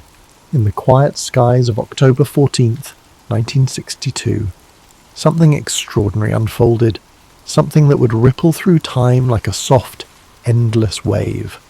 High above the peaceful landscapes of Cuba, an American U-2 reconnaissance plane glided effortlessly, its sleek form cutting through the stillness of the heavens. From its vantage point, the plane captured a series of photographs, silent yet profound, revealing a truth that would shake the world. Soviet missile sites, nestled discreetly amidst the lush and tranquil countryside, were under construction. These were no ordinary missiles. Their presence was like a whisper of something immense and dangerous, carrying with them the potential for devastation, capable of reaching the heart of the United States within mere moments. These medium and intermediate range ballistic missiles carried the weight of a silent, looming threat. The images, delicate and unassuming, were swiftly brought back to Washington, where they were met with a storm of hushed urgency and careful deliberation. Picture the scene as President John F. Kennedy and his advisors gathered in the stillness of the White House. The room was heavy with the quiet murmur of voices, each one low and deliberate as the photographs were laid out like puzzle pieces on a smooth, polished table. The gravity of the discovery hung in the air, a presence as tangible as the tick of a distant clock. Each second stretched slow and steady, like the rhythm of a deep and calming breath. As the advisors spoke, their words mingled with the ambient quiet, and the room seemed to hold its breath. It became clear that this was not just a military challenge, but a profound shift in the balance of power. The missiles in Cuba mirrored the US's own installations in Turkey, creating a precarious symmetry of threat that deepened the unease. This delicate balance, like a tightrope suspended above a chasm, demanded extraordinary care and calm. For a moment, close your eyes and imagine the scene. The soft rustle of papers, the distant hum of voices, and the unspoken tension that lingers in the air like a gentle mist. This was a time of reflection, a time when the world seemed poised on the edge of a decision that could change everything. Yet, amidst the tension, there was also a stillness, a fragile sense of order holding back the chaos beyond. As the president and his team weighed their options, the choices before them seemed infinite, like waves rolling gently onto a shore. Diplomacy, military action, or something in between, each decision carried the weight of an uncertain future. But for now, in this moment, let these thoughts settle, like leaves falling softly to the ground, as the story gently unfolds further into the night. In the days that followed the discover, the world seemed to move in slow motion, each moment drawn out as though the air itself had grown thicker, heavier. President Kennedy and his advisors, the Executive Committee of the National Security Council, often referred to as ExComm, met repeatedly in the quiet, reflective halls of the White House. Their discussions, careful and deliberate, centered on one pressing question: how to respond to this grave discovery. The choices before them were as weighty as the stillness that filled the room. One option was a military strike to destroy the missile sites, swift and decisive. Another was a full-scale invasion of Cuba, an action that would surely provoke a direct confrontation with the Soviet Union. But even as these strategies were considered, their risks loomed large, like storm clouds gathering on the horizon. A misstep could spark the very thing they all feared: a nuclear war that might engulf the world in unimaginable devastation. Amid the tense deliberations, a third option emerged, one that seemed to offer a chance for resolution without immediate violence: a naval quarantine of Cuba. This option, though less aggressive, was no less bold. By establishing a blockade to prevent further delivery of Soviet missiles and military equipment to the island, the United States could demonstrate its resolve while leaving room for diplomacy to take hold. The term quarantine was chosen carefully, softer than blockade, to avoid the suggestion of an act of war. Picture, if you will, the long pauses between words as the advisors weighed this plan. Their voices, low and measured, filled the space like the gentle lapping of waves against a shore. The room, dimly lit and hushed, seemed to hold its breath as the implications of the quarantine began to crystallize. Would it be enough to deter the Soviets, or would it provoke them into escalating the conflict further? The question lingered, unanswered, like a faint echo in the stillness. On October 22nd, 1962, President Kennedy addressed the nation in a speech that broke the quiet tension of those days. His calm and steady voice carried across the airwaves, explaining the situation and announcing the quarantine. He described the missiles in Cuba as a secret, swift, and extraordinary build-up, and made it clear that the United States would not tolerate this threat so close to its shores. Yet, even in this moment of firm resolve, there was an undercurrent of hope, a hope that reason might prevail, that diplomacy might yet find a path through the shadows of uncertainty. Imagine the millions of listeners across the world, leaning closer to their radios, their breaths slowing as the words sank in. The quarantine was now in place, a quiet but firm line drawn in the waters around Cuba. The decision was made, yet the outcome remained unknown, hanging in the air like a gentle mist at dawn. As we move forward, let these thoughts rest gently in your mind, like whispers carried on a cool, soothing breeze as we drift deeper into this unfolding story. Take a moment. Breathe deeply, slowly, and imagine the calm before a storm, the kind of quiet that hums with anticipation when time seems to stretch and every second feels longer than the last. This was the atmosphere as the United States naval quarantine of Cuba went into effect on October 24, 1962. The blockade was not just a line drawn in the water, it was a test of wills between two superpowers. American warships moved into position, forming a silent, steady wall in the ocean, ready to intercept any Soviet vessels attempting to deliver more missiles or military supplies to Cuba. These ships, though distant from the shorelines, carried with them the weight of a global audience's gaze as the world watched and waited, holding its collective breath. Far away in the stillness of the Kremlin, Premier Khrushchev faced his own moment of reflection. Soviet ships were already en route to Cuba, some carrying cargo that would challenge the blockade directly. Would they stop or press on? To retreat might signal weakness. To advance might spark open conflict. The tension was palpable, an invisible thread pulling tighter with each passing hour. Imagine the seas, vast and unyielding, their surface calm but concealing a profound sense of unease beneath. The American ships floated silently, their crews ready but motionless, listening to the soft rhythm of the waves and the low hum of the engines. Across the Atlantic, the Soviet vessels continued their approach, the space between them shrinking slowly, steadily, like the narrowing of a great and ominous gulf. Back in Washington, the ExComm held near-constant meetings, their discussions now carrying the gravity of the quarantine's first test. Reports from the blockade zone came in, each one met with careful deliberation. The tension in those rooms was thick, almost tangible, as though it might spill out into the world beyond. Every voice was measured, every pause significant, as the weight of their decisions pressed down like a blanket of still and heavy air. Then, on October the 25th, an eerie moment of calm arrived. The Soviet ships stopped just short of the blockade line. This pause, this single moment of restraint, was both a relief and a reminder of how precariously balanced the situation remained. Khrushchev sent a message proposing negotiations, a glimmer of light breaking through the clouds of uncertainty. For a moment, let your mind linger on this fragile quiet. Imagine the stillness of the ocean, the distant shapes of the ships, and the muffled sounds of calm activity on deck. It was a pause, but not yet a resolution, like the faintest hint of dawn before the sun begins to rise. As the world held its breath, the next moves remained uncertain, waiting to unfold with the slow and deliberate pace of history itself. Pause for a moment.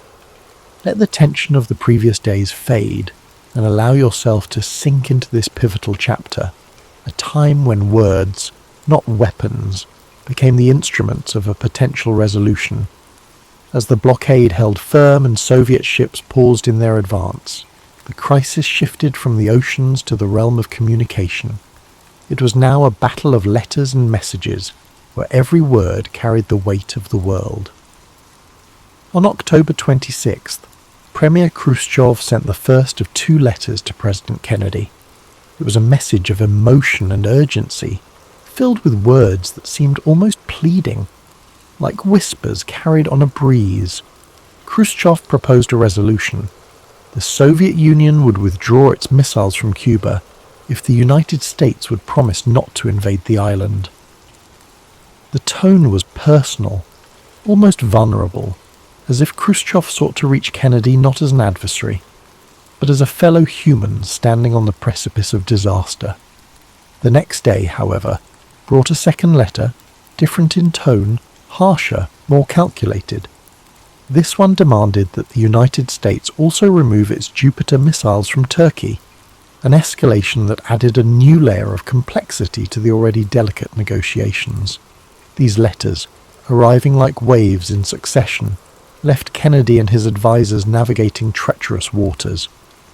Which message represented Khrushchev's true intent? Was this a sincere offer or a ploy to gain an upper hand?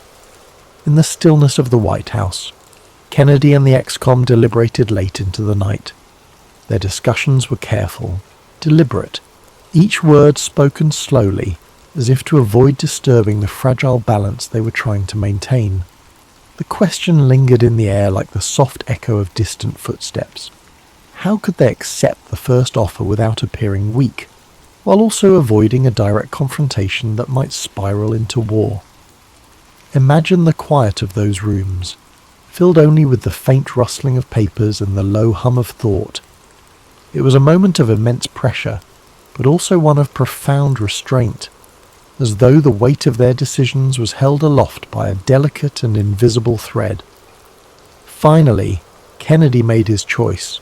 He responded to Khrushchev's first letter, agreeing to the proposal of a non-invasion pledge in exchange for the removal of the missiles from Cuba.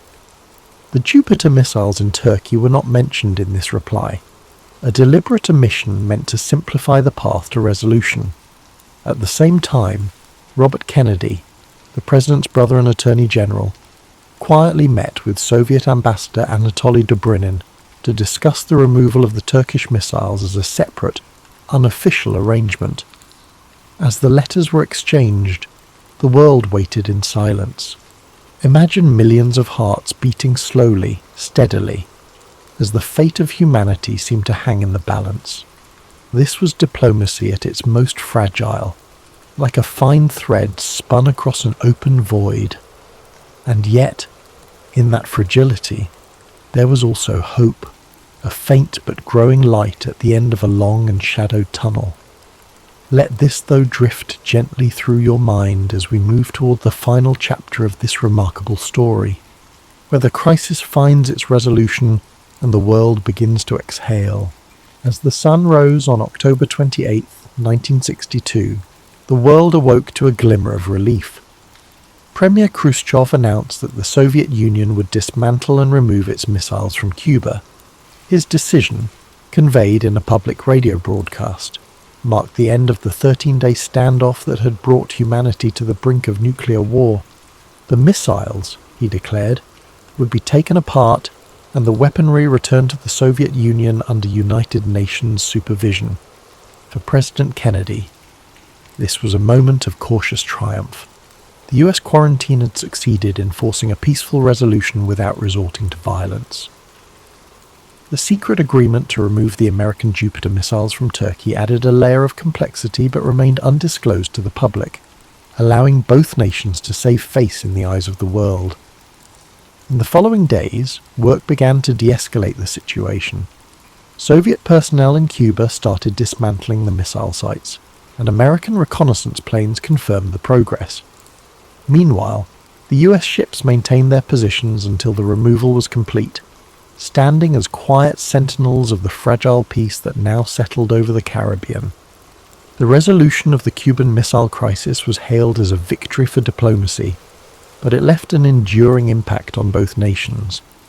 In the United States, Kennedy emerged as a skilled leader who had successfully navigated the most dangerous crisis of the Cold War. For Khrushchev, the crisis was a humbling moment that exposed the limits of Soviet power and, in part, contributed to his eventual removal from office. Yet, the aftermath also brought reflection. The sheer proximity to disaster prompted both superpowers to reconsider their approach to conflict and diplomacy.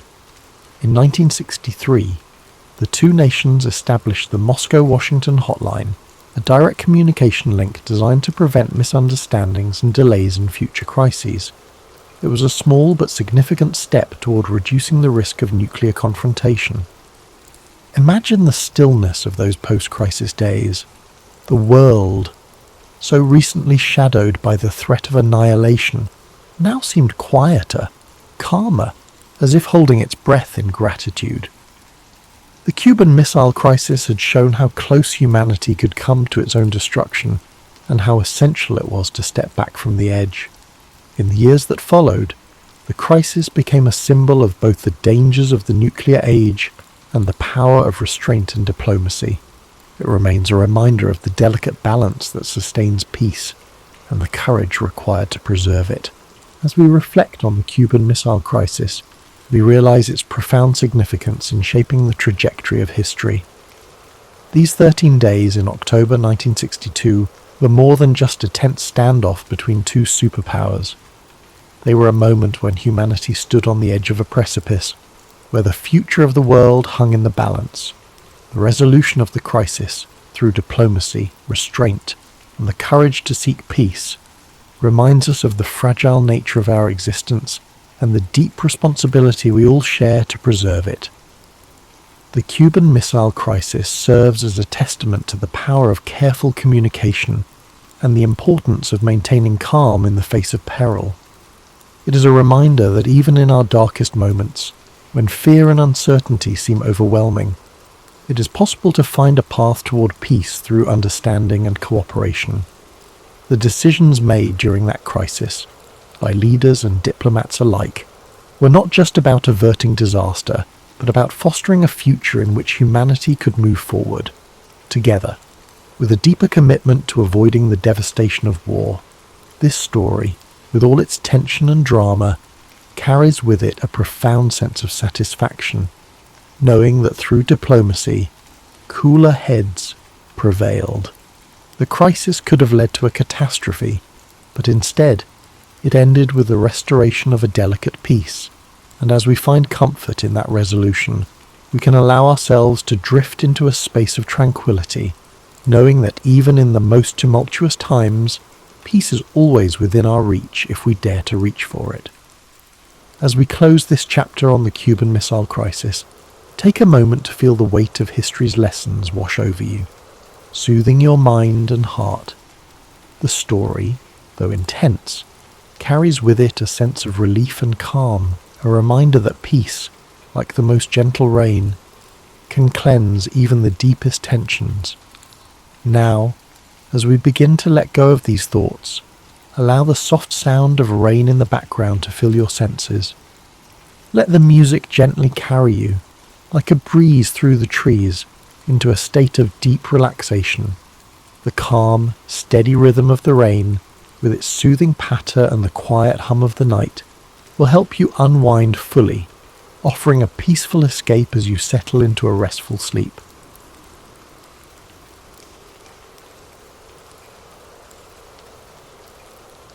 Japan's origins are steeped in myth and legend, woven into the fabric of the country's identity. According to the Kojiki and Nihon Shoki, the oldest chronicles of Japan, the islands were created by the divine couple Izanagi and Izanami, who dipped a jewelled spear into the sea and formed the archipelago. Their descendants, the Kami, shaped the land and its people. Among them, Amaterasu, the sun goddess, was the most revered, and it was her lineage that would give rise to Japan's imperial family, a connection that persists in tradition to this day. While these myths offered a divine origin story, the archaeological record tells another tale, one rooted in migration and survival. The first inhabitants of the Japanese archipelago arrived over 30,000 years ago, likely crossing land bridges from the Asian continent.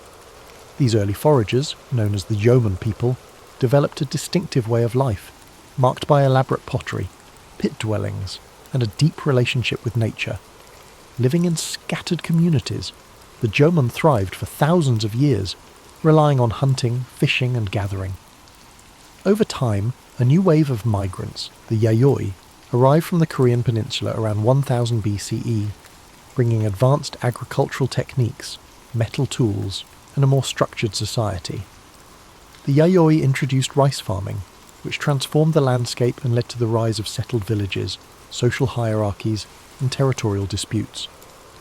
This era laid the foundation for the first centralized political structures in Japan, as powerful clan leaders, known as Uji, competed for control. Among them, one lineage, the Yamato, gradually emerged as the most dominant, consolidating power and setting the stage for an imperial dynasty. While the lines between history and myth blur in Japan's earliest narratives, these formative centuries shaped the cultural, spiritual and political DNA of the nation. The balance between divine legitimacy and earthly rule became a defining feature of Japan's rulers, a theme that would persist through centuries of samurai governance, shogunate control, and imperial restoration. The echoes of these ancient times still resonate in modern Japan, where traditions, shrines, and rituals continue to honour the distant past, maintaining a tangible link to the country's mythological and historical roots. As the Yayoi period gave way to the Kofun era circa 250 to 538 CE, Japan saw the rise of powerful clans that vied for dominance, each commanding vast agricultural territories and fortified settlements. Among these rival factions, the Yamato clan gradually asserted its influence over much of central and western Japan, cementing itself as the dominant force.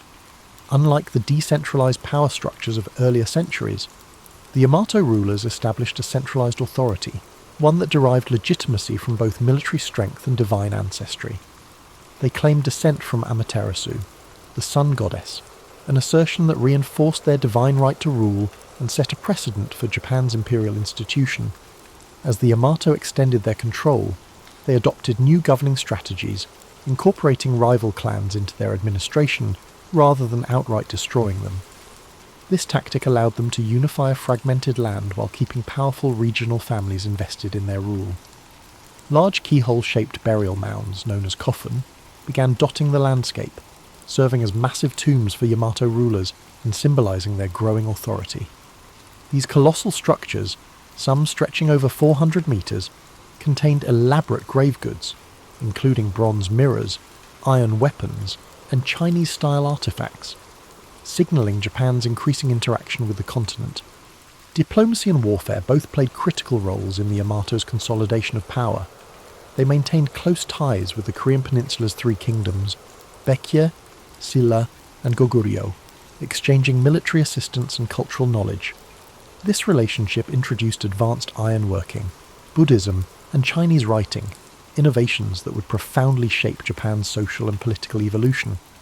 By the 6th century, the Yamato rulers had firmly established themselves as the sovereign power of the land, transitioning from mere chieftains to imperial monarchs. This period also saw the emergence of the term Tenno, meaning heavenly sovereign, which became the official title of the emperor, reinforcing the dynasty's divine mandate.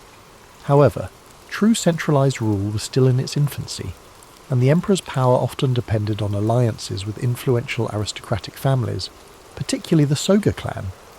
Buddhism's arrival from Korea further accelerated political and ideological shifts, as different factions debated whether to embrace or resist the foreign faith. Ultimately, the Soga championed Buddhism, securing its place in Japanese society and aligning themselves with the imperial family. This decision not only strengthened the Yamato state's ties to continental Asia, but also set the stage for profound transformations in governance, religion, and cultural identity. The dawn of imperial rule in Japan was not a sudden event but a gradual process, one shaped by diplomacy, conflict, and strategic alliances. The Yamato legacy endured, providing the framework for what would become the enduring Japanese imperial institution, one that still exists today as the oldest hereditary monarchy in the world. As the Yamato rulers solidified their control, Japan entered a period of profound transformation known as the Asuka period, 538 to 710 CE, a time when foreign influences, particularly from China and Korea, began reshaping nearly every aspect of Japanese society. The most significant change was the introduction and eventual adoption of Buddhism, an event that sparked both political conflict and cultural evolution. Initially met with resistance from conservative Shinto factions, Buddhism found powerful patrons in the Soga clan, a family that wielded immense influence in the imperial court. The Soga championed Buddhist teachings, not merely as a spiritual doctrine but as a tool of political legitimacy, linking Japan to the great civilizations of the Asian mainland. Their support culminated in the construction of grand temples and the promotion of Buddhist ideals, solidifying the religion's place within the emerging state. However, their growing power provoked backlash from rival aristocratic factions, leading to a violent coup in 645 CE, where Prince Naka no Oe and his ally Fujiwara no Kamatari orchestrated the fall of the Soga. This event, known as the Taika Reform, marked a turning point in Japanese history. It ushered in sweeping administrative and land reforms inspired by China's Tang dynasty. The reforms sought to centralize power under the emperor, replacing the old clan-based governance system with a structured bureaucratic state. Land ownership was redefined, with all land technically belonging to the emperor and distributed to farmers in exchange for tax obligations. A new legal code, the Ritsuryo system, was established. Closely mirroring the Chinese model of governance, it introduced provincial governors, census-based taxation, and a standing military force. This process of state formation reached new heights in the Nara period, 710 to 794 CE, when Japan's rulers sought to create a true imperial capital akin to China's Chang'an. In 710, the imperial court relocated to Heijo-kyo, modern-day Nara, a meticulously planned city laid out in a grid pattern, reflecting the influence of Tang dynasty urban design. Nara became the heart of government, culture, and religion, filled with grand Buddhist temples and administrative complexes. The most striking symbol of this era was the construction of Todaiji, a monumental temple housing the great Buddha Daibutsu, a colossal bronze statue commissioned by Emperor Shomu. This project exemplified the fusion of politics and religion, as the emperor sought to use Buddhism as a unifying force to legitimize his rule and bring stability to the realm. However, this increasing reliance on Buddhist institutions came with unintended consequences. Powerful Buddhist monasteries amassed great wealth and influence, often interfering in court politics. Monastic factions formed their own armed militias, threatening imperial authority. Additionally, the expenses of maintaining a centralized state and funding extravagant temple projects placed a heavy financial strain on the government. Despite these challenges, the Asuka and Nara periods laid the foundation for Japan's national identity. The first written histories, the Kojiki and Nihon Shoki, were compiled, blending mythology and historical accounts to establish the legitimacy of the imperial lineage. Confucian ideals shaped court etiquette and governance, while Chinese-style calligraphy, poetry, and artistic traditions took root in Japanese culture. Yet, even as Japan embraced these continental influences, it remained distinct, adapting foreign models to fit its unique social and political structure. By the late 8th century, dissatisfaction with the growing power of Buddhist institutions and concerns over court corruption led to a bold decision, to abandon Nara and establish a new capital. This move marked the end of one era and the dawn of another, as Japan prepared to enter the age of aristocratic refinement and cultural flourishing in Heian-kyo, modern-day Kyoto. As the imperial court relocated to Heian-kyo in 794 CE, Japan entered the Heian period, 794 to 1185, an age of refinement, courtly elegance, and cultural achievements that would leave an enduring legacy. This era saw the court aristocracy, particularly the powerful Fujiwara clan, dominate political life through strategic marriages and manipulation of the emperor's authority. Rather than ruling directly, emperors often became symbolic figures, while real power rested in the hands of regents and chancellors from the Fujiwara lineage. This aristocratic elite revelled in a life of aesthetic pursuits, developing sophisticated literary traditions, art, and fashion. The world of the Heian court was meticulously detailed in The Tale of Genji, a novel written by the noblewoman Murasaki Shikibu, which provides an intimate glimpse into the court's elaborate rituals, political intrigues, and romantic entanglements. Poetry, calligraphy, and the appreciation of nature became essential aspects of aristocratic life. Individuals were judged not by their battlefield prowess, but by their ability to compose a flawless poem or arrange their robes in harmonious colours. However, this refined world of the Heian elite was largely detached from the realities of the provinces, where power was shifting away from the court and into the hands of regional landowners and warrior clans. As the imperial government struggled with inefficiency and financial mismanagement, large estates known as shun emerged, exempt from taxation and controlled by influential families, religious institutions, and local warlords. These estates operated independently, weakening the emperor's grip on the countryside. The Fujiwara, preoccupied with courtly life, failed to address the growing instability in the provinces, leading to the rise of the Bushi, warrior class, who would soon dominate Japan's political landscape. These warriors, initially employed as estate enforcers and mercenaries, gradually amassed land and influence, forming powerful samurai clans. By the late Heian period, two dominant warrior families, the Taira and the Minamoto, emerged as the key players in Japan's shifting power dynamics. Their rivalry culminated in a series of violent conflicts, known as the Genpei War, 1180 to 1185, which would decide the fate of the nation. The aristocratic Heian court, once the pinnacle of cultural sophistication, found itself powerless against the militarized society rising in the provinces. While poetry and courtly aesthetics flourished in Heian-kyo, battles raged across the countryside, heralding the end of imperial dominance and the dawn of the samurai age. With the final defeat of the Taira at the Battle of Dan-no-ura in 1185, the Minamoto clan emerged victorious, forever altering Japan's political structure. The old Heian world of refinement and aristocratic rule had given way to a new order, one dictated by warriors rather than poets, and by the sword rather than the brush. With the Minamoto victory in 1185, Japan entered a new political era, one where warriors, rather than court aristocrats, held the reins of power. In 1292, Minamoto no Yoritomo formally established the Kamakura shogunate, marking the beginning of samurai rule that would last for nearly 7 centuries. Unlike the emperors of old, who were largely ceremonial figures, Yoritomo wielded actual political and military authority as shogun, a title that would become synonymous with de facto rulership in Japan. The imperial court in Kyoto remained intact, but its influence had diminished, overshadowed by the rise of the Bakufu, the military government headquartered in Kamakura. Under Yoritomo's leadership, Japan's feudal system began to take shape, with powerful regional lords, known as daimyo, controlling vast territories in exchange for military service.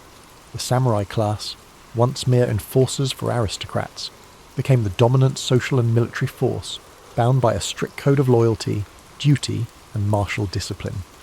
However, the Kamakura shogunate faced persistent challenges, both from within and beyond Japan's shores.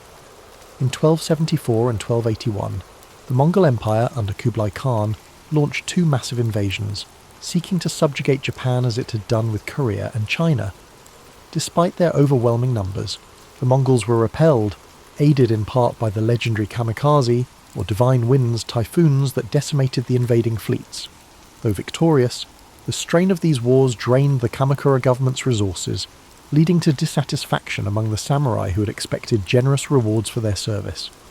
Without enough land or wealth to distribute, the shogunate's grip weakened, culminating in its overthrow in 1333 by Emperor Go-Daigo and his loyalist forces. Yet, imperial restoration was short-lived, as another powerful warlord, Ashikaga Takauji, betrayed the emperor and established the Muromachi shogunate in 1336. The Ashikaga rulers governed from Kyoto, closer to the imperial court than their Kamakura predecessors, but their authority was far less centralized. The daimyo grew increasingly independent, governing their domains as autonomous warlords rather than mere vassals of the shogun. While the Muromachi period, 1336 to 1573, saw a cultural renaissance, marked by the rise of no theatre, ink painting and the tea ceremony, it was also an era of political fragmentation and rising conflict. By the 15th century, Japan had plunged into the Sengoku Jidai, the Warring States period, a time of near-constant civil war among rival clans. The Ashikaga shoguns, unable to maintain order, became mere figureheads as daimyo battled for supremacy. This period set the stage for the dramatic rise of three of Japan's most famous warlords, Oda Nobunaga, Toyotomi Hideyoshi, and Tokugawa Ieyasu, who would ultimately unify the fractured nation. The age of the samurai had reached its apex, but the chaos of civil war had proven that Japan needed a stronger, more centralized government. The centuries of warrior rule had reshaped the country's political landscape, replacing the old aristocratic order with a new hierarchy built on military might, land control, and unwavering feudal loyalty. Yet, even as samurai lords waged war, the seeds of a more unified Japan were already being sown, setting the stage for the final transformation of the feudal era. As Japan descended into chaos, during the Sengoku Jidai, the Warring States period, three formidable warlords emerged to bring an end to the long era of civil strife. The first was Oda Nobunaga, a brilliant but ruthless strategist who launched a campaign to unify Japan in the late 16th century. He revolutionized warfare by adopting Western firearms, implementing innovative battlefield tactics, and crushing rival daimyo with brutal efficiency. By the 1570s, Nobunaga had seized Kyoto and dismantled the remnants of the Ashikaga shogunate. However, his rule was cut short in 1582 when he was betrayed by one of his own generals, Akechi Mitsuhide, and forced to commit seppuku. His unfinished mission was taken up by Toyotomi Hideyoshi, a former peasant-turned-general who proved himself as one of history's greatest tacticians. Hideyoshi completed the unification of Japan, eliminating remaining rivals and establishing control over the entire archipelago by 1590. He enacted sweeping reforms, disarming the peasantry, restricting samurai to castle towns, and reorganizing the feudal hierarchy to ensure loyalty. However, his ambitions stretched beyond Japan. In 1592 and 1597, he launched massive invasions of Korea in a bid to conquer China. These campaigns ended in disaster, draining Japan's resources and costing thousands of lives. When Hideyoshi died in 1598, his generals vied for control, leading to the decisive Battle of Sekigahara in 1600. It was Tokugawa Ieyasu, a cunning and patient strategist, who emerged victorious. In 1603, he established the Tokugawa shogunate, ushering in the Edo period, 1603 to 1868, a time of unprecedented peace, stability, and isolation. Unlike his predecessors, Ieyasu prioritized long-term control over immediate conquest. He moved the seat of power to Iedo, modern-day Tokyo, where he constructed an intricate system of governance to prevent future uprisings. The Bakuhan system divided authority between the shogunate and regional daimyo, ensuring that local lords remained powerful but ultimately subservient to the Tokugawa family. To maintain control, Ieyasu implemented the Sankin-kotai policy, which required daimyo to alternate living in Edo and their home provinces, draining their wealth and keeping them under close watch. Meanwhile, he enacted strict social policies that solidified Japan's rigid class hierarchy: samurai, peasants, artisans, and merchants, ensuring that each class remained in its designated role. One of the most defining features of the Tokugawa era was Japan's policy of isolation, known as sakoku. Fearing foreign influence, particularly the spread of Christianity, the shogunate banned European missionaries, restricted trade to a few controlled ports, and prohibited Japanese citizens from travelling abroad. For over 2 centuries, Japan remained almost entirely closed to the outside world, developing a distinct insular culture. Despite this isolation, the Edo period saw a flourishing of the arts, literature, and urban culture. Cities like Edo, Kyoto, and Osaka became centres of commerce and entertainment, giving rise to kabuki theatre, ukiyo-e woodblock prints, and haiku poetry. Samurai, now mostly bureaucrats rather than warriors, turned to scholarship and administration, while merchants, despite their low social status, grew increasingly wealthy. Yet, beneath the surface of stability, cracks began to form. Economic strain, rigid social policies, and foreign pressure would eventually force Japan to reopen its doors in the 19th century, bringing an end to the Tokugawa era and ushering in the Meiji Restoration. Still, the unification efforts of Nobunaga, Hideyoshi, and Ieyasu had laid the groundwork for modern Japan. Their legacies endured, shaping the country's political structure, cultural identity, and samurai ethos long after the last shogun relinquished power. The centuries of war and bloodshed had finally given way to order, but the cycle of history ensured that change would come again.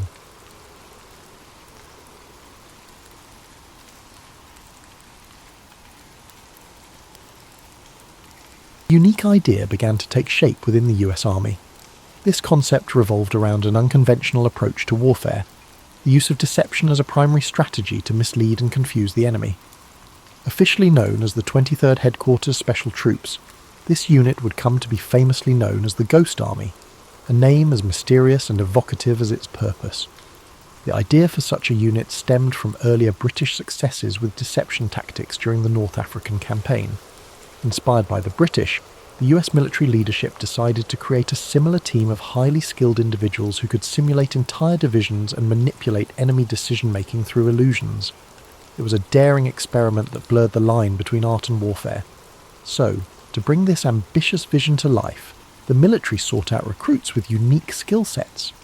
Unlike typical soldiers, the Ghost Army was composed of artists, designers, engineers, sound technicians, and even actors. Many of these individuals had no prior combat experience, but were instead recruited from art schools, advertising agencies, and design firms. Their creativity and technical expertise would prove invaluable in crafting the elaborate ruses needed to deceive German forces. From the very beginning, the Ghost Army operated under a veil of secrecy. Its mission was to create diversions, feints, and false operations that would distract the enemy and protect Allied troops during key military campaigns. To achieve this, the unit relied on a combination of inflatable tanks, sound effects, fake radio transmissions, and carefully choreographed movements. Each tactic was meticulously planned and executed, often under immense pressure and with no room for error. One of the Ghost Army's most ingenious methods involved the use of inflatable equipment. Rubber tanks, trucks, and artillery pieces were designed to look convincing from a distance, creating the illusion of a formidable force. These decoys were lightweight and portable, allowing the unit to set up and dismantle fake encampments in record time. The sight of rows of vehicles in strategic locations was often enough to make enemy reconnaissance planes report the presence of a large Allied force. But visual deception was only one part of the equation. The Ghost Army also employed sophisticated sound technology to enhance their illusions. Using state-of-the-art recording equipment, they created audio tracks of rumbling tanks, marching soldiers, and the din of a bustling military base. These sounds were played through powerful speakers mounted on trucks, which could project the noises up to 15 miles away. The combination of visual and auditory deception created an immersive experience that fooled even the most seasoned enemy commanders. The third key element of the Ghost Army's strategy was radio deception.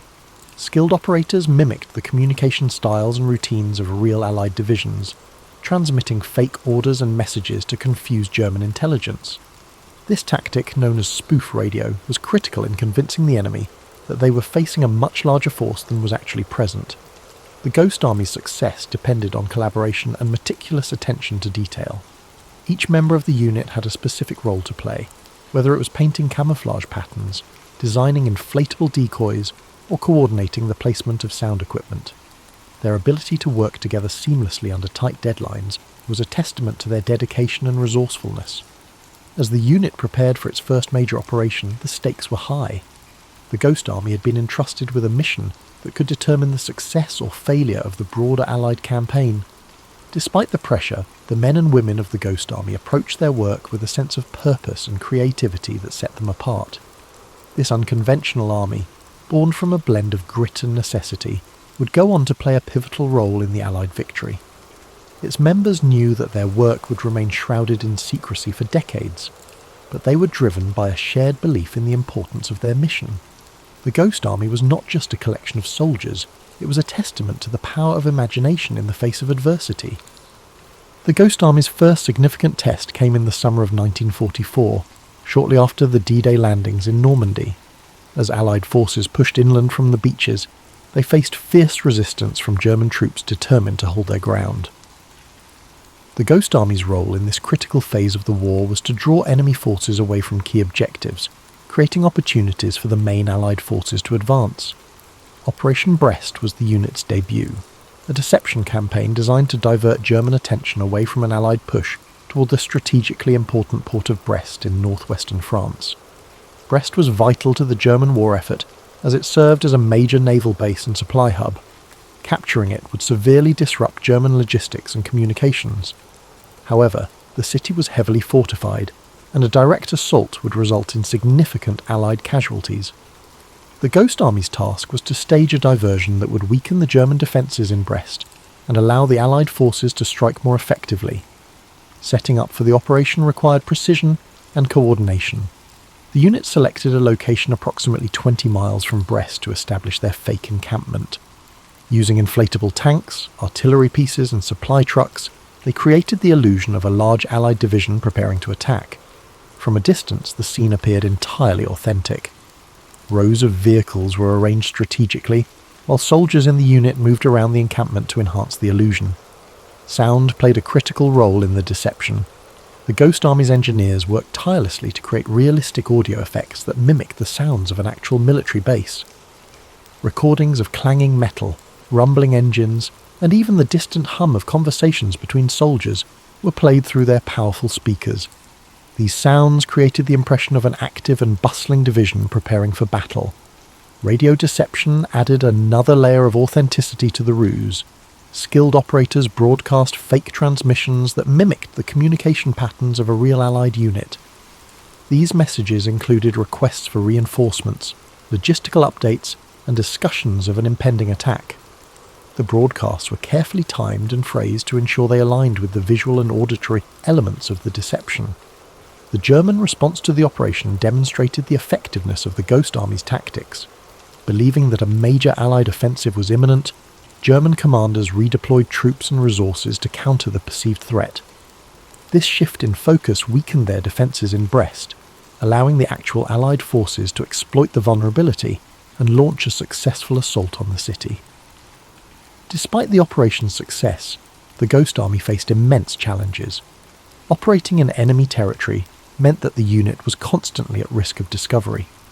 The soldiers had to maintain the illusion at all times, knowing that even a single misstep could expose their deception and compromise the entire mission. The pressure was intense, but the unit's creativity and discipline ensured that their efforts remained convincing. One of the most remarkable aspects of the operation was the ingenuity and adaptability of the soldiers. They found ways to enhance the realism of their deceptions, using camouflage techniques to hide their inflatable equipment from close inspection, and employing creative storytelling to maintain the illusion during interactions with locals. The success of Operation Brest solidified the Ghost Army's reputation as a critical asset to the Allied war effort. Their ability to manipulate enemy movements and create opportunities for the main forces to advance demonstrated the power of unconventional warfare. It also reinforced the importance of teamwork and innovation in overcoming seemingly insurmountable challenges. As the Ghost Army prepared for future missions, they carried the lessons of Operation Brest with them. The experience had tested their resolve and resourcefulness, but it had also proven that their unique approach to warfare could have a profound impact on the outcome of the conflict. The Ghost Army continued to hone its craft, with each operation showcasing an evolution in its tactics. Their next assignments spanned across Europe, where the stakes remained high and precision was essential. In the summer of 1944, the unit supported the Allied advance through France, setting up elaborate illusions to divert German forces from real targets like the River Seine crossings. Their purpose was simple yet crucial: to mislead and confuse the enemy at every turn, allowing the Allied forces to gain strategic advantages. Their efforts involved even more synchronized deception, perfectly crafted inflatable units, convincing radio transmissions, and immersive soundscapes. As the war progressed, the unit's techniques became increasingly sophisticated, with inflatable tanks, trucks, and artillery pieces designed to look even more realistic. These decoys, placed at key locations, tricked German reconnaissance aircraft into reporting large concentrations of Allied forces, buying the real Allied troops precious time. The Ghost Army also refined their use of sound. Engineers strategically placed speakers to project the noises of marching soldiers, machinery and military equipment, rumbles and roars that mimicked an army on the move. Every detail was crafted to ensure the illusion of a bustling military operation. The sound of distant engines, the hum of generators, and the steady murmur of soldiers' conversations were all carefully arranged to create an environment that felt real from miles away. At night, the Ghost Army employed even subtler tricks. Soft, low-frequency noises were played to mimic the natural rhythm of an army resting. These soothing sounds blended seamlessly into the nighttime air, giving the impression of soldiers quietly going about their business, resting for the night.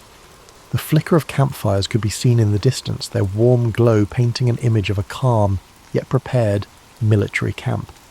These sounds and visuals were designed to not only confuse the enemy, but to offer a momentary sense of peace in the midst of an otherwise chaotic landscape. These moments of quiet illusion brought surprising calm to their surroundings, even as the war raged on just beyond. The soldiers of the Ghost Army knew how to maintain their focus and composure in these difficult circumstances. They understood that mental clarity was just as important as strategic deception. In a time of high tension, they found ways to stay grounded, creating calm moments of respite amid the storm. Their ability to remain level-headed in the face of danger was as vital as the visual and auditory tricks they employed.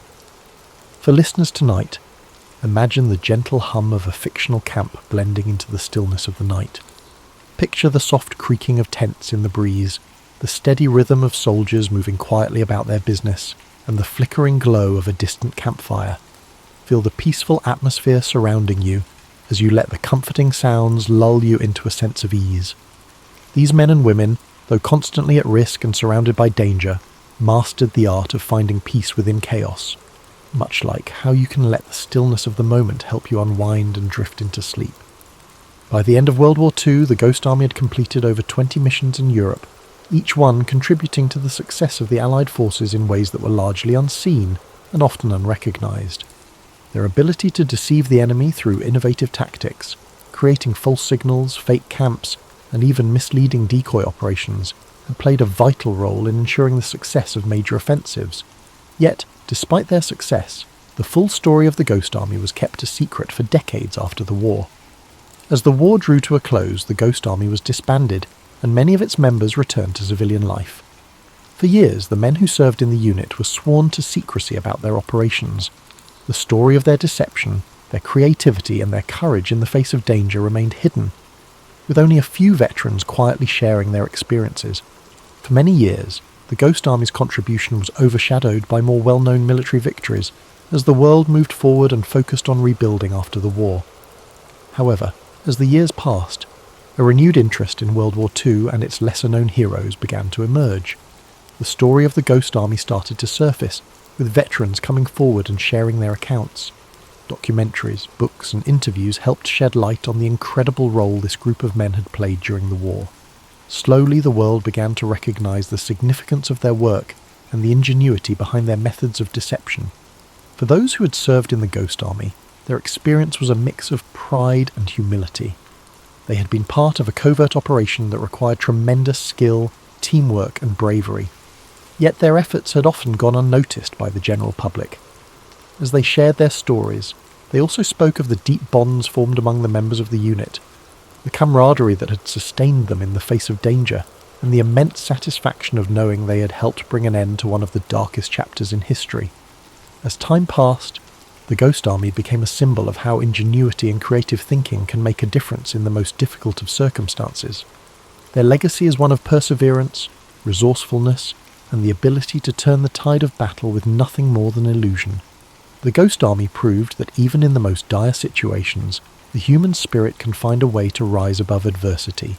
Think of how the men of the Ghost Army must have felt as they walked away from their missions, knowing they had made an impact in a war that shaped the world. Their contributions, though not widely known at the time, were just as significant as any traditional battle fought on the front lines. Just as the Ghost Army worked quietly and methodically to achieve their goals, you too can find peace and calm in the quiet moments, allowing your mind to unwind and your body to rest. Their story is a reminder that sometimes the most profound victories are those achieved in silence, in the stillness of the night when no one is watching. And as you settle into this peaceful moment, you can take solace in the knowledge that even the smallest actions can have a far-reaching impact. Feel the weight of the day lifting from you, just as the Ghost Army lifted the burden of deception from the shoulders of the Allied forces. Although the Ghost Army's work was shrouded in secrecy during and immediately after World War II, their legacy would not remain hidden forever. In the years following the war, the significance of their contribution began to emerge, as historians, veterans, and the public began to recognize their invaluable role in shaping the outcome of the war. What began as a covert operation to mislead the enemy had become a model of ingenuity, resourcefulness, and courage. The methods developed by the Ghost Army using sound, deception, and visual illusions would go on to influence military strategies for years to come. The concept of psychological warfare, where the mind is targeted as much as the body, became more widely accepted. These tactics would inform future military operations, as the lessons learned from the Ghost Army's success were incorporated into modern military doctrine. In addition to their impact on military strategy, the Ghost Army story had an emotional and cultural effect. For many years, their deeds went largely unrecognised, but as veterans began to speak out, their experiences resonated with people around the world. The fact that these soldiers had risked everything in a war they could not speak about for decades touched a deep chord. Their bravery, commitment, and camaraderie served as a reminder of the quiet acts of heroism that often go unnoticed in the shadow of more traditional battles. The Ghost Army's efforts also began to be recognised in popular culture. Films, books, and documentaries began to tell their story, ensuring that future generations would understand the significance of their work. Their role in World War II became more than just a historical footnote. It became a symbol of how innovation and creativity could be wielded in the service of a greater cause. Let this story of unexpected heroism inspire you. The men who served in the Ghost Army did not seek fame or glory. Instead, they focused on a mission that was far greater than themselves. Their quiet dedication to their craft echoes in the background of history, just as the calm sounds of the world around you do now. As you relax deeper, allow this story to calm your mind like a sweet melody, or a peaceful nightfall that quietly surrounds you. The knowledge that these men contributed in ways that were largely unseen allows us to reflect on how every action, no matter how small or seemingly insignificant, can contribute to something much larger. The Ghost Army may have operated in silence, but the echoes of their efforts resonate still, offering a reminder that there is power in subtlety, in quiet strength, and in the peaceful moments when we step back to reflect. As decades passed, the Ghost Army's influence continued to ripple through both military strategy and cultural memory.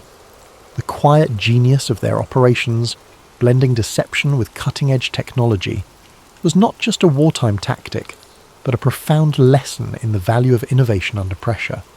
While the techniques they pioneered were initially dismissed as a curiosity, they eventually became essential components of modern military operations, especially in the realms of psychological warfare and tactical deception. Following the war, the value of the Ghost Army's contribution was recognised in unexpected ways. The unit had shown that military success didn't always require sheer force. Sometimes, it was the ability to create uncertainty in the enemy's mind, to disorient, confuse, and mislead. This shift in understanding emphasized the power of non-violent methods in warfare, laying the groundwork for the evolution of modern intelligence operations. Beyond their impact on military tactics, the Ghost Army became a symbol of strength, something that went beyond traditional acts of greatness. The members of this unique unit, ordinary men who found extraordinary ways to serve their country, reminded us that contributions to a greater cause often come in unconventional forms. Veterans who had served in the unit began to tell their stories, and these accounts related deeply with people across the world. The idea that such a vital part of World War II was unsolved for so long made up for the overlooked contributions of everyday individuals. It helped reshape the way we perceive wartime contributions and made it clear that only large, obvious victories are worth remembering. Over time, museums, documentaries, and even novels began to explore their story, bringing to light the importance of creativity in warfare. It wasn't just about military strategy, it was about the courage to think outside the box and confront the enemy with tactics that weren't rooted in physical might, but in the power of perception. These stories remind us that we too can find strength in quiet persistence, and that the solutions to challenges may lie not in confrontation, but in innovation. Now, as you find yourself in a state of ease, the quiet whisper of history lingers. The Ghost Army's legacy teaches us that even in the most uncertain times, there is power in calm and quiet strategy. Feel the weight of your body easing, each muscle unwinding and softening, as you allow yourself to drift deeper into calm rest like a warm blanket. Just like the Ghost Army's methods that brought clarity and purpose amidst chaos, this quiet moment brings peace to your mind and body. This isn't necessarily the ending of our story, but the beginning of a restful journey into the stillness of sleep. Sweet dreams.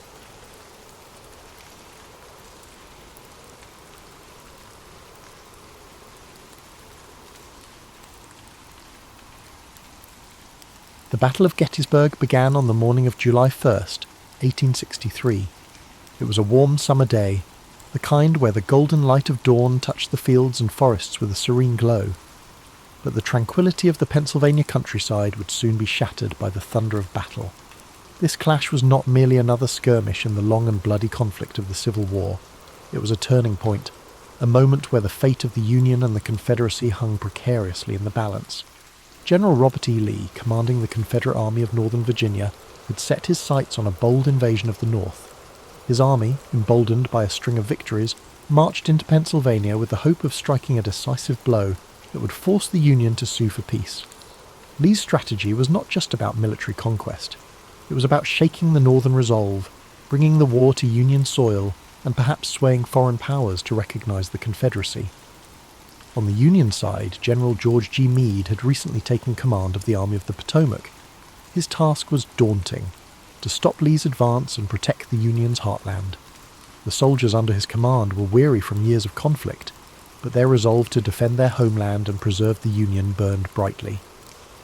The two armies converged near the small town of Gettysburg, a place of rolling hills, fertile farmland, and winding roads. It was an unlikely setting for one of the most significant battles in American history. On the first day, the fighting began west of the town, as Confederate forces encountered Union cavalry. The clash was fierce and chaotic, with both sides scrambling to gain the upper hand. By day's end, the Confederates had pushed Union forces back through the town and onto the high ground to the south, securing an early advantage. The second day of the battle dawned with tension thick in the air. The Union Army had established a strong defensive position along a series of hills and ridges known as Cemetery Hill, Culp's Hill, and Little Round Top. Lee, confident in his army's strength, launched a series of attacks to break the Union lines. The fighting on July 2nd was intense and bloody. At Little Round Top, Union Colonel Joshua Lawrence Chamberlain and the 20th Maine Regiment made a heroic stand to defend the hill's southern flank. Outnumbered and nearly out of ammunition, Chamberlain ordered a desperate bayonet charge that drove the Confederates back and secured the Union's position. It was a moment of extraordinary courage, one that would later be remembered as a turning point in the battle. Elsewhere, the fields of wheat and peach orchards became killing grounds, their beauty scarred by the carnage of war. The air was thick with smoke and the cries of the wounded. Soldiers on both sides fought with ferocious determination, knowing that the stakes were higher than ever. By the end of the day, the Union lines had held, but at a terrible cost. The third and final day of the battle, July 3rd, brought the infamous assault known as Pickett's Charge. Lee, believing that a concentrated attack on the Union center could break their lines, ordered 12,500 Confederate soldiers to march across open fields under heavy Union artillery fire. The sight of that charge was both awe-inspiring and harrowing. The Confederate soldiers advanced in tight ranks, their banners waving, their determination unyielding. But the Union defenders, entrenched on Cemetery Ridge, unleashed a devastating barrage of cannon and musket fire. The fields became a scene of chaos as men fell by the hundreds. Despite their bravery, the Confederate soldiers could not overcome the Union's defences. The charge was repelled, and the fields were littered with the fallen. As the sun set on July 3rd, the Battle of Gettysburg came to an end. Lee, realising that his army could not sustain another assault, began the long retreat back to Virginia. The Union Army, though battered and exhausted, had won a decisive victory. It was a moment of relief and triumph for the North, a turning point that shifted the momentum of the war.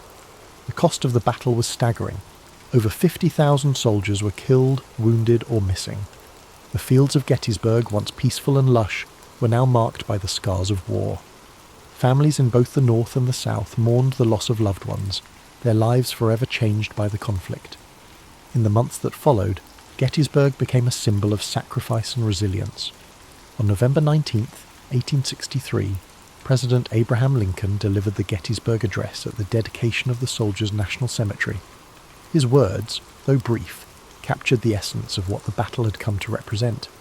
He spoke of a nation conceived in liberty and dedicated to the proposition that all men are created equal. He reminded the audience that the soldiers who had fought and died at Gettysburg had done so to ensure that freedom and democracy would endure. The Battle of Gettysburg remains one of the most studied and remembered events in American history.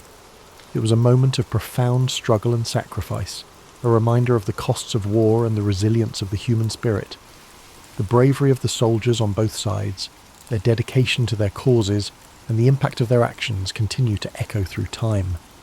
As you drift into sleep, let the story of Gettysburg fill your mind with a sense of reverence and reflection. Imagine the stillness of the fields after the battle, the quiet wind carrying the memory of those who fought and fell.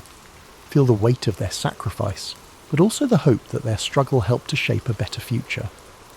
The aftermath of the Battle of Gettysburg left an indelible mark, not only on the landscape of Pennsylvania, but also on the hearts and minds of the American people.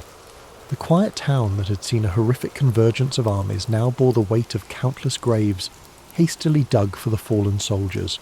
The once lush fields, orchards, and rolling hills were now etched with scars of war, trenches, shattered fences, and abandoned artillery. In the days immediately following the battle, the townspeople of Gettysburg rose to meet the grim reality of what had unfolded. Civilians who had sought shelter during the 3 days of fighting now ventured out to help the wounded and dying. Homes, barns, and churches were transformed into makeshift hospitals.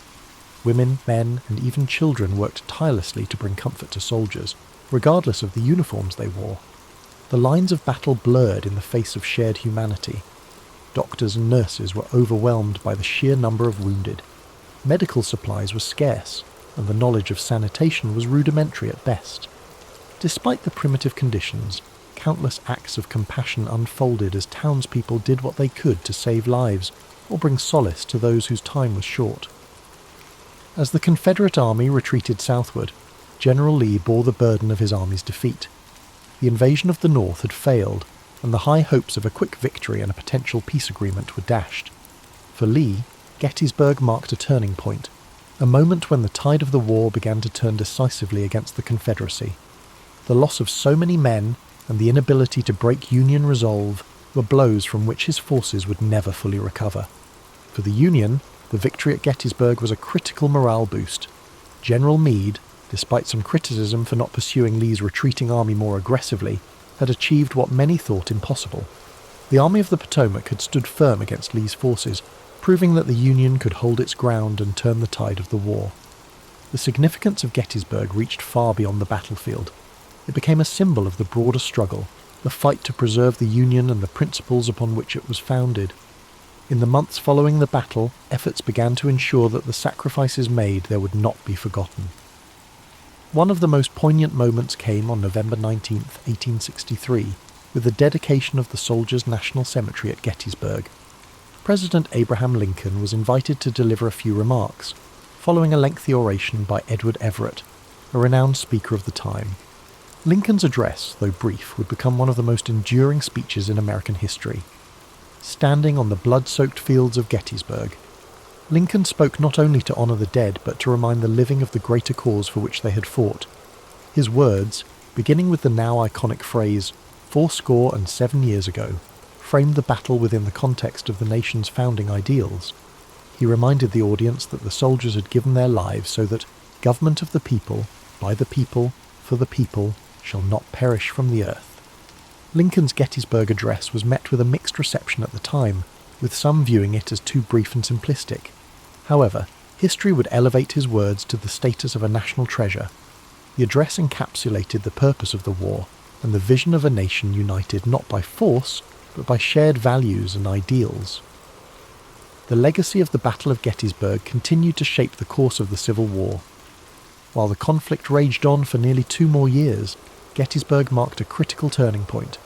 It showed that the Union could resist the might of the Confederacy and that the resolve of its people would not be broken. The war's conclusion in 1865 brought an end to the fighting but left the nation grappling with the wounds it had inflicted upon itself. The fields of Gettysburg became a place of reflection and remembrance, a site where the cost of division was laid bare. Over the years, Gettysburg transformed from a battlefield to a place of education and pilgrimage. Monuments and markers were erected to honour the soldiers who had fought and died there, preserving their memory for future generations. Visitors from across the country and around the world came to walk the hallowed ground, to reflect on the sacrifices made, and to ponder the lessons of history. Today, Gettysburg stands as a testament to the resilience of the human spirit and the enduring struggle for freedom and equality. It reminds us of the fragility of unity and the strength required to preserve it. The lessons of Gettysburg echo through time, challenging us to remember that the cost of division is far greater than the effort required to come together. As you rest tonight, let the story of Gettysburg remind you of the courage and sacrifice of those who came before us. Imagine the quiet fields at dawn, the soft rustle of the wind, and the stillness that now blankets a place once filled with chaos. Let the strength of their resolve bring you a sense of peace, and may their legacy inspire hope and understanding in your heart. The legacy of Gettysburg extends far beyond the battlefield itself.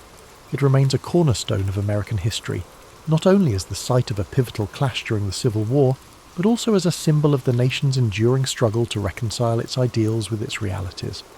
The battlefields and memorials at Gettysburg now stand as a reminder of the courage, sacrifice and humanity displayed by those who fought there, as well as the immense costs of division and conflict. In the years following the Civil War, Gettysburg became a focus for national healing. Veterans from both the Union and the Confederacy returned to the site to honour their comrades and reflect on the events that had shaped their lives. These reunions, particularly those held on significant anniversaries of the battle, fostered a sense of reconciliation and shared purpose. Despite the lingering wounds of war, these gatherings underscored a shared humanity that transcended the divisions of the past. One of the most moving examples of this came during the 50th anniversary of the battle in 1913. Veterans from both sides, now old men, came together to remember their shared history. The event culminated in a symbolic handshake across the stone wall at the site of Pickett's charge, a powerful gesture that reflected the desire for unity and peace. These reunions were not without their complexities, but they marked an important step in the nation's journey toward healing and understanding. Over time, Gettysburg evolved into a place of education and reflection. The Gettysburg National Military Park, established in the late 19th century and further developed in the 20th, preserves the battlefield and its many monuments, ensuring that future generations can walk the same paths and learn the same lessons. The park's museum and visitor centre provide context and insight into the events of the battle, offering a deeper understanding of its significance and the people who shaped it. The Gettysburg Address, too, continues to resonate as a defining moment in American history. Lincoln's words, spoken with such clarity and purpose, serve as a reminder of the ideals upon which the United States was founded. They challenge us to honour the sacrifices of those who fought by striving to create a more just and equitable society. Today, Gettysburg stands as a living testament to the enduring importance of history. It draws visitors from across the globe who come to honour the past, reflect on the present and consider the future. The battlefield, with its rolling hills, stone walls and quiet woods, invites contemplation. Walking its paths, one cannot help but feel a connection to the stories of those who stood there, to the bravery and determination that defined them, and to the lessons they left behind. The Battle of Gettysburg teaches us that even in the darkest times, there is hope for redemption, for reconciliation, and for a brighter tomorrow. It reminds us of the costs of division and the strength required to build unity.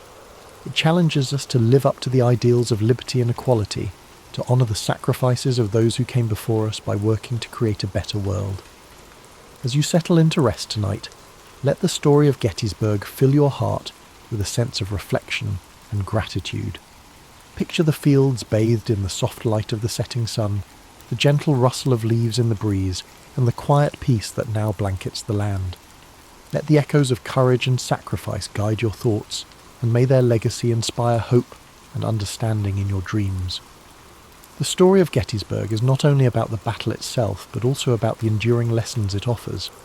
It is a story of courage under fire, of ordinary people facing extraordinary challenges, and of a nation striving to find its way through the darkness of conflict. Gettysburg reminds us that history is not just a series of dates and events, but a tapestry of human experience, woven with threads of sacrifice, resilience, and hope. As we reflect on Gettysburg, we are reminded of the power of unity and the dangers of division. The Civil War, of which Gettysburg was a turning point, was born out of deep-seated disagreements and unresolved tensions.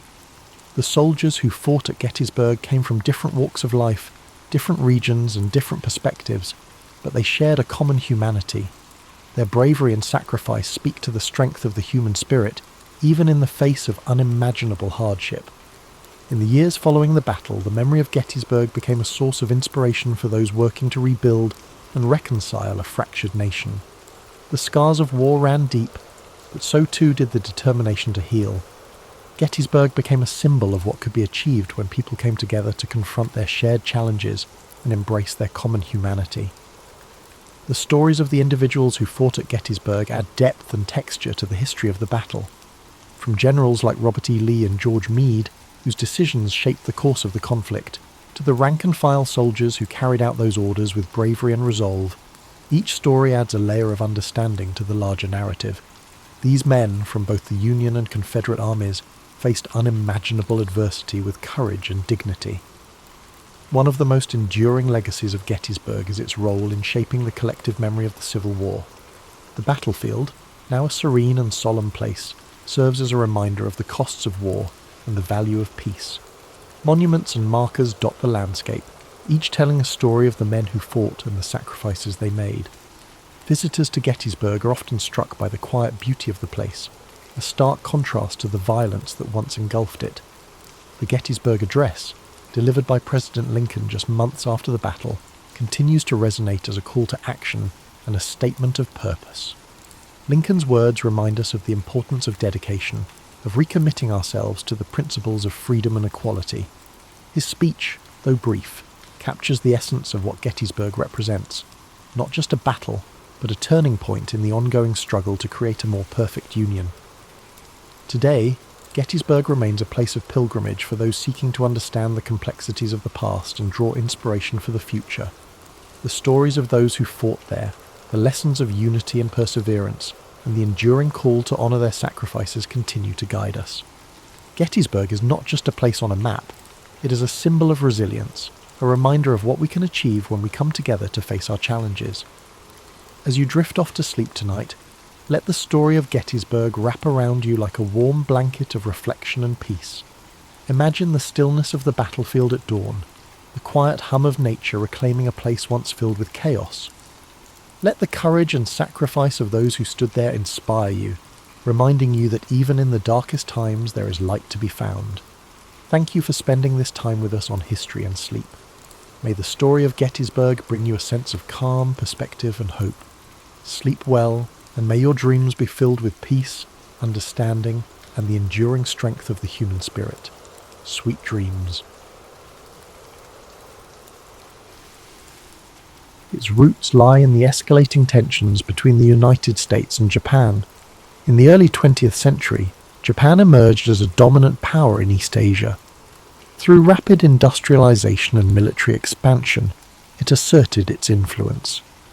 By the 1930s, Japan's imperial ambitions clashed with the interests of Western powers.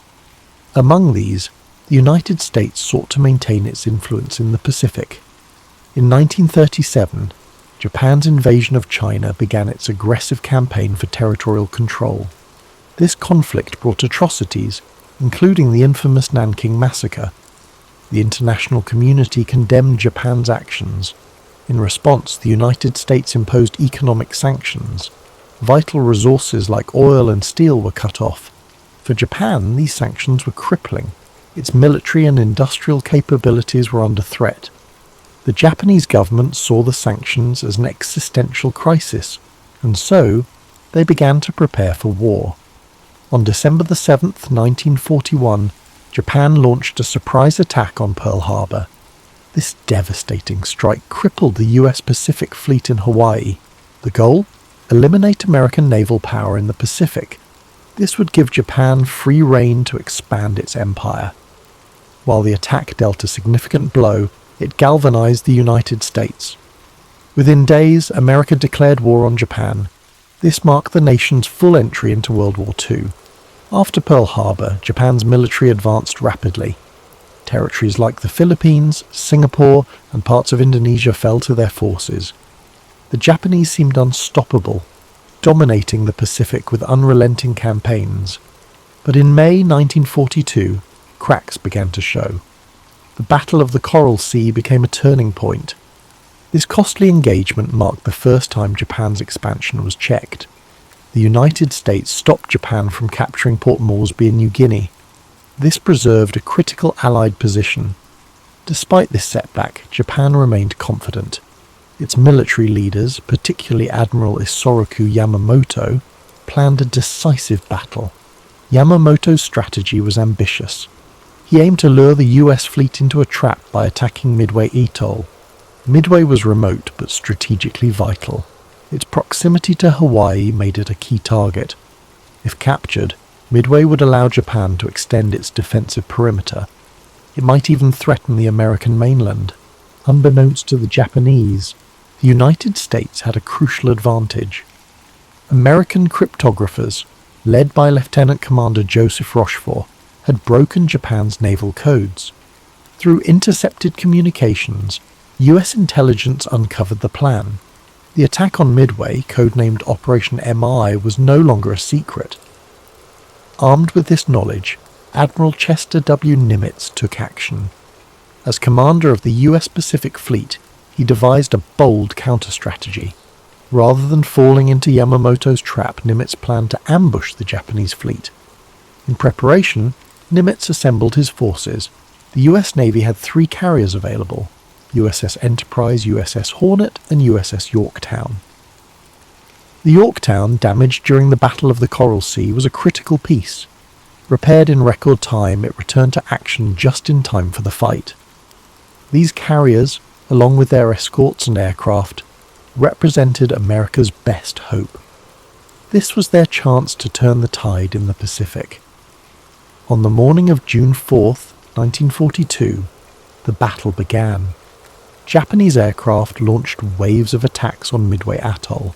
Bombs rained down, targeting airstrips and defences. The defenders, though heavily outnumbered, fought valiantly. Anti-aircraft fire and fighter planes took a toll on the attackers. Yet Midway suffered significant damage. Even so, the Japanese failed to achieve their primary goal, neutralizing Midway's air power. As the Japanese prepared for a second wave, the Americans struck back.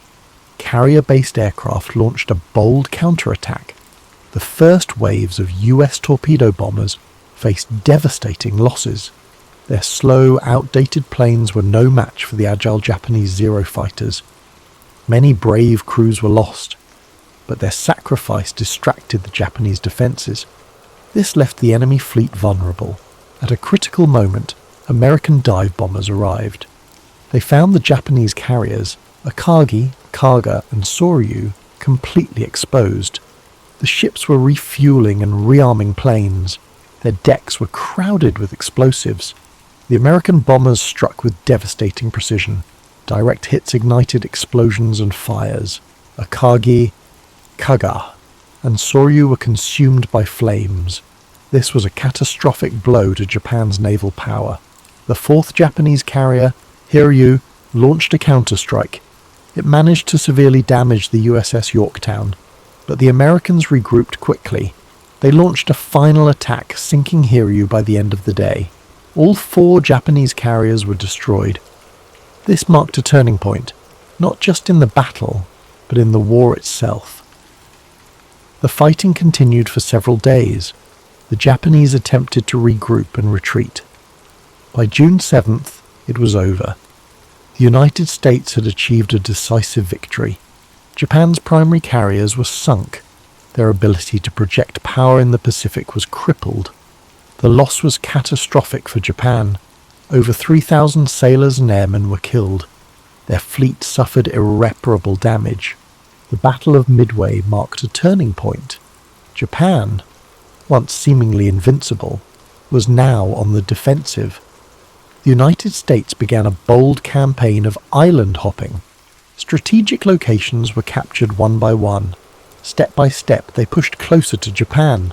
Midway reshaped the nature of naval warfare. The battle proved the central role of aircraft carriers. It signaled the end of the battleship era. Beyond its strategic significance, Midway is remembered for its human cost. The courage of American pilots was extraordinary. They faced overwhelming odds with determination. The resilience of sailors aboard the Yorktown and other ships was inspiring. Their sacrifices showed the strength of the human spirit, even in the face of adversity. Today, Midway Atoll is a wildlife refuge. Its calm waters and quiet shores stand in contrast to the chaos it once endured. This peaceful place is a testament to those sacrifices. It reminds us of the price paid for peace. The story of Midway teaches us many things: the power of strategy, the importance of intelligence, and the unity needed to overcome the greatest challenges. As you rest tonight, reflect on this story. Picture the vast Pacific Ocean. Imagine its waves, now peaceful and still. Think of the bravery of those who fought for a brighter future. Let their sacrifices bring you calm and hope. The impact of Midway did not end with the sinking of Japan's carriers. Its effects echoed across the Pacific and beyond. For Japan, the loss was a strategic disaster. 4 carriers were destroyed: Akagi, Kaga, Soryu, and Hiryu. These ships were the core of the Imperial Japanese Navy's striking force. Their destruction ended Japan's ability to conduct large-scale offensives. The loss of experienced pilots and aircrew was another blow. Unlike the United States, Japan struggled to replace its forces. Its industrial capacity and training programs were limited. The expertise of the aviators lost at Midway was irreplaceable. This left the Japanese fleet at a growing disadvantage in later battles. For the United States, Midway was a game-changer. Victory allowed the US to shift from defense to offense. The Pacific, once dominated by Japan, began to change. American morale soared. The victory proved Japan's expansion could be halted and reversed. For the first time, the Allies had a clear path forward. The island-hopping strategy followed soon after. Allied forces targeted key Japanese-held islands. They bypassed heavily fortified positions, choosing strategic locations instead. Each island captured brought the Allies closer to Japan's home islands. Japanese supply lines were cut off, isolating their forces. One of the first campaigns to build on Midway's success was the Battle for Guadalcanal, which began in August 1942. This grueling 6-month campaign saw the United States gain its first major foothold in the Pacific. It marked the beginning of Japan's long retreat. The lessons learned at Midway, particularly the importance of air superiority in carrier-based operations, were applied repeatedly in the battles that followed. The psychological impact of Midway was equally profound. For Japan, the defeat shattered the aura of invincibility that had surrounded its navy. The loss of the carriers that had spearheaded the attack on Pearl Harbor was a blow. It was a blow not only to Japan's military capabilities, but also to its national pride. The morale of Japanese troops and citizens began to waver. The realization set in: victory might not be achievable. For the United States and its allies, Midway was a source of inspiration and determination. The victory demonstrated that careful planning, intelligence, and courage could overcome even the most formidable adversaries. It strengthened the resolve of Allied forces. and galvanized the American public, who now saw a path to ultimate victory in the Pacific. The Battle of Midway also highlighted the evolving nature of naval warfare. The era of the battleship, long considered the dominant force in naval strategy, was over. Midway confirmed that aircraft carriers and their air groups were the new kings of the sea. Control of the skies became the determining factor in naval engagements. This shift would influence military doctrine for decades to come. The role of intelligence in the battle cannot be overstated. The work of American codebreakers, who deciphered Japan's naval plans, provided a critical advantage. This allowed the United States to prepare and execute its ambush. This achievement underscored the importance of information and communication in modern warfare. It set the stage for the development of sophisticated intelligence operations in future conflicts. As the war progressed, the impact of Midway became increasingly evident. The Japanese Navy, once a dominant force, found itself unable to mount large-scale operations. Meanwhile, the United States, with its unmatched industrial capacity, continued to build and deploy new carriers, planes, and ships. By 1944, the balance of power in the Pacific had shifted decisively in favor of the Allies. Today, the story of Midway is remembered not just as a battle. It is a testament to the resilience, ingenuity, and bravery of those who fought there. It serves as a reminder of the sacrifices made by the greatest generation, and the lessons of courage, strategy, and unity that shaped the outcome of the war. The site of the battle, Midway Atoll, is now a place of peace and reflection. Designated as a national wildlife refuge, it is home to a rich diversity of marine and bird life. A far cry from the chaos of war that once engulfed its waters, the atoll stands as a symbol of renewal and a tribute to the resilience of nature and humanity alike. As you reflect on the events of the Battle of Midway, imagine the vast, quiet expanse of the Pacific, its waters calm and still under a starry sky. Let the courage and determination of those who fought fill you with a sense of gratitude and inspiration. Their sacrifices remind us of the strength and resilience within each of us and the enduring hope for peace. After the decisive American victory at Midway, the Imperial Japanese Navy found itself in a precarious position. With the loss of 4 carriers, over 300 aircraft, and their experienced crews, Japan's ability to project power across the Pacific was irreparably weakened. The battle also exposed critical flaws in Japan's strategic planning and overconfidence. Despite early successes in the war, the Japanese High Command underestimated the United States' industrial capacity, intelligence capabilities, and the sheer determination of its forces. Midway was a psychological blow to Japan. The once dominant Japanese Navy now faced a growing and increasingly confident American fleet. This loss of momentum had a cascading effect on Japanese strategy. Without the naval supremacy they had relied upon, Japan was forced into a defensive posture, scrambling to protect its remaining territories and resources. Meanwhile, the United States capitalized on its victory to push forward with its island-hopping campaign. This strategy involved bypassing heavily fortified Japanese strongholds in favor of capturing strategically significant islands. Each island seized became a stepping stone toward Japan itself, providing bases for air operations, supply lines, and staging areas for future assaults. One of the first major campaigns following Midway was the Battle for Guadalcanal, which began in August 1942. Guadalcanal was a grueling and protracted campaign, lasting 6 months and testing the endurance of both American and Japanese forces. The lessons learned at Midway played a crucial role in this battle, particularly the importance of air superiority and naval coordination. Guadalcanal marked the first significant offensive by Allied forces in the Pacific and further demonstrated Japan's inability to sustain its initial advances. The importance of logistics and industrial capacity, highlighted by Midway, became even more apparent as the war progressed. The United States, with its vast industrial resources, was able to replace ships, aircraft, and personnel at a pace that Japan could not match. For every carrier Japan lost at Midway, The US was building multiple new carriers, along with the planes and crews needed to operate them. This overwhelming production capacity allowed the Allies to maintain pressure on Japan across multiple fronts. The Battle of Midway also influenced the development of naval warfare tactics and technology. The battle demonstrated the importance of aircraft carriers as the centerpiece of naval strategy, relegating battleships to a secondary role. The lessons learned at Midway shaped the way future naval engagements were fought, with an emphasis on air power, intelligence, and mobility. Intelligence gathering, which had played such a pivotal role at Midway, continued to be a critical factor in the Allied war effort.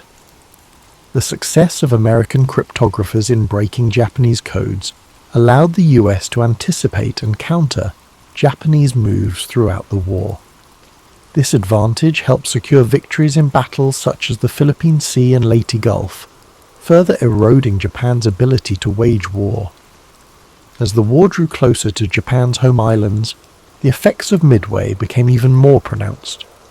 The loss of carriers and pilots at Midway created a gap in Japan's naval and air capabilities that it could never fully close. By the time of the Battle of the Philippine Sea in 1944, often referred to as the Great Marianas Turkey Shoot, Japanese pilots were so inexperienced that American forces decimated them with relative ease. This imbalance in skill and resources can be traced back to the setbacks Japan suffered at Midway. The legacy of Midway extends beyond its military and strategic implications. It became a symbol of resilience, ingenuity, and the importance of unity in the face of adversity. For the United States, the victory at Midway represented a turning point in a war that had begun with the devastating losses at Pearl Harbor. It demonstrated that the American spirit, coupled with innovation and strategy, could overcome even the most formidable challenges. The men who fought at Midway left a lasting impact on history. Their courage and sacrifice are remembered not just in the annals of military history, but also in the hearts of those who understand the profound cost of war. Many of the pilots, sailors, and officers who served in the battle went on to play key roles in subsequent campaigns, carrying with them the lessons and experiences of Midway.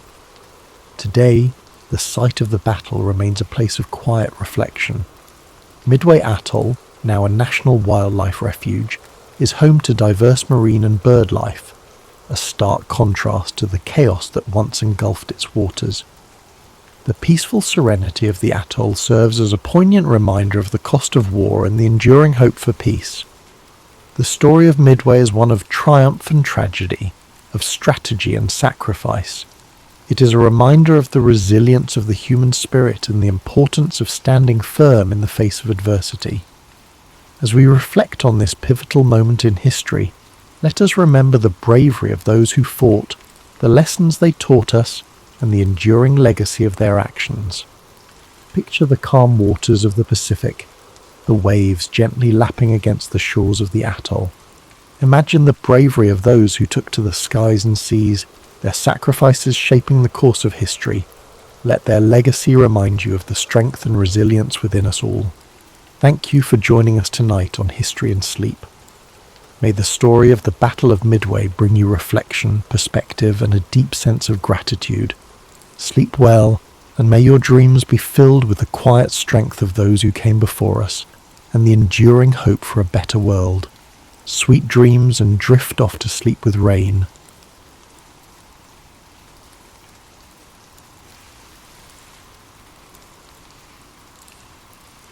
In a land of rolling hills, ancient olive trees and desert winds, the region of Judea lay under the vast starry sky. It was a quiet, cool night in the small town of Bethlehem. The streets were still, save for the gentle rustling of leaves and the faint sounds of animals in the distance. In a humble stable, surrounded by the soft glow of lantern light and the warmth of resting animals, a child was born. His name was Jesus. His mother, Mary, wrapped him in swaddling clothes and held him close, her eyes filled with wonder and love. Beside her, her husband Joseph watched over them protectively. This child's arrival had been foretold by angels and marked by a brilliant star that shone brightly above the stable. Shepherds came from the fields, their faces full of awe as they knelt to honour the newborn. Wise men from distant lands, guided by the star, brought gifts of gold, frankincense, and myrrh. This moment of peace and simplicity marked the beginning of a life that would change the world. Jesus grew up in the town of Nazareth, a small village surrounded by hills and fields. The days were filled with the sounds of daily life, the clinking of tools in Joseph's carpenter shop, the soft voices of neighbours, and the calls of birds overhead. Jesus helped Joseph with his work, learning to shape wood with care and precision. Life was simple, yet each moment was infused with quiet purpose. The young boy's eyes were filled with curiosity, and his heart was gentle and kind. When Jesus was 12 years old, he travelled with his family to the great city of Jerusalem for the Passover festival.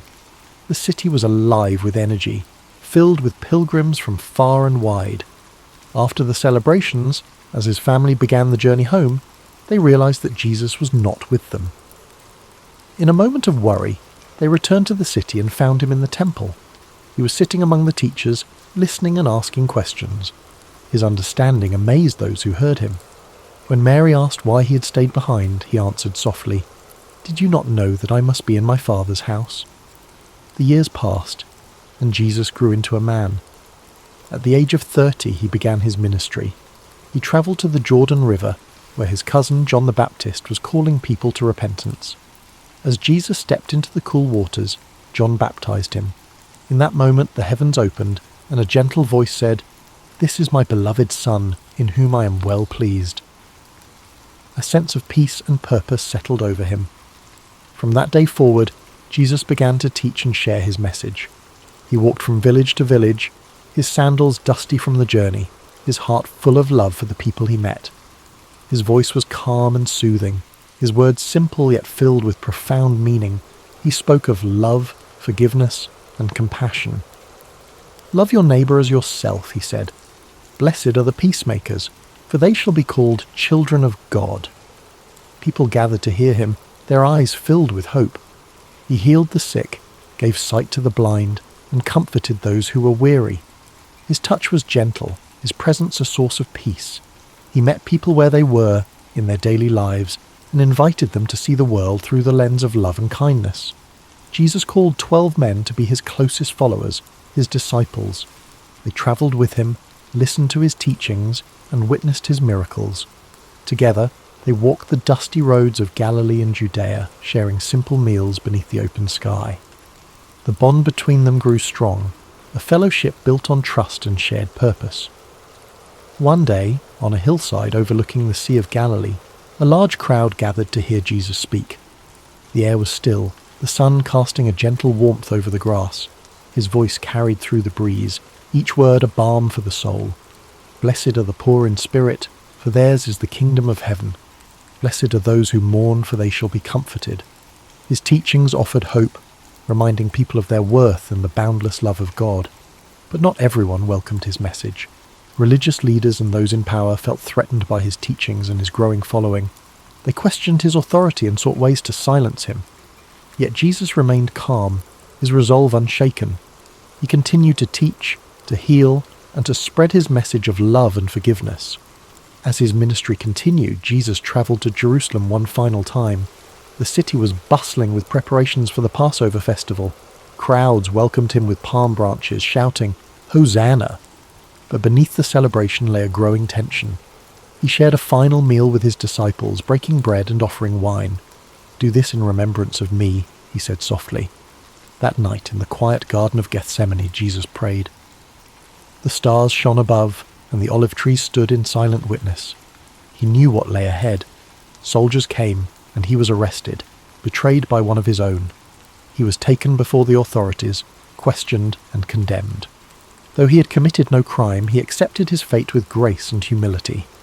He carried his cross through the streets of Jerusalem, the weight heavy upon his shoulders. The journey was slow, each step filled with pain and determination. On a hill called Golgotha, he was crucified. The sky darkened, and a hush fell over the land. Even in his final moments, he spoke words of forgiveness. "Father, forgive them, for they know not what they do." As the sun set, his body was taken down and laid in a tomb. The world seemed to hold its breath, the weight of sorrow and loss hanging in the air. But the story did not end there. On the third day, the stone was rolled away, and the tomb was empty. His followers, filled with wonder and joy, saw him again. He had risen, a symbol of hope, redemption, and eternal love. Jesus' life, though marked by struggle and sacrifice, remains a testament to the power of compassion, forgiveness, and faith. His teachings continue to inspire millions, offering a path of peace and purpose. His story is a reminder that love endures, that hope rises even in the darkest moments, and that each of us carries within us the capacity for kindness and grace. As you drift deeper into sleep, let the story of Jesus' life bring you a sense of calm and comfort. Feel the gentle peace of his message settle over you, like a warm blanket of light. His journey, filled with love and sacrifice, reminds us of the quiet strength within our own hearts. Let the serenity of this story continue to wash over you, like a gentle tide drawing you further into rest. The life of Jesus of Nazareth is a story that transcends time, a narrative of love, sacrifice, and enduring hope. As you breathe softly, allow the echoes of his message to bring a sense of calm and comfort. Imagine the quiet streets of ancient Nazareth, the town where Jesus spent much of his early life. The air is cool, the distant hills bathed in the soft light of dawn. The scent of olive trees and wildflowers drifts through the breeze. This peaceful village, with its modest homes and narrow paths, was where he grew in wisdom and strength, surrounded by the rhythms of daily life. It was a place of simplicity, where each sunrise brought new possibilities, where every moment was a chance to learn and love. As you picture these scenes, feel the simplicity and peace of a world free from noise and distraction. The sound of soft footsteps on the earth, the whisper of the wind through the trees, and the gentle murmur of quiet conversations create a soothing backdrop. Jesus walked these streets, his heart already filled with a quiet purpose. His presence was one of kindness, humility, and unwavering love. Now imagine the rolling hills of Galilee, where Jesus often taught and spent time with his disciples. The landscape is serene, with fields of wildflowers swaying in the breeze. The Sea of Galilee stretches out before you, its surface shimmering under the morning sun. The gentle lapping of waves against the shore creates a calming rhythm. Jesus walked these shores sharing stories and parables that spoke to the hearts of those who listened. His words, like the steady waves, carried a sense of peace and clarity. The parables he told were simple, yet profound. He spoke of the Good Samaritan, a reminder to love and care for one another, regardless of differences. He shared the story of the prodigal son, illustrating the boundless nature of forgiveness and acceptance. Each story he told invited people to see the world through the lens of compassion, empathy, and understanding. As the sun sets over Galilee, the skies painted in hues of gold, pink, and lavender. Jesus and his disciples sit together on the grass, the warmth of the day fading into the cool of evening. They share bread and fish, the simple meal reminding them of life's basic joys. The bond between them is one of trust, friendship, and shared purpose. In this quiet moment, there is peace, a sense that everything is as it should be. Let this image fill your mind, the simplicity of life stripped down to its essence, companionship, kindness, and love.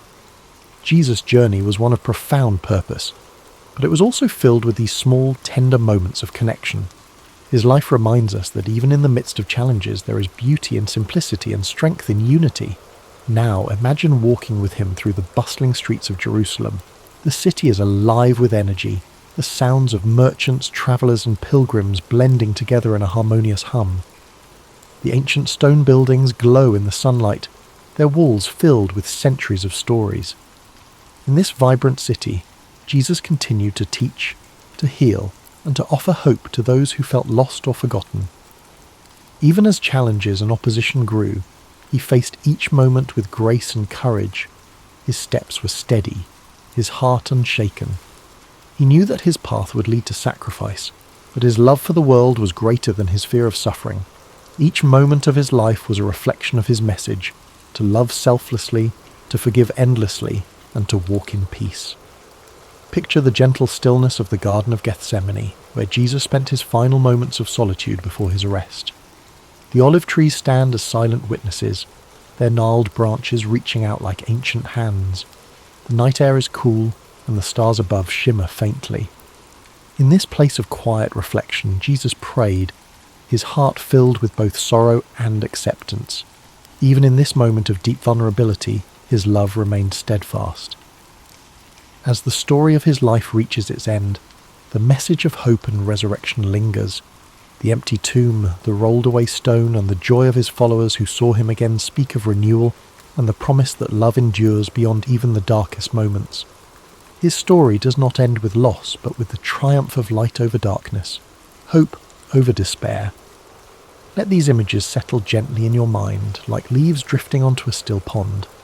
The life of Jesus is a story of unwavering love, of sacrifice that brings renewal, and of hope that rises like the dawn. His journey teaches us that even in moments of doubt or struggle, there is a quiet strength within each of us, a capacity for love and kindness that can transform the world. As you continue to breathe softly, feel the comfort of his message surrounding you like a warm blanket. You're safe, you're loved, and you're held in the quiet peace of this moment. Allow your mind to float gently on the currents of this story, the calming rhythm guiding you deeper into rest. As you drift further into relaxation, let the calmness of this story continue to embrace you. The life of Jesus of Nazareth is more than a historical tale. It is a gentle reminder of the boundless capacity for love, forgiveness, and hope that lives within us all. His journey is a thread woven into the fabric of time, stretching across centuries, touching hearts, and bringing comfort to those who seek peace. Imagine the soft light of dawn breaking over the hills of Galilee. The sky transitions from deep indigo to a gentle shade of gold, the first rays of sunlight spilling across the fields. The air is crisp and filled with the scent of dew-kissed grass. The world stirs quietly to life, and in this tranquil moment there is a sense of renewal, of infinite possibility. This peaceful scene mirrors the promise that each day offers, a chance to start anew, to embrace life with love and compassion. As you breathe deeply, picture Jesus walking along a dusty path, his sandals leaving faint imprints in the earth. The road stretches out before him, winding through olive groves and small villages. The breeze carries the sound of distant laughter, the clink of tools, the murmur of conversations. These simple, everyday moments were the backdrop to his teachings, a reminder that holiness and grace are often found in the ordinary rhythms of life. Jesus walked these roads not as a figure of wealth or power, but as a humble man with a message of hope. His heart was open to the weary, the broken, and the forgotten. He healed those in need, not just with his touch, but with his presence. The warmth of his compassion was like a light in the darkness, a balm for aching souls. His words, spoken softly and with love, offered solace and direction to those who wandered through life seeking meaning. Imagine now the stillness of a quiet lake at sunset, the water smooth and reflective like glass. The sky glows with hues of amber and violet, the last light of the day casting long shadows across the shore. Jesus and his disciples sit by the water's edge, their voices low and peaceful. The gentle lapping of the waves creates a calming rhythm, a reminder that even in the midst of life's storms, there is always a place of stillness, a refuge for the heart. In moments of solitude, Jesus often sought quiet places to pray, to reflect, and to find peace. The hills and gardens, the quiet shores and wilderness paths, these were his sanctuaries. Let this image guide you to your own place of stillness, a place where the noise of the world fades away and you're left with the comforting presence of peace. As you drift deeper, picture a star-filled night sky stretching endlessly above you. Each star is a beacon of light, a reminder of the infinite possibilities and the enduring presence of love and hope. Jesus' message, like these stars, shines brightly through the darkness, offering guidance, warmth, and assurance. His life teaches that even when the path is uncertain, the light of love can always lead us forward. Think of his gentle words, "Come to me, all you who are weary and burdened, and I will give you rest." These words, spoken with tenderness, are an invitation to let go of your worries, your fears, and your burdens. In this moment, allow yourself to release anything that weighs you down. Let your mind and body relax fully, knowing that you are safe, loved, and cared for. The life of Jesus, filled with love, humility, and sacrifice, whispers to us that peace is not just something to be sought, it is something we can carry within us. His journey of compassion and forgiveness reminds us that kindness, no matter how small, has the power to change the world. Even in moments of difficulty there is hope, and even in moments of doubt there is faith. As you float in the comfort of this story, feel the warmth of peace settling over you, like the soft glow of morning light. Your breath is slow and steady, your body relaxed, your mind gently drifting. You are enveloped in a sense of stillness, a deep tranquility that invites you to rest fully and completely. Imagine Jesus' presence beside you, a quiet, reassuring presence that offers comfort without words. His life reminds us that we are never truly alone, that love is always with us, and that peace is always within reach. Allow this thought to settle in your heart, bringing a sense of security and calm. As the world around you fades into the gentle veil of sleep, know that this peace will remain with you. The story of Jesus, his love, his compassion, and his sacrifice lingers like a soft echo, guiding you into a night of deep restorative rest. Your journey into sleep is a journey into comfort, where the cares of the day dissolve and are replaced by warmth, hope, and serenity. Thank you for spending this time with us at History and Sleep. May the life of Jesus of Nazareth fill your dreams with peace, love, and quiet inspiration.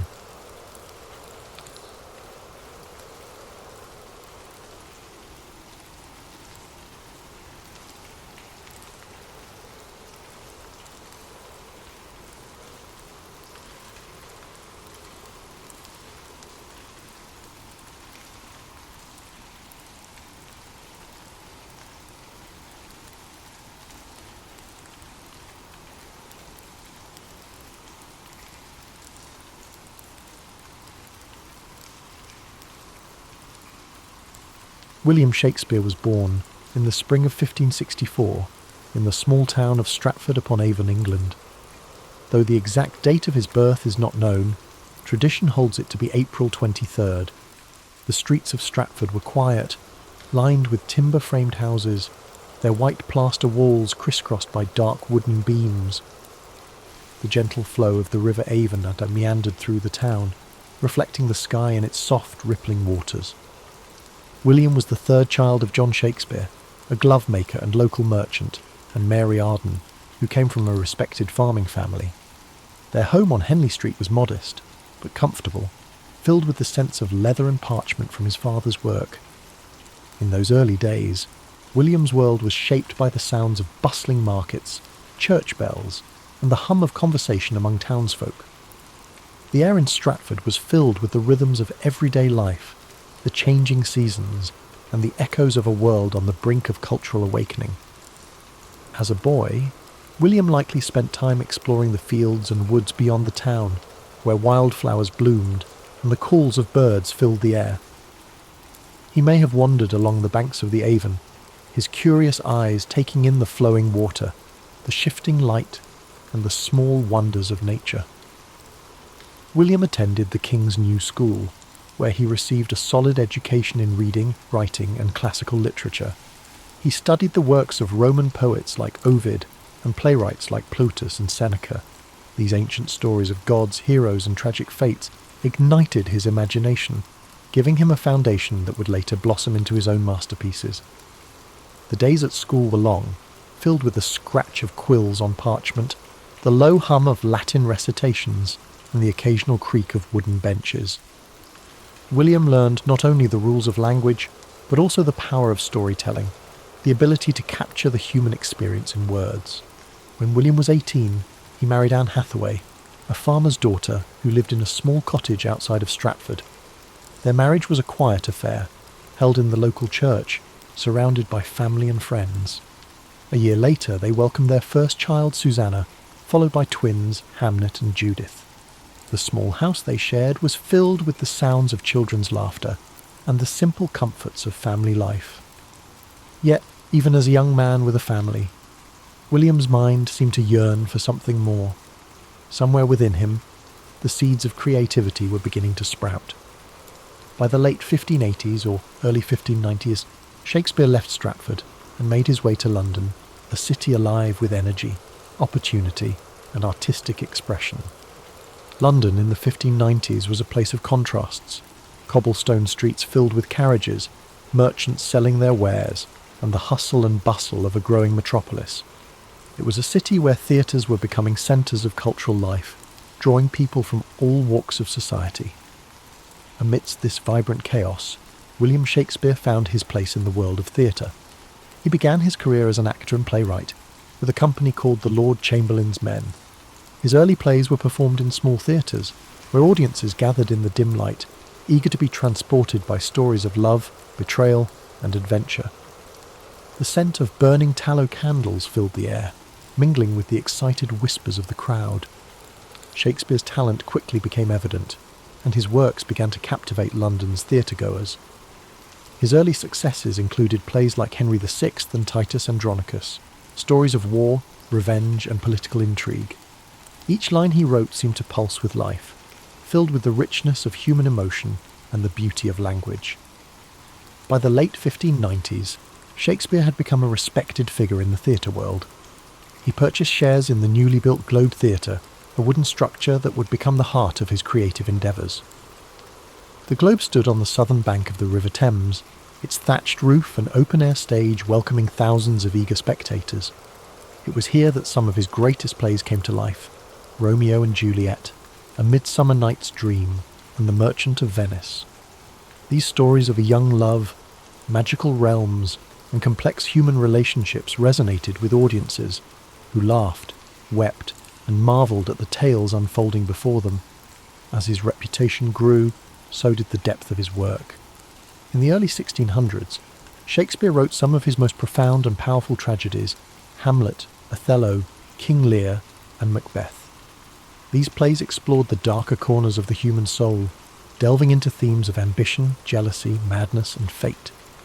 Imagine the dimly lit stage, the flicker of candlelight, the hushed anticipation of the crowd as the curtain rose.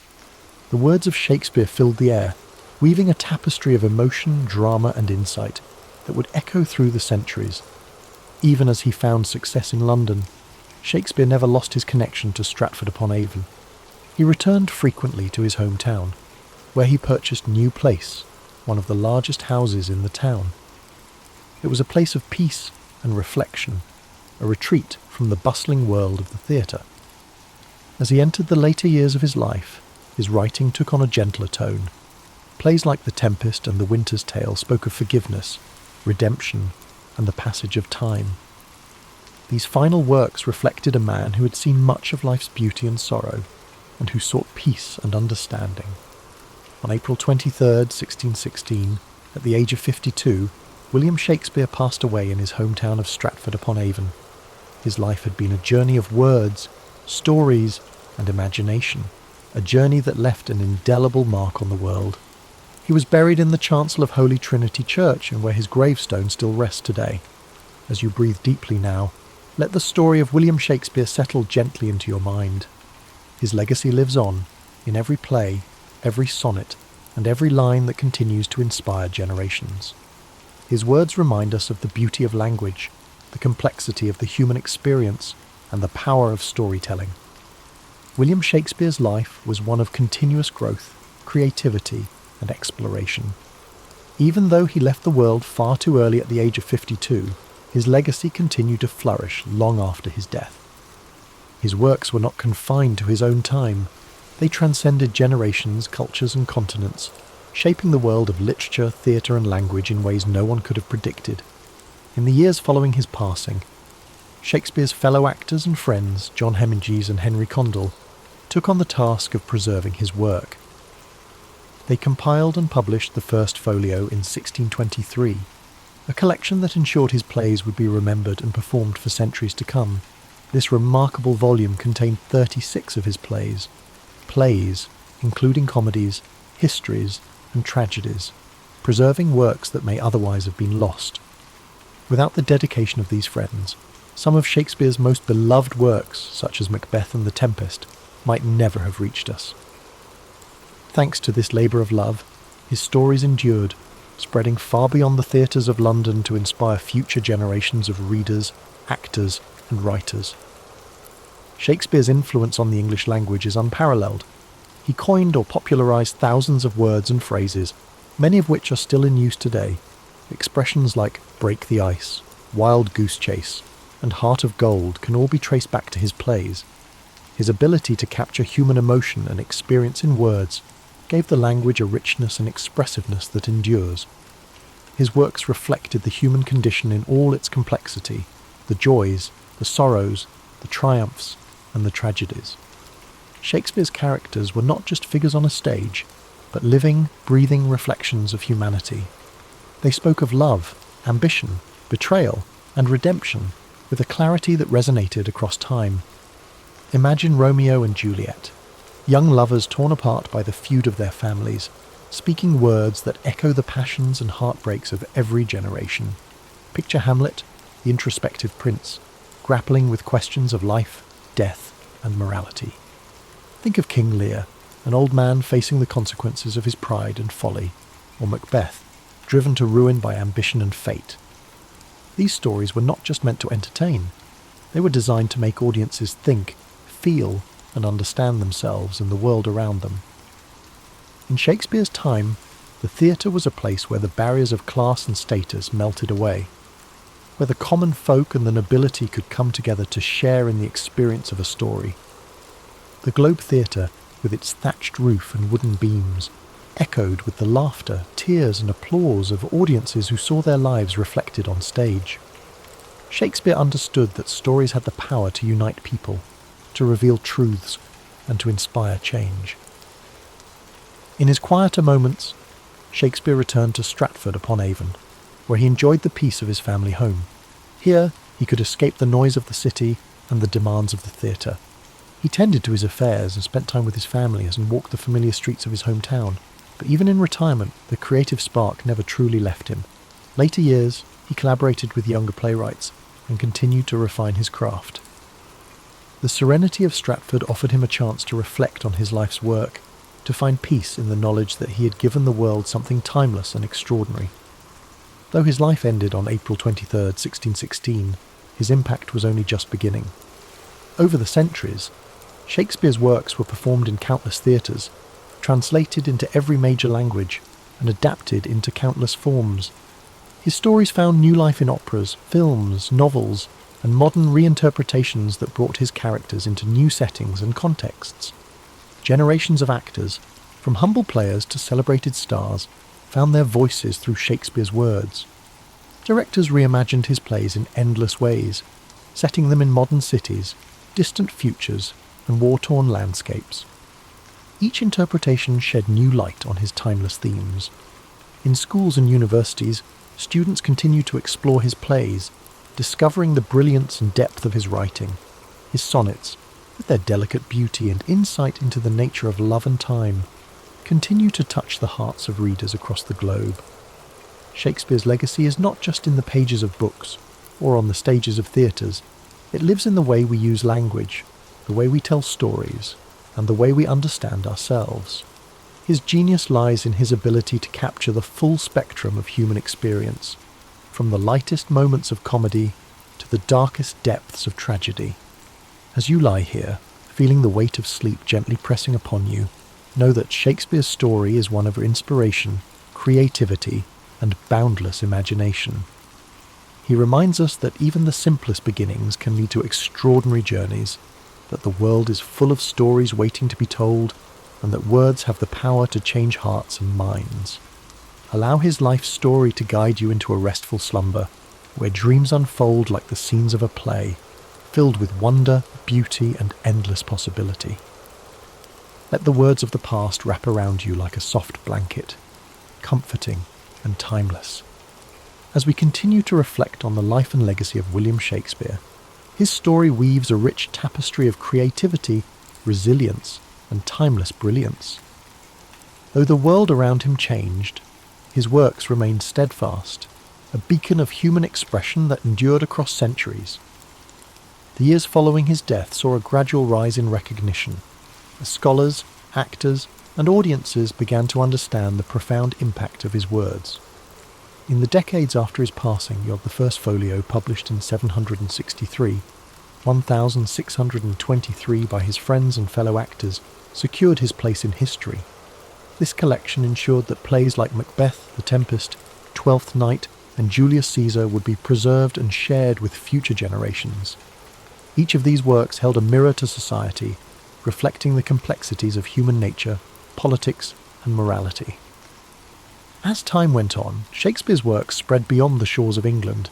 Travelling troupes of actors performed his plays across Europe, carrying his stories to new audiences.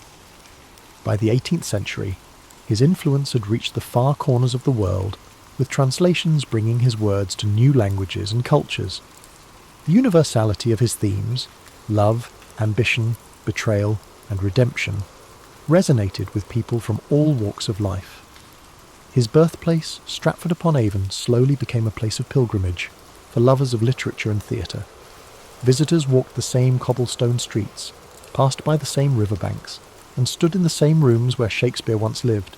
The small town grew into a symbol of creativity and artistic heritage, forever linked to the legacy of its most famous son. As the centuries progressed, Shakespeare's plays were studied in schools, performed in grand theatres, and adapted for new media. Actors found endless opportunities to breathe life into his characters, from the tragic figures of Hamlet and King Lear to the comedic brilliance of Much Ado About Nothing and A Midsummer Night's Dream. Directors reimagined his stories in modern settings, on battlefields, in boardrooms, and in far-off galaxies, proving that his themes remained ever relevant. His influence on the arts is immeasurable. Painters depicted scenes from his plays in rich, vibrant canvases. Composers like Felix Mendelssohn and Giuseppe Verdi turned his works into operas and orchestral pieces. Poets and writers drew inspiration from his words, finding new ways to explore the human experience. In the 19th century, Shakespearean festivals began to emerge, celebrating his works with performances, lectures, and readings. The Royal Shakespeare Company, founded in the 20th century, became a beacon for the continued performance and exploration of his plays. The dedication to his work ensured that his stories remained alive, evolving with each new interpretation and performance. Shakespeare's works also found a home in cinema, with directors like Laurence Olivier, Kenneth Branagh, and Baz Luhrmann bringing his plays to the silver screen.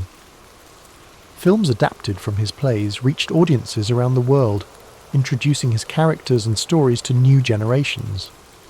The power of cinema allowed his words to take on new dimensions, with stunning visuals and powerful performances amplifying their emotional depth. Even in the modern world, his influence persists. Expressions he penned over 400 years ago are part of everyday language. When someone speaks of wearing their heart on their sleeve, or describes a task as a wild goose chase, they are echoing Shakespeare's voice. His ability to capture the human condition ensured that his words would forever be woven into the fabric of our lives. As you lie comfortably, breathing gently, imagine the quiet streets of Stratford-upon-Avon, bathed in the soft glow of twilight. Picture the river Avon flowing peacefully, its surface shimmering with the last rays of the setting sun. The breeze carries the faint scent of blooming flowers, and the world slows to a tranquil hush. Let the image of a young William with eyes full of wonder and curiosity fill your mind. See him wandering the countryside, dreaming of the stories he would one day tell. His journey reminds us that creativity, passion, and perseverance can shape a legacy that outlives us all. Allow these thoughts to soothe you, like the gentle turning of pages in an old book. The weight of history and the timeless beauty of Shakespeare's words settle around you, a comforting presence that whispers of endless possibilities. As sleep draws you deeper, know that you are connected to a rich lineage of dreamers, thinkers, and storytellers. The same stories that moved audiences in Shakespeare's time continue to resonate today, bridging the gap between past and present.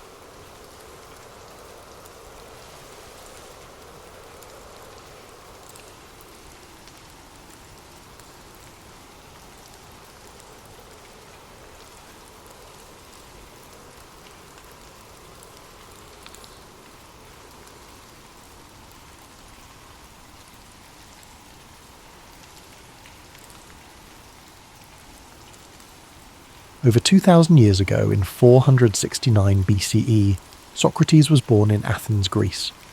Athens was a city at the heart of the ancient world, a centre of art, culture, and intellectual thought. Socrates' early life, however, was modest. His father, Sophroniscus, was a stonemason, and his mother, Phaenorete, was a midwife. From these humble beginnings, Socrates would grow to become one of the most profound thinkers in human history. As a young man, Socrates likely followed in his father's footsteps as a stonemason, learning the craft of shaping stone and building structures. Yet, even then, his curiosity about the world and human nature set him apart. Socrates was not drawn to wealth or power. Instead, he found fulfillment in observing life, questioning beliefs, and seeking wisdom. Unlike many of his contemporaries, Socrates did not write books or leave behind written records of his teachings. Instead, we know about his life and philosophy through the writings of his students, particularly Plato. Through these accounts, we gain insight into Socrates' unique method of teaching and his relentless pursuit of truth. Socrates' approach to philosophy was deeply rooted in dialogue and inquiry. He believed that wisdom began with recognizing one's own ignorance. To him, admitting that we do not know everything opened the door to learning and growth. This idea became the foundation of the Socratic method, a process of asking and answering questions to stimulate critical thinking and uncover underlying truths. Socrates spent much of his life walking the streets of Athens, engaging in conversations with people from all walks of life. He would approach artisans, politicians, and everyday citizens, asking probing questions that challenged their assumptions and beliefs. These discussions were not meant to humiliate or demean, but to encourage reflection and deeper understanding. Despite his humble appearance, barefoot, dressed simply, and often unkempt, Socrates' intellect and charisma drew people to him. Many young Athenians admired his wisdom and became his students, eager to learn from his insights. However, his habit of questioning authority and exposing contradictions in people's beliefs also earned him powerful enemies. Socrates believed that a life worth living was one dedicated to virtue and the pursuit of truth. He often spoke of the importance of the soul and the need to care for it through ethical living. To Socrates, material wealth and social status were insignificant compared to the value of living a just and honourable life. Athens, during Socrates' lifetime, was a city in flux. It faced political turmoil, military conflicts, and shifting cultural values. Socrates' teachings, which encouraged critical thinking and challenged traditional norms, were seen by some as a threat to the stability of society. His questioning of the status quo made him a controversial figure, admired by many but also viewed with suspicion and hostility by others.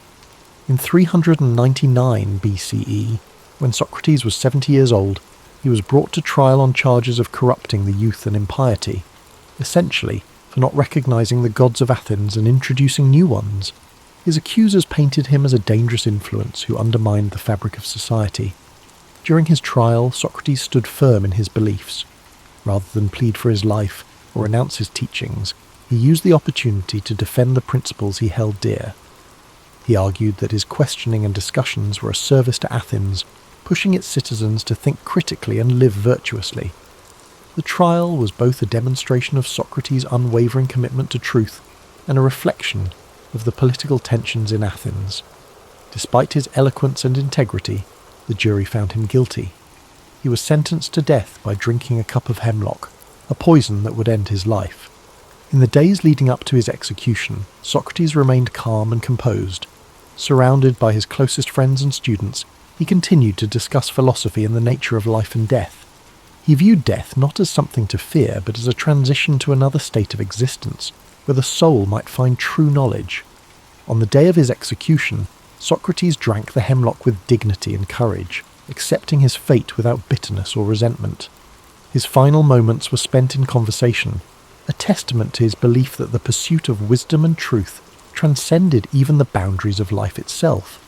Socrates' death marked the end of his physical presence in Athens, but his ideas lived on through his students and their writings. Plato, in particular, dedicated much of his work to preserving and expanding upon Socrates' teachings, ensuring that his philosophy would endure for generations to come. Today, Socrates is remembered as the father of Western philosophy, a thinker whose commitment to truth and virtue continues to inspire. His life teaches us the importance of questioning, of seeking knowledge, and of living with integrity. As you reflect on Socrates' journey, let his story guide you into a state of relaxation and peace. His dedication to wisdom reminds us that the pursuit of understanding is a lifelong journey, one that brings meaning and purpose to our lives. Imagine the streets of ancient Athens, the soft light of the setting sun casting long shadows on the stone buildings. Hear the murmur of conversations as Socrates walks among the people, his questions sparking thought and introspection. Let this image fill your mind with a sense of calm and wonder. As you drift into sleep, let the wisdom of Socrates' life inspire your dreams. His legacy reminds us that even in the face of adversity, the pursuit of truth and the care of the soul are endeavours worth striving for. Let the story of Socrates settle gently in your mind as you relax deeper into rest. His life, though lived so many centuries ago, carries timeless lessons that resonate in every moment of reflection and inquiry. Socrates reminds us that the simplest question can lead to the most profound discoveries, and that truth, even when difficult, is worth pursuing. Picture Socrates standing in the agora, the bustling marketplace of Athens. The air hums with activity, merchants calling out their wares, philosophers debating ideas, and citizens discussing the affairs of the city. Amid this lively scene, Socrates stands calmly, engaging those around him with his thoughtful questions. His unassuming presence and sharp intellect captivate those who stop to listen, drawing them into conversations that challenge their deepest beliefs. As the sun sets over Athens, the city quiets, and Socrates continues his discussions under the glow of oil lamps. The stars above twinkle faintly, a reminder of the vast universe beyond, as his voice carries the gentle rhythm of inquiry and understanding. Socrates believed that philosophy was not just an intellectual pursuit, but a way of life, a commitment to questioning, learning, and living with integrity. Imagine his students gathered around him, their faces illuminated by the soft light as they listen intently. Among them are young minds who would carry his teachings forward, shaping the future of philosophy and ensuring that his legacy would endure. The scene is serene, filled with the quiet joy of shared knowledge and the timeless beauty of human connection. Socrates' belief in the power of dialogue teaches us the importance of listening as well as questioning. In a world often filled with noise and haste, his approach encourages us to slow down, to reflect, and to seek clarity in our thoughts and interactions. His humility, his willingness to admit his own ignorance, and his tireless pursuit of understanding are qualities that inspire us to approach life with openness and curiosity. Now, as you drift closer to sleep, picture Socrates walking along the quiet shores of ancient Greece, the waves gently lapping at the sand. The moon casts a silver light over the sea, and the cool breeze carries the scent of salt and earth. Socrates walks slowly, his thoughts as calm and steady as the rhythm of the waves. In this peaceful moment, his dedication to truth and wisdom feels as vast and eternal as the ocean itself. Feel the serenity of this image envelop you as you rest. Socrates' life reminds us that even in moments of uncertainty, the search for meaning and understanding brings us closer to the essence of who we are. His courage to stand by his principles, even in the face of great adversity, is a gentle reminder to live with integrity and purpose. As you relax further, imagine the soft sound of sandals on stone as Socrates ascends the steps of a temple, the sky painted with the warm hues of dawn. The first rays of sunlight illuminate the ancient city, a symbol of renewal and the endless possibilities that come with each new day. Let this image fill you with a sense of hope and calm, a quiet reassurance that the pursuit of truth is always worth the effort. As you drift into a deep and restful sleep, carry with you the wisdom and spirit of Socrates. His life teaches us that even the simplest questions can open the door to profound insights, and that the search for understanding is a journey without end. As the gentle rhythm of Socrates' life story echoes in your mind, allow yourself to relax even further. His life, dedicated to the pursuit of wisdom and the betterment of the human soul, is a profound reminder that every question we ask is a step toward understanding the world and ourselves. Socrates believed that knowledge was not about having answers, but about the courage to ask and to seek. Picture the calm stillness of ancient Athens at night, the soft glow of lanterns lining narrow streets. Socrates, with his simple cloak draped over his shoulders, moves quietly among the people, his presence as humble as it is impactful. Each conversation he sparks is a journey into thought, a reminder to those around him that wisdom begins with wonder. Socrates' approach to life was marked by an unshakable commitment to virtue. He often spoke of the importance of living a life in harmony with one's values, of aligning actions with principles. To him, the care of the soul was the highest purpose, far more important than wealth, fame, or material success. This philosophy reminds us that true fulfillment comes not from external achievements, but from inner growth and ethical living. As you rest, let the wisdom of this teaching soothe your thoughts. The idea that our choices shape not just our lives, but the essence of who we are, encourages us to approach each moment with intention and care. Socrates' belief in the transformative power of self-reflection invites us to look inward, to nurture our inner lives with the same dedication and compassion we offer to others. Now imagine the gentle breeze of a spring morning in ancient Greece, the hills around Athens bathed in golden light. Socrates walks with his students along a quiet path, the sounds of birdsong and rustling leaves creating a peaceful symphony. Their conversation flows naturally, filled with questions and ideas that challenge and inspire. This idyllic scene captures the essence of Socrates' philosophy, a life lived in connection with nature, community, and the endless pursuit of knowledge. As you drift deeper into relaxation, think of Socrates' courage in facing the end of his life. His calm acceptance of his fate, his willingness to stand by his beliefs, even in the face of death, is a testament to the strength of his character. He taught his students not to fear death, but to view it as a natural part of existence. A transition that, like life itself, holds the potential for learning and growth. Feel the serenity of Socrates' perspective as it envelops you like a warm blanket. His unwavering faith in the value of a life well lived reminds us that even in moments of uncertainty, we can find peace by staying true to our values and seeking the truth within ourselves. His life, though marked by challenges, was ultimately one of profound purpose and enduring legacy. As the night deepens, imagine Socrates standing on a hill overlooking Athens, the city lights twinkling below like stars fallen to earth. The wind carries with it the faint sounds of laughter and conversation, the echoes of a city alive with thought and creativity. In this quiet moment, Socrates reflects on the beauty of a world filled with questions and possibilities. Let this image guide you into a deep, restful sleep. The story of Socrates reminds us that life's greatest journeys are not measured by distance, but by the depth of our exploration. His commitment to wisdom, his humility in the face of the unknown, and his courage to challenge convention inspire us to live with authenticity and purpose. As the soothing story of Socrates carries you further into relaxation, let the timelessness of his teachings resonate deeply within you. His belief in the transformative power of questioning and reflection is a reminder that growth begins when we dare to examine our lives.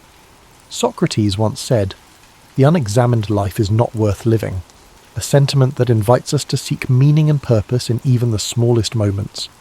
Picture the serene landscape of ancient Athens at dawn. The first light of the sun spills over the Acropolis, painting the marble temples in soft hues of pink and gold. Socrates stands with his students in the quiet morning air, his voice calm and steady as he shares his thoughts. The city begins to wake, its streets gradually filling with life, but in this tranquil moment, the exchange of ideas feels timeless, as if the wisdom being shared is as eternal as the sun's light. Socrates' method of teaching was not about providing answers, but about encouraging others to think for themselves. He believed that through dialogue, one could uncover deeper truths and challenge assumptions. His way of guiding others with questions was both gentle and profound, a reminder that sometimes the best teachers are those who help us find our own way. As you let these thoughts settle, imagine the peaceful simplicity of Socrates' life. Despite living in a city known for its grandeur, Socrates valued humility and lived with few possessions. He found joy not in material wealth, but in the richness of thought and the connections he forged with others.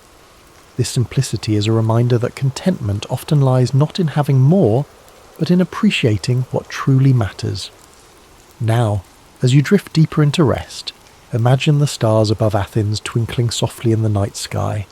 Socrates, seated with his students, gazes upward, his mind pondering the mysteries of the universe.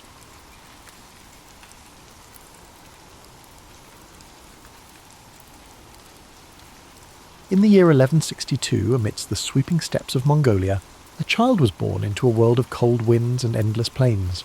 This child, named Temujin, would grow to become the great Genghis Khan, a name that would echo across history as the founder of the Mongol Empire.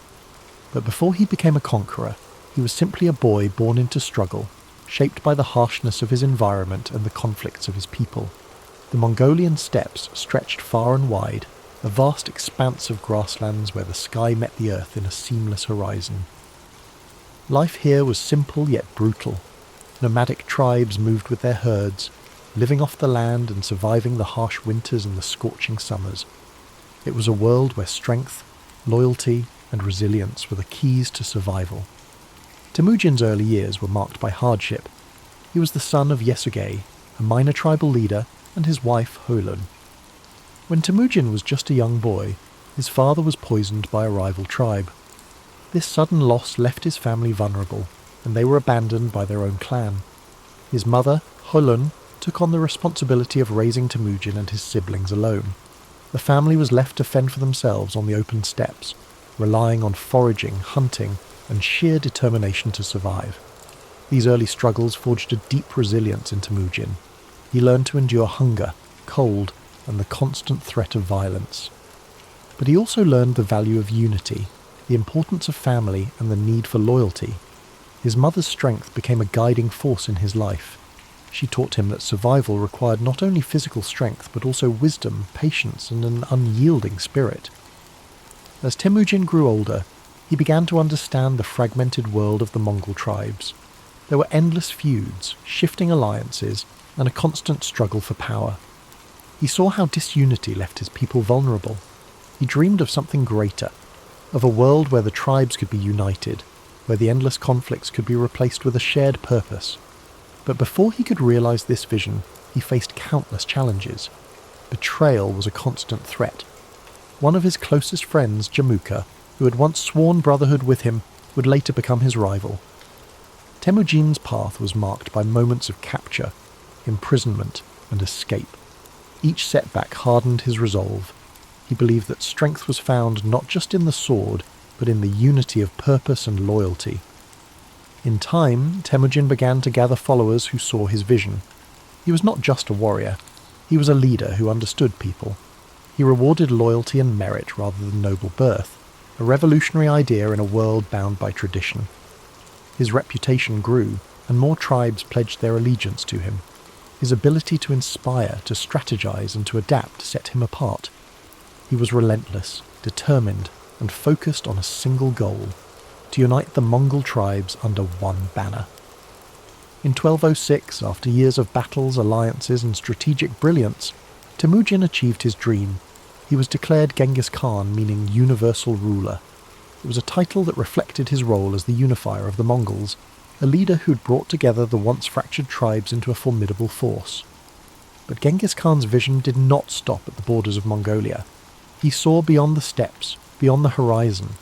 His ambition was to create a world where his people could thrive, where the divisions that had weakened them for centuries could be replaced by a new order.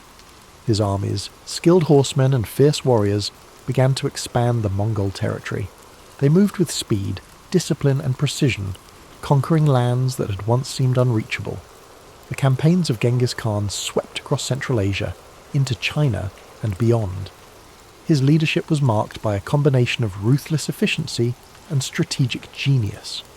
He understood the importance of adapting to new challenges, incorporating new technologies, and learning from the cultures he encountered.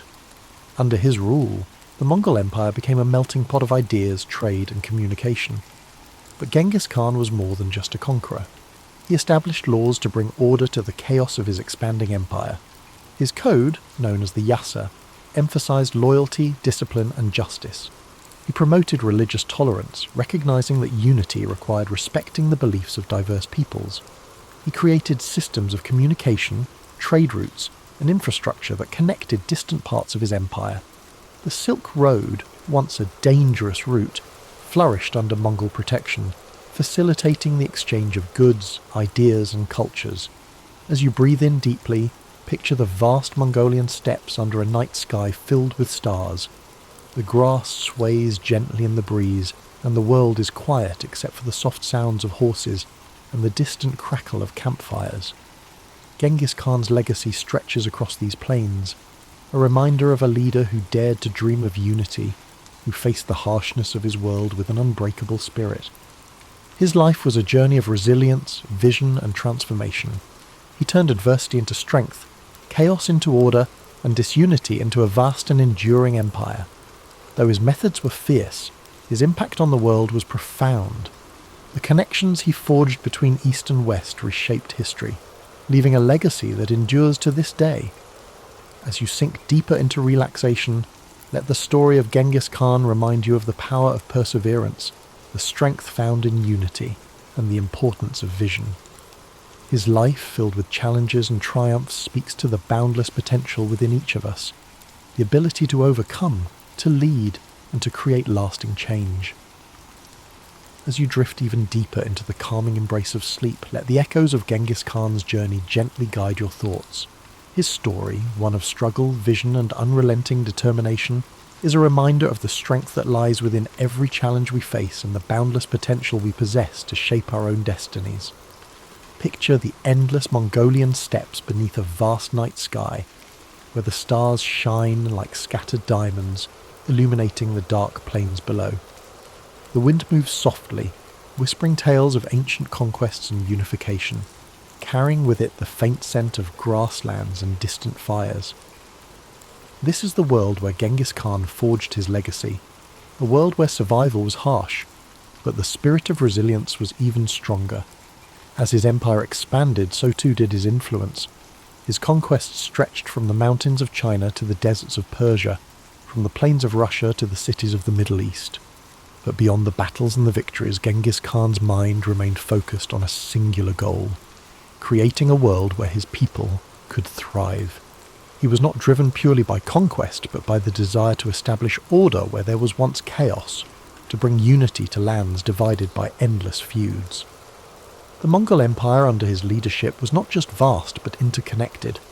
Trade routes flourished under his protection, allowing merchants, scholars, and travellers to move more freely than ever before. This period of stability and security, often referred to as the Pax Mongolica, allowed ideas, cultures, and innovations to flow across continents. Paper, gunpowder, and art travelled from east to west, while philosophies, religions, and scientific discoveries spread in return. Imagine the caravans moving slowly across the Silk Road, their lanterns glowing softly in the dark, their footsteps measured and steady, the gentle clinking of goods, the murmur of languages blending together. This was a world where once isolated cultures began to connect, creating a tapestry of shared human experience. Genghis Khan's vision of an interconnected world laid the foundation for this exchange, bridging the gaps between civilizations and opening pathways that had once seemed impassable. As you breathe in slowly, picture the vast expanse of his empire, the lands stretching beyond sight. Mountains rise in the distance, rivers carve paths through fertile valleys, and open plains roll endlessly toward the horizon. Each part of this landscape, once divided, is now united under a common rule, a testament to the power of a shared purpose. Genghis Khan's dream of unity has become a reality, one shaped by his unwavering will and strategic brilliance. But even as his empire grew, Genghis Khan remained tied to the simplicity of his roots. He lived a life close to the earth, surrounded by the people who had followed him from the very beginning. He never allowed himself to be consumed by luxury or excess. His strength lay in his ability to understand both the warrior's path and the leader's burden, to balance the ferocity of conquest with the wisdom of governance. As the years passed, Genghis Khan continued to guide his people, his vision extending beyond his own lifetime. He established systems of law and order, ensuring that justice and discipline held his empire together. His code, the Yasa, provided structure and fairness, holding even the highest-ranking leaders accountable. This commitment to order and loyalty became the backbone of the Mongol Empire, a legacy that would endure long after his death. In 1227, Genghis Khan's journey came to an end. He passed away during a military campaign. His body returned to the land he had known since childhood. His burial place remains a mystery, hidden somewhere in the vast steppes, a secret held tightly by those who revered him. But though his physical presence faded, his legacy continued to shape the world. His descendants carried his vision forward, expanding the empire and cementing his place in history. As you breathe deeply, feel the quiet power of Genghis Khan's story resonating within you. His life teaches us that, even in the face of unimaginable challenges, a determined spirit can overcome, a clear vision can unify, and resilience can shape the course of history. He transformed his hardships into strength, his struggles into purpose, and his dreams into reality. Imagine the steppes once more, now calm under the vast night sky. The stars continue their silent watch. The wind carries a sense of timelessness, and the land stretches out in quiet peace. The world rests much like you do now, embracing the stillness that follows the storm, the calm that comes after a journey well travelled. Allow yourself to let go completely, to surrender to this peaceful stillness. The story of Genghis Khan has taken you across endless plains, through battles, struggles, and victories. Now, you rest, knowing that strength, resilience, and vision lie within you, just as they did within him. The journey of discovery, growth, and purpose is yours to continue when you awaken. As you sink deeper into the embrace of sleep, let the echoes of Genghis Khan's legacy ripple through your mind like a soft, steady current. His journey was vast, stretching across endless plains and through the annals of history, yet his life was also a reflection of universal truths: strength in adversity, vision beyond boundaries, and the enduring power of unity. Imagine the stillness of the steppes at dawn, the first light of day casting a golden hue across the endless grasslands. The world holds its breath in quiet anticipation, a moment suspended between night and day. This is the same land that shaped Temujin, the boy who became Genghis Khan. The cold winds, the hardships, the endless horizons, all these elements forged his spirit, teaching him to endure, to adapt, and to lead. As you breathe deeply, let that same sense of quiet resilience settle within you. Just as the steppes stretched beyond sight, so too do the possibilities within your own life. The journey of Genghis Khan reminds us that no matter how vast the challenges before us, the human spirit is capable of incredible endurance and transformation. In your mind's eye, picture the endless caravans that travelled the Silk Road under the protection of the Mongol Empire. Merchants from distant lands move steadily along ancient routes, their carts loaded with silks, spices, and knowledge. The world is connected in ways it had never been before, ideas flowing freely across continents. These connections, once fragile and uncertain, now weave a tapestry of shared human experience. Genghis Khan's vision brought people together, creating pathways where there had once been barriers. His legacy lives not just in the conquests, but in the bridges he built between cultures, the systems of order he established, and the idea that unity, even amidst diversity, is possible. Now, let your thoughts drift further into the stillness of night. The campfires have burned down to embers, their soft glow casting faint light across the faces of warriors, nomads, and travellers. The air is filled with the faint scent of smoke and the quiet murmur of people at rest. This moment of peace, hard-earned and cherished, reflects the balance that Genghis Khan sought, a world where strength and stability allowed for moments of tranquility. Feel the calm spread through your body, each breath drawing you deeper into a space of comfort and safety. The struggles of the day fall away like grains of sand carried by the wind. You are part of a larger story, one where each challenge you face shapes you, where every moment of resilience adds to your strength. Like the great Khan, you possess the power to endure, to dream, and to create a legacy of your own. Imagine now the vast plain stretching out beneath a sky filled with stars. The universe seems infinite, yet there is a profound sense of peace in knowing that you are a part of this grand expanse. The wind whispers gently, carrying with it the stories of the past, the hopes of the present, and the dreams of the future. You're connected to this timeless flow, your spirit at ease, your heart steady. As your mind drifts further into sleep, let the essence of Genghis Khan's story remain with you. His life, shaped by hardship and triumph, reminds us that within every challenge lies an opportunity for growth.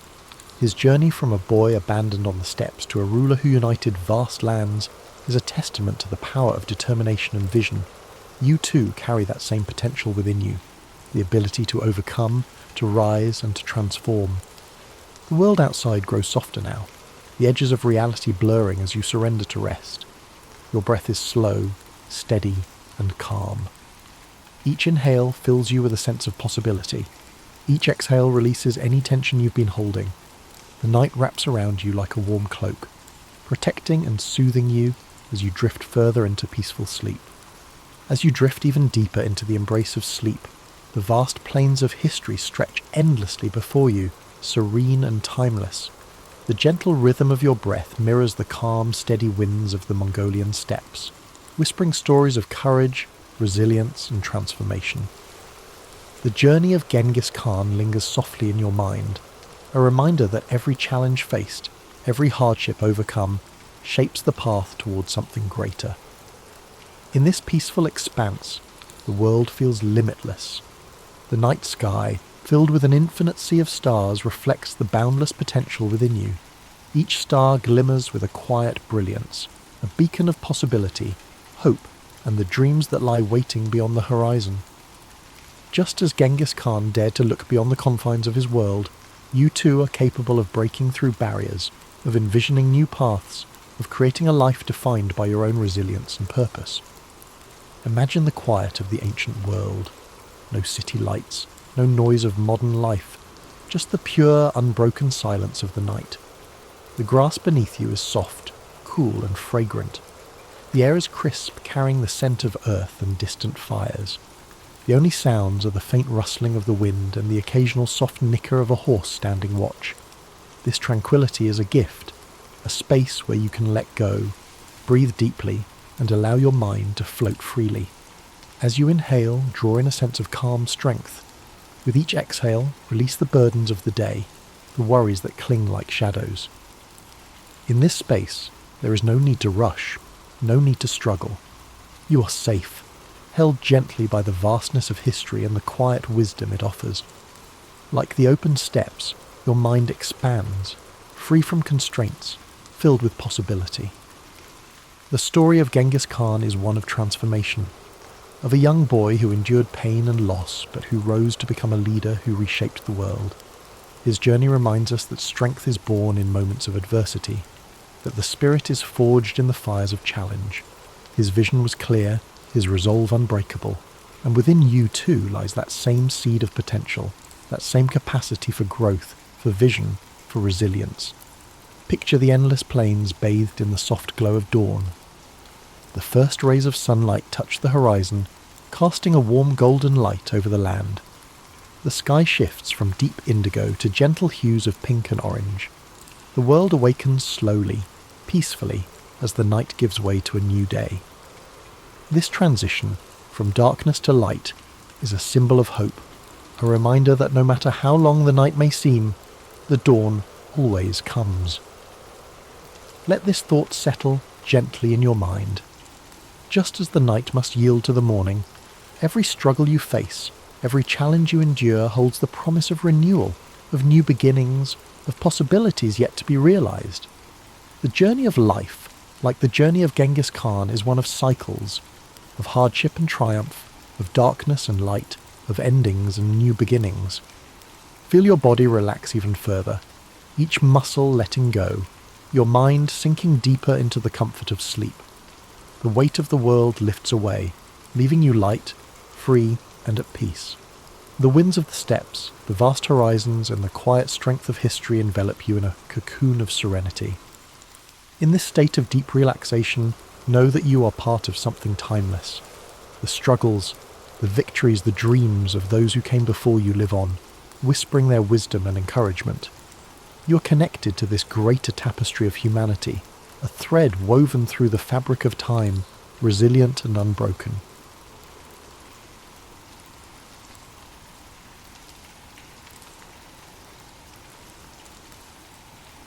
It is the 3rd century BCE in the ancient city of Syracuse, a bustling Greek settlement on the island of Sicily. The air is filled with the scent of the sea carried by the breeze from the nearby Mediterranean coast. The streets are alive with merchants, artisans, and scholars, their voices blending into a harmonious hum. Among these people walks a young boy, his eyes bright with curiosity, his mind constantly searching for answers to questions most people do not think to ask. This boy is Archimedes. Born to a family of intellect and privilege, Archimedes' father, Phidias, is an astronomer who nurtures his son's love for learning.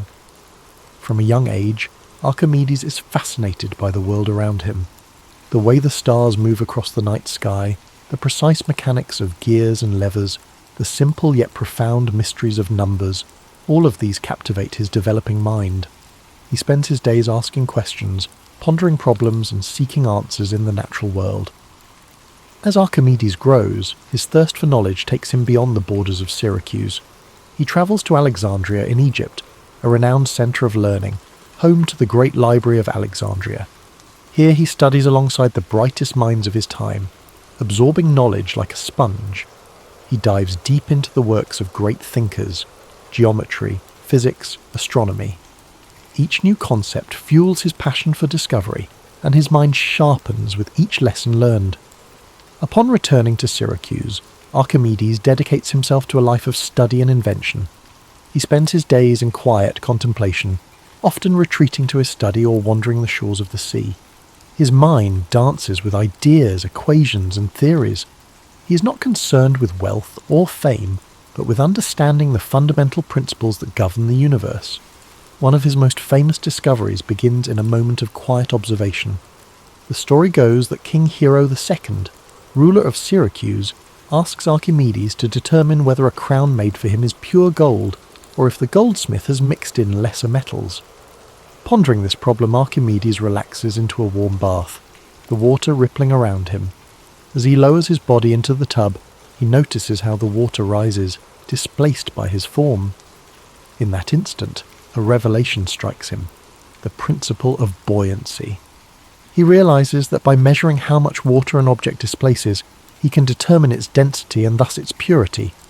Overcome with excitement, he leaps from the bath and runs through the streets shouting, "Eureka!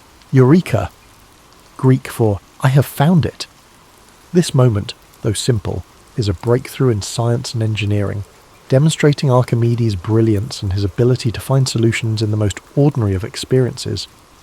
This principle, now known as Archimedes' principle, lays the foundation for understanding buoyancy and density, concepts that will influence science for centuries to come. Archimedes' work continues to expand. He is fascinated by the power of simple machines and begins to develop tools and mechanisms that demonstrate the incredible potential of levers, pulleys, and screws. He famously declares, "Give me a place to stand, and I will move the earth." These words reflect his deep understanding of the mechanical advantage provided by levers. He designs ingenious contraptions such as the Archimedean screw, a device used to raise water for irrigation and drainage. This invention, with its elegant spiral structure, helps farmers move water efficiently and will continue to be used for centuries in different parts of the world. Archimedes' mind does not rest. He explores the mysteries of geometry, calculating areas, volumes and surfaces with astonishing precision. He develops formulas for the areas of circles, the volumes of spheres, and the properties of parabolas. His work on the mathematics of shapes lays the groundwork for calculus, a field that will not fully develop until many centuries later. In addition to his theoretical work, Archimedes applies his knowledge to practical problems. Syracuse faces threats from rival powers, and Archimedes' inventions become tools of defense. He designs war machines, catapults, cranes, and even rumored death rays that use mirrors to focus sunlight and set enemy ships ablaze. These devices, products of his genius, help protect his city from invaders.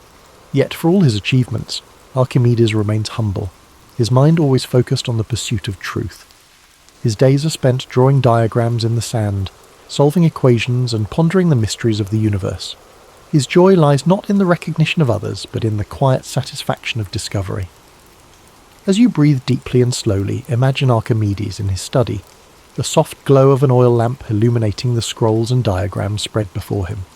The gentle sound of waves drifts through an open window, a soothing rhythm that accompanies his thoughts. The air is filled with the faint scent of parchment and seawater. In this moment of stillness, there is a profound sense of peace, a quiet celebration of the mind's limitless potential. Archimedes' life, though dedicated to discovery, ends in a moment of tragic misunderstanding. During the siege of Syracuse by the Roman army, the city falls despite its defences. As the soldiers enter, Archimedes is engrossed in his work, drawing a mathematical diagram in the sand. A Roman soldier approaches him, but Archimedes, absorbed in his thoughts, asks the soldier not to disturb his circles. In a tragic instant, the soldier strikes him down, unaware of the brilliance of the man before him. But though his life is cut short, Archimedes' legacy endures. His discoveries, his inventions, and his insights into the world of mathematics and physics continue to inspire generations. His work becomes the foundation for future scientists, engineers, and thinkers, a testament to the enduring power of curiosity and intellect. As you drift further into sleep, let the story of Archimedes remind you of the beauty of exploration, the joy of discovery, and the quiet power of the mind. His life teaches us that the pursuit of knowledge, no matter how simple or complex, is a journey worth taking. Each question we ask, each problem we solve, brings us closer to understanding the wonders of the world. As you sink deeper into the gentle embrace of sleep, let the wisdom and wonder of Archimedes' life continue to guide your thoughts. His journey was one of relentless curiosity, an unquenchable thirst for understanding the mysteries of the universe. Even now, centuries later, his discoveries ripple through time, touching the modern world in ways both seen and unseen. Picture the quiet streets of ancient Syracuse once more. The sun has set and the city is cloaked in twilight. The gentle sound of the sea rolls in the distance, its waves washing softly against the stone walls of the harbour. Lanterns flicker along the narrow alleyways, casting warm pools of light onto the cobbled streets. Somewhere in this peaceful setting, Archimedes walks slowly, his mind alive with thoughts and ideas. He is at ease, his steps unhurried, the weight of his questions a welcome companion rather than a burden. This tranquility reflects a life devoted to understanding, to peeling back the layers of the world to reveal the beauty beneath.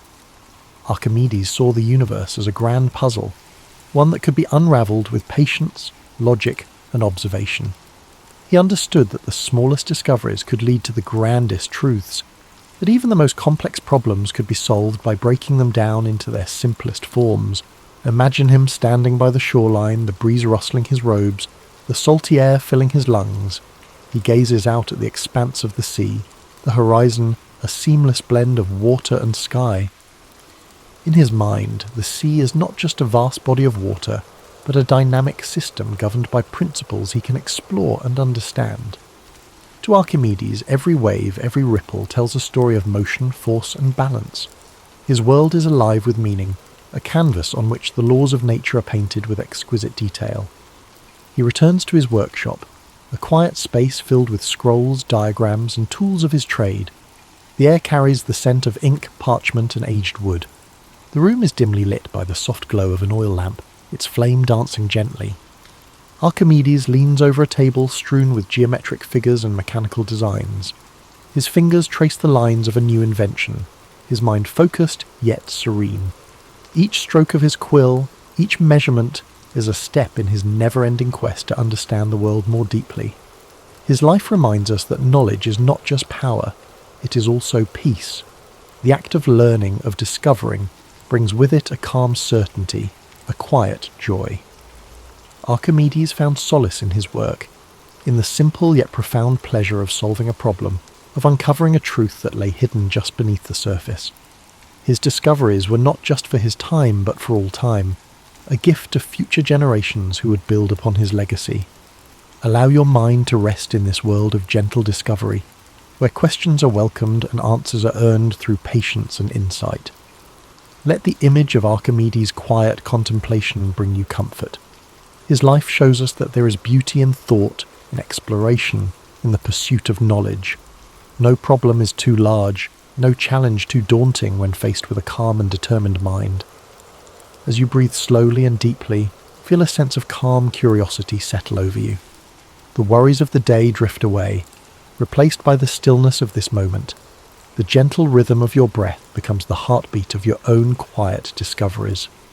Like Archimedes, you're free to explore the depths of your thoughts, to wonder, to question, and to dream. The soft lapping of waves on the shore echoes in the distance, a soothing sound that anchors you to a place of peace. The stars twinkle faintly above, each one a reminder of the infinite possibilities that lie before you. Archimedes understood that the universe, vast and mysterious, is a place of endless wonder. And as you drift further into sleep, you too are part of that wonder, a being of thought, curiosity, and potential. Imagine the warmth of a gentle sun rising over the horizon, casting its golden light across the quiet city of Syracuse. The world awakens slowly, the streets coming to life with the soft sounds of morning. Archimedes' study is filled with the gentle glow of dawn, his scrolls illuminated by the first rays of light. The work continues, the questions remain, and the journey of discovery goes on. In this moment, you're wrapped in a blanket of peace and possibility. The story of Archimedes whispers to you that the pursuit of knowledge is a path without end, a journey that brings fulfillment and joy. His life is a reminder that even the smallest insights can lead to the greatest understandings, that patience and curiosity are the keys to unlocking the universe's secrets. As you drift deeper into the serene embrace of sleep, let the story of Archimedes continue to weave through your thoughts like a gentle current. His life reminds us that the universe is filled with puzzles waiting to be solved, and each quiet moment of reflection brings us closer to understanding its secrets. The night is calm now, and the echoes of his discoveries linger softly in your mind. Imagine the gentle rhythm of the sea, the waves rising and falling in a soothing eternal dance. The moon casts a silvery light upon the water, its reflection shimmering and rippling with each movement. This same sea, with its endless motion, once inspired Archimedes to develop theories of fluid mechanics, his brilliant mind observing patterns and laws hidden in the simplest of things. To him, the sea was more than just water. It was a universe of knowledge, a place where physics, geometry, and nature met in perfect harmony. Allow yourself to float upon this tranquil sea, the waves cradling you with their soft, steady motion. The worries of the day dissolve, carried away by the tides. Each breath you take is like the rise and fall of the waves, a rhythm of life, of peace, of calm. You're held safely in this space of quiet discovery, where the world's complexities fade into simplicity, and every thought leads you closer to rest. Picture Archimedes seated on a sun-warmed rock by the shoreline, a piece of parchment resting on his knee. The wind tousles his hair as he sketches shapes and equations with a steady hand. His eyes are focused, yet there is a deep peace in his expression. The world is his canvas, and with every observation, every calculation, he adds a stroke to the masterpiece of human knowledge. His mind is a sanctuary, a place where curiosity flows freely, unencumbered by doubt or fear. In your own mind, you too have this sanctuary, a place where thoughts drift like clouds, where questions are welcomed, and where answers are like stars twinkling softly in the night sky. There is no need to rush, no pressure to understand everything at once. The act of wondering, of exploring, is enough. This quiet space within you is a reflection of Archimedes' own calm, thoughtful mind, a place where peace and discovery coexist. As the night deepens, the sounds of Syracuse fade into stillness. The bustling markets, the clink of hammers in workshops, the calls of merchants, all grow quieter, like the world itself is gently falling asleep. The only sounds that remain are the whispering of the sea and the soft sigh of the breeze. Archimedes continues his work, his mind at ease, immersed in the beauty of the world's mysteries. In his final moments, Archimedes was said to have been absorbed in thought, drawing figures in the sand. Even as chaos swirled around him, his focus remained unbroken, his mind lost in contemplation. This dedication, this unwavering love of knowledge, is a gentle reminder that we, too, can find peace in the simple act of thinking, of observing, of being present with our thoughts. As you breathe in deeply, imagine the sand beneath your feet, warm and soft. The gentle waves wash over your toes, each ripple a soft caress that soothes and relaxes you. The horizon stretches endlessly before you, the boundary between sea and sky blurred by a golden haze. This endless horizon is like the realm of knowledge, a place where there is always more to explore, more to understand, more to discover. Feel the weight of your body sinking into comfort, your muscles relaxing, your mind unwinding.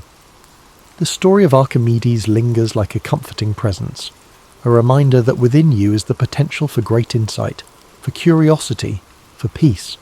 You are part of the same universe that Archimedes sought to understand, a universe filled with beauty, logic, and wonder. Now let go completely, surrendering to the calm embrace of sleep. The sea of your thoughts grows still, the waves gentle and soothing. The stars above shine with a quiet brilliance, each one a beacon of endless possibility. You're safe here, wrapped in the warmth of the night, guided by the gentle wisdom of Archimedes' journey. Thank you for joining us tonight on History and Sleep. May this story of discovery, resilience, and curiosity guide you into a deep, restful slumber. Let Archimedes' legacy remind you that every question, every thought, every moment of wonder is a step toward understanding the world around you. Sleep deeply, knowing that you are part of a grand, beautiful universe, and that peace and curiosity are always within your reach.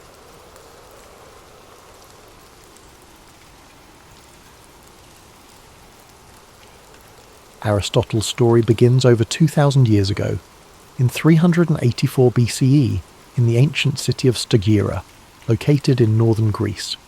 Born to a physician named Nicomachus and his wife Phaestis, Aristotle came into the world surrounded by a mix of science, medicine, and tradition. His father's role as the physician to the royal court of Macedon meant that Aristotle grew up in an environment deeply rooted in observation, inquiry, and the natural sciences. Even as a child, he showed a curious and inquisitive nature, traits that would come to define his life and work. However, Aristotle's early life was not without hardship. His parents passed away when he was still a boy, leaving him orphaned at a young age. Despite this loss, he was taken in by a guardian and received an education that emphasized both discipline and exploration.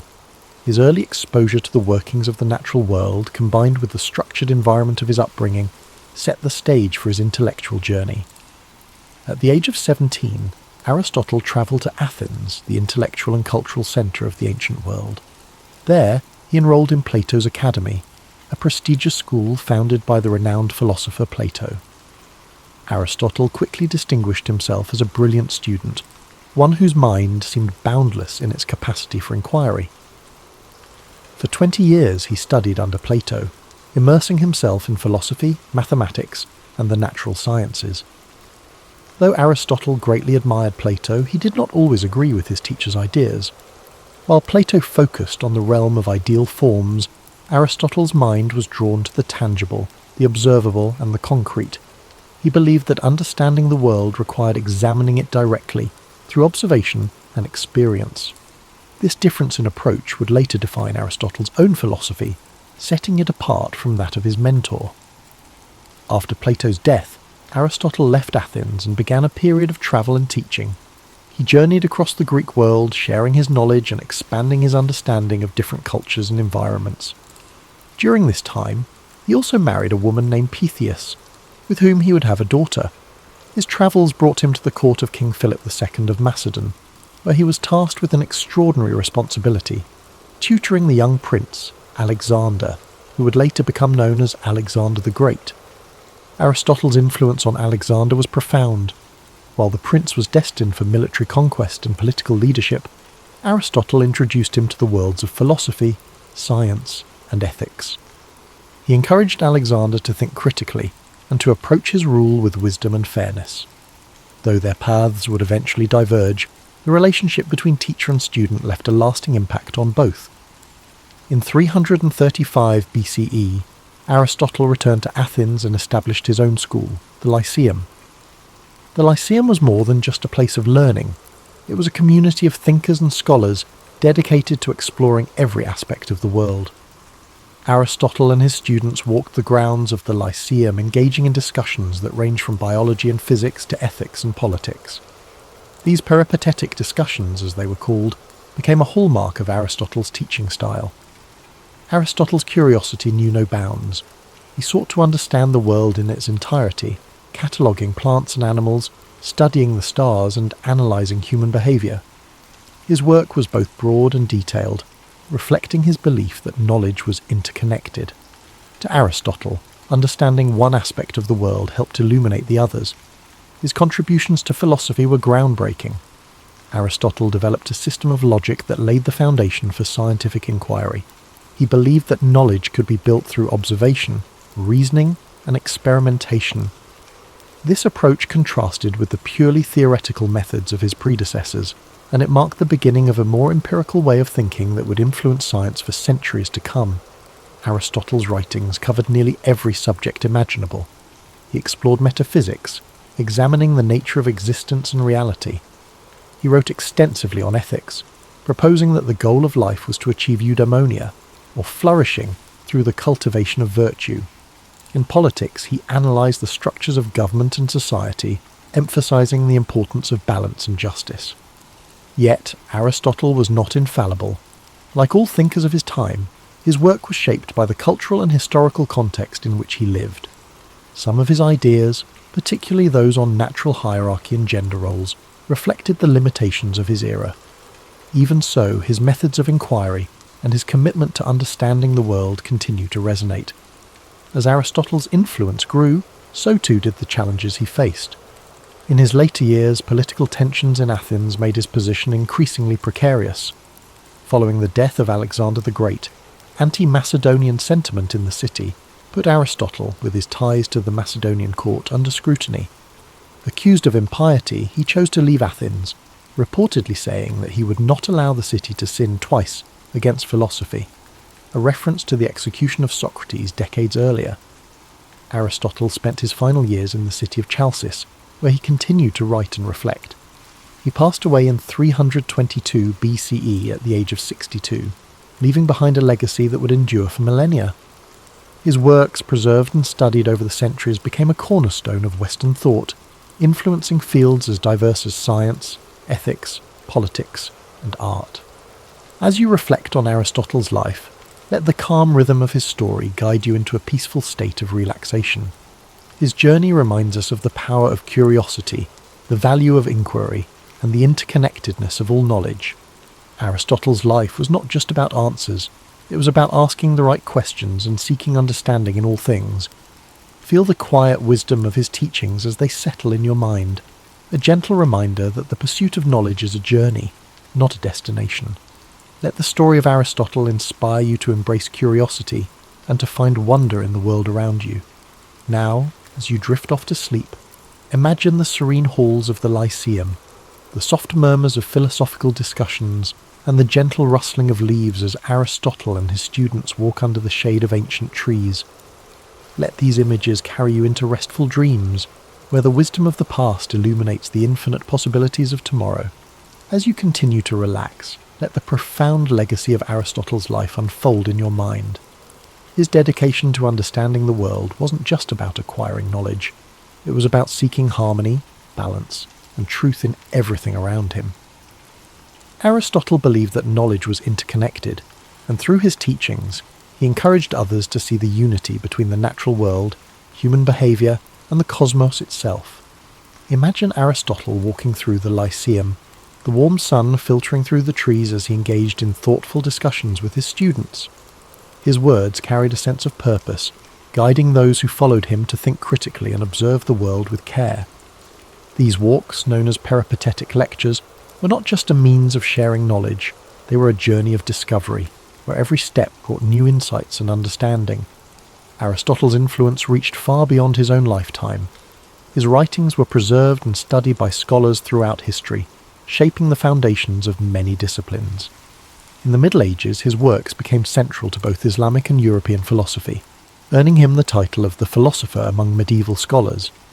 His contributions to logic, ethics, and the natural sciences provided a framework for future thinkers, from Thomas Aquinas to Galileo Galilei. In the realm of ethics, Aristotle's concept of virtue remains timeless. He believed that the key to a fulfilling life was finding the balance between extremes, a concept he called the golden mean. For Aristotle, courage lay between recklessness and cowardice, generosity between stinginess and extravagance. This philosophy of moderation offers a calming and thoughtful perspective, reminding us that harmony often lies in balance. As you reflect on these teachings, let their wisdom bring a sense of calm and clarity. The idea that life's challenges can be approached with balance and thoughtfulness is a comforting reminder that, even in times of uncertainty, there is a path forward that brings peace and understanding. Aristotle's work on the natural sciences was equally revolutionary. He believed that observation and experience were the keys to understanding the world. He meticulously studied plants, animals, and celestial phenomena, striving to uncover the principles that governed their existence. His efforts to categorize and explain the natural world laid the groundwork for modern scientific inquiry, inspiring countless generations of researchers to follow in his footsteps. Picture Aristotle seated in quiet contemplation, surrounded by scrolls and diagrams, his mind alight with questions about the universe. The gentle hum of the world around him, the rustling of leaves and the distant chirping of birds served as the backdrop to his endless curiosity. This serene image reminds us of the beauty of learning and the quiet joy of discovery. In his exploration of politics, Aristotle emphasized the importance of community and the role of government in promoting the common good. He studied different forms of governance, analyzing their strengths and weaknesses. His belief that humans are political animals underscores our innate desire for connection and cooperation. Aristotle's insights into the nature of society encourage us to think deeply about the ways we interact with one another and the systems we create to support our collective well-being. As the rain falls gently outside your window, imagine the ancient world Aristotle inhabited, a world filled with wonder, where the mysteries of existence invited exploration and understanding. Let his story remind you that curiosity is a gift, one that opens the door to endless possibilities. Now, as you drift deeper into relaxation, picture the stars shining above the Lyceum, their light guiding Aristotle and his students as they pondered the mysteries of life. The gentle rhythm of their footsteps, the soft murmur of their voices, and the stillness of the night create a peaceful atmosphere, one that invites you to find rest and serenity in your own journey. Aristotle's life was a testament to the power of inquiry, the joy of discovery, and the interconnectedness of all things. His teachings remind us that knowledge is not just about understanding the world, it's about finding our place within it and striving to live in harmony with ourselves and others. Let the quiet wisdom of Aristotle's journey settle into your thoughts as you rest. His legacy is not just one of intellectual brilliance, but of a life deeply dedicated to understanding the beauty and complexity of existence. Aristotle saw the world not as a collection of separate pieces, but as an intricate tapestry, where each thread is connected to the others in profound and meaningful ways. Imagine the calm serenity of ancient Greece, the golden sunlight cascading over the white stone columns of the Lyceum as Aristotle strolled its pathways, surrounded by students eager to learn. They debated, questioned, and explored every aspect of life, from the nature of the stars above to the behaviour of the animals in the fields nearby. Their conversations were filled with curiosity and wonder, a reflection of Aristotle's belief that every question, no matter how simple or complex, was worth pursuing. Aristotle's ability to bridge different disciplines was one of his greatest strengths. He saw no boundary between science and philosophy, ethics and politics, or art and nature. To him, everything was interconnected, part of a greater whole that deserved to be studied and understood. This holistic view of the world is a reminder of the beauty that lies in seeing the bigger picture, in understanding that each small piece contributes to something far greater than itself. As you drift further into relaxation, let the harmony of Aristotle's teachings bring you peace. His philosophy of balance and moderation encourages us to find calm in the chaos, to seek the middle ground where we can flourish. The idea of the golden mean is not just a guide for making choices, it is an invitation to live with grace and intention, to approach life with a steady and thoughtful heart. Picture Aristotle at his desk, surrounded by scrolls and notes, the flickering light of a lantern illuminating his work. The quiet hum of the night provides the perfect backdrop for his thoughts, as he meticulously records his observations and ideas. Each stroke of his pen represents a step forward in humanity's understanding of the world. This image is a reminder that even the grandest achievements begin with quiet moments of reflection and dedication. Aristotle's life was also a testament to resilience.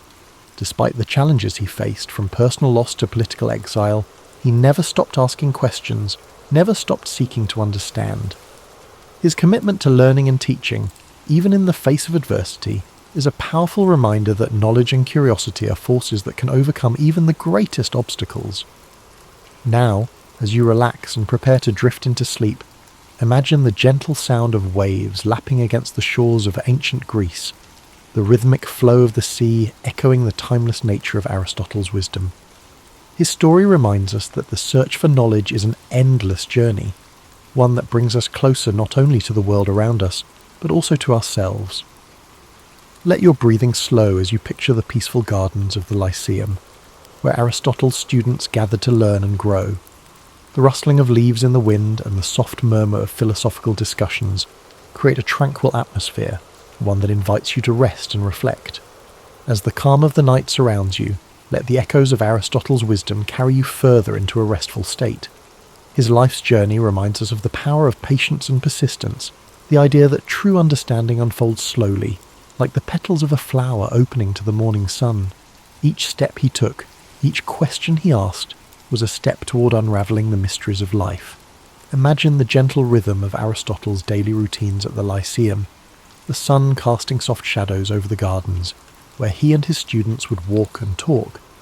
The air would have been filled with the scent of blooming flowers and the distant sound of birds singing, creating a serene environment for thought and reflection. It was in these simple, unhurried moments that some of the most profound ideas in human history were born. Aristotle's approach to life and learning reminds us that it's okay to take our time, to explore the world with curiosity and wonder. He understood that knowledge is not something to be rushed. It is a lifelong journey, one that unfolds gradually and beautifully. This philosophy of patience and exploration is one we can carry with us, a gentle reminder to approach our own lives with care and intention. Aristotle often turned his gaze upward, marvelling at the vastness of the universe and pondering the mysteries it held. To him, the stars were not just distant points of light. They were part of a grand, interconnected cosmos, a reminder of our place within something far greater than ourselves. Let this thought bring you a sense of peace and wonder as you rest. Aristotle's teachings also emphasized the importance of community and connection.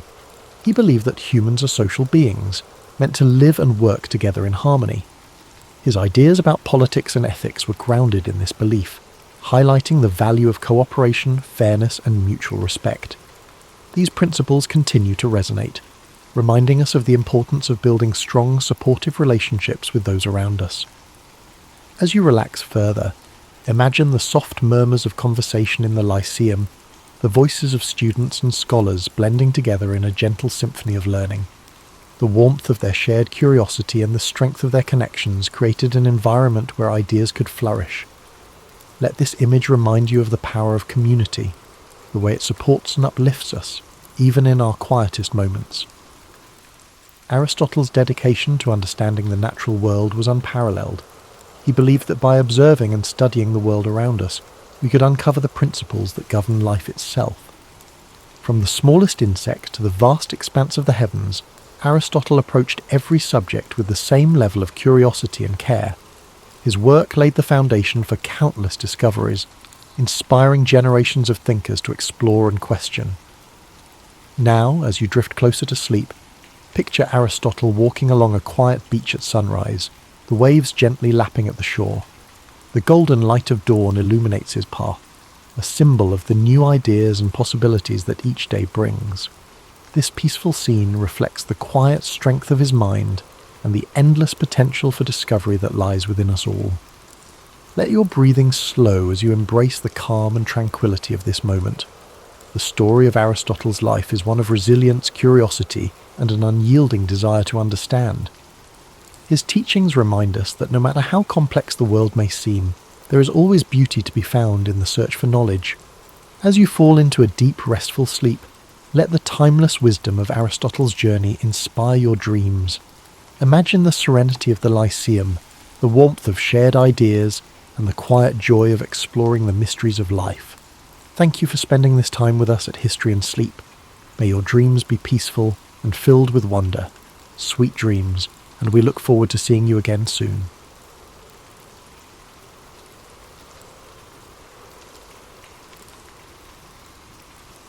In the gentle stillness of a cold winter night, on January 15th, 1929, a baby boy was born in a small home on Auburn Avenue in Atlanta, Georgia. His name was Martin Luther King Jr. The air was crisp, and the streets of the neighbourhood known as Sweet Auburn were filled with the quiet hum of the life and community. The child's father, Martin Luther King Sr., was a preacher at the Ebenezer Baptist Church. His mother, Alberta Williams King, was a devoted teacher. They raised their son with faith, love, and a deep sense of purpose. As a young boy, Martin's world was shaped by the warmth of his family and the deep-rooted traditions of the African American church. He played with his sister, Christine, and his brother, Alfred Daniel. Their home was filled with music, laughter, and the comforting aroma of home-cooked meals. But beyond the walls of his childhood home, the world was starkly divided. The shadows of segregation loomed over every street, every bus, and every park. One day, when Martin was just 6 years old, he experienced a moment that would leave an indelible mark on his young heart. His white childhood friend told him they could no longer play together because of the colour of his skin. Confused and hurt, Martin ran home to his mother, tears in his eyes. She held him gently and explained the harsh reality of racism, assuring him that he was just as good as anyone else. That day, a seed of understanding was planted, a seed that would grow into a lifelong commitment to justice and equality. As Martin grew, his curiosity and intellect blossomed. He was a gifted student, known for his eloquence and his love of learning. He read books voraciously, his mind absorbing the ideas of great thinkers and leaders. He listened to his father's sermons at Ebenezer Baptist Church, the powerful words of faith and justice stirring something deep within him. He watched his father stand up to injustice, teaching him the importance of dignity and courage. When Martin was 15, he skipped 2 grades and enrolled at Morehouse College in Atlanta. Though he was still a teenager, he carried himself with a maturity beyond his years. At Morehouse, he was inspired by the college's president, Dr. Benjamin Mays, a man who spoke passionately about justice, equality, and the need to stand against oppression. Dr. Mays became a mentor, shaping Martin's worldview and deepening his commitment to service. It was during these formative years that Martin felt the call to the ministry. He saw the pulpit as a platform not only for spiritual guidance, but for social change. After graduating from Morehouse, he attended Crozer Theological Seminary in Pennsylvania, where he continued to excel academically. It was here that he first encountered the writings of Mahatma Gandhi, whose philosophy of non-violent resistance would become the cornerstone of his own approach to social justice. Slow pronunciation. In 1951, Martin enrolled at Boston University for his doctoral studies. In Boston, he met a young woman named Coretta Scott. She was a talented musician and a passionate advocate for justice. They shared dreams of a better world and a commitment to the fight for equality. They married in 1953 and began building a life together, filled with love, purpose, and the promise of change. In 1954, Martin became the pastor of Dexter Avenue Baptist Church in Montgomery, Alabama.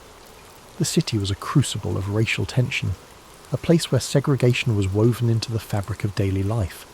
The African American community faced discrimination on buses, in schools, and in businesses. The air was thick with frustration and a longing for justice. That longing ignited into action on December 1st, 1955, when a courageous woman named Rosa Parks refused to give up her seat to a white passenger on a Montgomery bus. Her arrest sparked outrage, and the community rallied together to launch the Montgomery bus boycott. Martin Luther King Jr., just 26 years old, was chosen to lead the movement. His voice, steady and resolute, called for peaceful resistance, for dignity, and for justice. For 381 days, the African American community of Montgomery walked instead of riding the buses. They endured threats, violence, and intimidation, but they stood firm. Martin's home was bombed, his family threatened, but his commitment to non-violence never wavered. In 1956, the boycott succeeded. The Supreme Court ruled that segregation on buses was unconstitutional. The victory was a beacon of hope, and Martin became a national figure in the fight for civil rights. As the movement grew, Martin travelled across the country, speaking to crowds of thousands, preaching a message of love, justice, and non-violent resistance. He faced arrests, threats, and violence, but his resolve was unbreakable. He led marches, organised protests, and stood alongside those who suffered under the weight of injustice. On August 28, 1963, Martin stood on the steps of the Lincoln Memorial in Washington, D.C., before a crowd of over 250,000 people. The day was warm, the air filled with anticipation and hope. His voice rang out, clear and powerful, as he delivered his historic "I Have a Dream" speech. He spoke of a dream where his children would be judged not by the colour of their skin, but by the content of their character. His words soared like a song of freedom, a vision of a better, more just world. But the journey was fraught with danger. In the years that followed, Martin faced increasing opposition. The struggle for civil rights was met with violence, resistance, and heartbreak. Yet he continued to fight for justice, for the poor, for the oppressed, for all who suffered. On April 4th, 1968, in Memphis, Tennessee, Martin Luther King Jr.'s life was cut short by an assassin's bullet. He was just 39 years old. The world mourned the loss of a leader, a voice of hope and courage. Yet his dream did not die. It lives on in the hearts of all who believe in justice, equality, and the power of love to overcome hate. His life, a testament to resilience, faith, and the unyielding pursuit of justice, continues to inspire. As you breathe deeply now, let the story of Martin Luther King Jr. settle into your mind. His life reminds us that even in the face of adversity, hope endures. His dream whispers to us in the quiet of the night, a gentle reminder that a better world is possible. As you sink deeper into the comforting embrace of sleep, let the legacy of Dr. Martin Luther King Jr. wash over you like a gentle wave. His story, one of tireless dedication, unwavering hope, and profound love, lingers softly in your mind. The echoes of his dream, a vision of justice and equality, provide a sense of quiet reassurance as you drift further away from the worries of the day. Picture the stillness of a peaceful night, where the air is cool and the sky is a deep, endless canvas of stars. Each star twinkles softly, like a beacon of hope, a reminder that light can shine even in the darkest of times. The steady rhythm of your breath aligns with the calm of the night, grounding you in a space of serenity and reflection. In the distance, the faint sounds of nature, a rustling breeze, the gentle chirp of crickets, the whisper of leaves, carry the stories of those who have walked the path of courage before you. Their journeys, filled with challenges and triumphs, remind you that strength, love, and perseverance are woven into the fabric of our shared humanity. Imagine standing in a vast open field under the starlit sky. The ground beneath you is firm and steady, a symbol of the resilience that lies within you. In the quiet stillness, you feel connected to something greater, a long line of people who have stood for justice, who have fought for equality, who have believed in the power of love to transform the world. The voice of Dr. King resonates softly in the back of your mind, his words of peace and unity echoing like a comforting melody. His dream, so clear and unwavering, is a reminder that even when faced with adversity, we can choose to walk a path of compassion, understanding, and hope. His commitment to non-violence, his belief in the dignity of every person, and his vision of a better world continue to light the way forward. As you breathe deeply, feel any lingering tension melt away. Each inhale brings in a sense of calm. Each exhale releases the weight of the day. Your muscles relax, your mind softens, and your heart beats steadily, a quiet rhythm of peace. You are held gently in this moment, a moment where past and present blend seamlessly, where the struggles of history give rise to hope for the future. Imagine a calm river flowing through a serene landscape. The water is smooth, reflecting the light of the moon and the stars above. Each ripple in the water represents a moment of change, a step toward progress, a whisper of courage. The river flows steadily, unwavering in its course, just as the march toward justice continues, steady and unrelenting. Let yourself float along this river, the gentle current carrying you deeper into rest. The water is cool and soothing, a balm for your mind and spirit. You're safe here, supported by the flow of time, the resilience of those who came before you, and the quiet promise of a better tomorrow. Dr. King's journey may have ended, but his dream lives on. It is a seed planted in the hearts of millions, a seed of equality, compassion, and love. As you drift deeper into sleep, know that you carry that seed within you, a spark of hope that can light the way forward. You are part of this story, a story of growth, of progress, and of the belief that together we can create a world where every person is valued and respected. Feel the night wrap around you like a warm blanket its gentle darkness a space of safety and calm. The stars above continue to watch over you, their light constant and reassuring. You're exactly where you need to be, held in the quiet stillness of this moment. Thank you for joining us tonight on History and Sleep. May the story of Martin Luther King Jr. inspire you with hope, fill you with peace, and remind you of the quiet strength that lives within you. As you drift deeper into slumber, let go completely. The world fades away, leaving only the soothing rhythm of your breath, the gentle beating of your heart, and the comforting knowledge that you are part of something beautiful and enduring. As you journey deeper into the stillness of sleep, allow the echoes of Dr. Martin Luther King Jr.'s message to gently resonate within you. His dream of a world where justice, equality, and love triumph over prejudice and hatred is a timeless reminder of the potential that lies within every one of us. His unwavering belief in peace, even amidst turmoil, becomes a calming presence that guides you further into rest. The night stretches on, serene and enveloping. The world outside fades into a quiet hum, and all that remains is this vast, peaceful space. The darkness around you is not empty but filled with promise, with the unspoken potential of a new day. You are part of a world where every moment holds the chance for compassion, understanding, and hope. Imagine walking through a tranquil garden, the grass soft beneath your feet, the air rich with the scent of blooming flowers. The gentle rustling of leaves is like a whisper from the past, reminding you of the sacrifices and dreams of those who came before. Each step takes you further from the weight of the present and deeper into a state of complete calm. You are surrounded by nature's quiet beauty, a reflection of the peaceful world that Dr. King so deeply believed in. Feel the warmth of the sun, even in the depths of night, as if the hope of a better tomorrow is shining within you. This warmth fills your being, melting away any residual tension or worry. Each breath is slow and steady, like the rise and fall of gentle waves on a calm sea. You're safe here, held in the embrace of history's quiet resolve and the promise of a brighter future. Let yourself drift through this garden of reflection, where the lessons of Dr. King's life bloom like flowers, lessons of courage, humility, and love. His story reminds you that even the smallest acts of kindness, the quietest moments of understanding, and the gentlest words of encouragement can change the world in ways that ripple far beyond our knowing.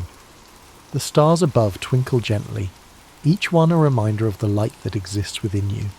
They are the lights of those who stood for justice, who dreamed of equality, and who believed in the dignity of every human soul. Their glow reassures you that even in the darkest nights, the light of hope, love, and perseverance remains. As you drift further into sleep, allow yourself to surrender to this peaceful night. You are wrapped in the same quiet strength that carried Dr. King through his journey, a strength built on the foundations of faith, hope, and love. This strength is within you too, a steady presence that will guide you through whatever challenges you face. Picture the soft glow of dawn beginning to touch the edges of the horizon. The night is not yet over, but the promise of a new day lingers at the edge of your dreams. The light of morning will come, bringing with it new opportunities to live with kindness, to speak with love, and to act with courage. For now, there is nothing more you need to do, nothing more you need to be. You are enough, just as you are. Let the gentle rhythm of your breath guide you deeper still, each inhale bringing calm, each exhale releasing the weight of the day. The world is quiet, and your mind is free to rest, to dream, and to heal. As you continue to drift deeper into the embrace of restful sleep, let the story of Dr. Martin Luther King Jr. gently unfold further. His life was a journey filled with profound challenges and triumphs, each chapter carrying the weight of history and the promise of hope. Let his experiences, his struggles, and his unwavering faith guide you further into calm reflection. Imagine the young Martin Luther King Jr. in the heart of Atlanta, Georgia, where the echoes of sermons and hymns shaped his earliest memories. The church was not just a place of worship for Martin. It was a place of community, strength, and resilience. The rich, melodic voices of the choir rose like a wave, filling the sanctuary with warmth and grace.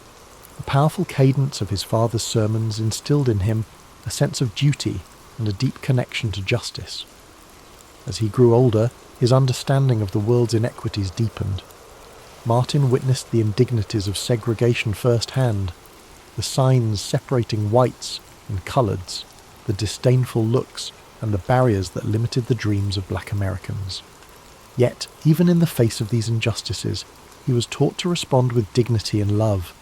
His mother's gentle reassurances and his father's firm resolve became the foundation of his strength. Picture Martin as a young student, his eyes bright with curiosity as he immersed himself in books and lessons. He excelled in school, his mind a sponge soaking in knowledge, philosophy and history. He understood early that education was a path to freedom, a key to unlocking opportunities for himself and his community. The words of great thinkers like Henry David Thoreau and Mahatma Gandhi began to shape his approach to injustice, planting the seeds of non-violent resistance. At Morehouse College, Martin found himself surrounded by mentors who recognized his potential. Dr. Benjamin Mays, the college president, spoke passionately of the need for moral courage and social change. These lessons ignited a fire in Martin's heart, a resolve to dedicate his life to justice and equality. After college, Martin continued his studies at Crozer Theological Seminary in Pennsylvania. The rolling hills and quiet libraries provided him with a space for deep contemplation. Here, he encountered the works of Gandhi, whose philosophy of non-violent resistance resonated deeply with Martin's own beliefs. The idea that love and peaceful action could overcome hatred and violence gave him a path forward, a strategy for confronting injustice without compromising his principles. As he pursued his doctoral studies at Boston University, Martin's world expanded further. He met Coretta Scott, a talented musician and dedicated activist. Their love was built on shared ideals, mutual respect, and a vision for a better world. Together, they dreamed of a future where their children would not be judged by the colour of their skin, but by the content of their character.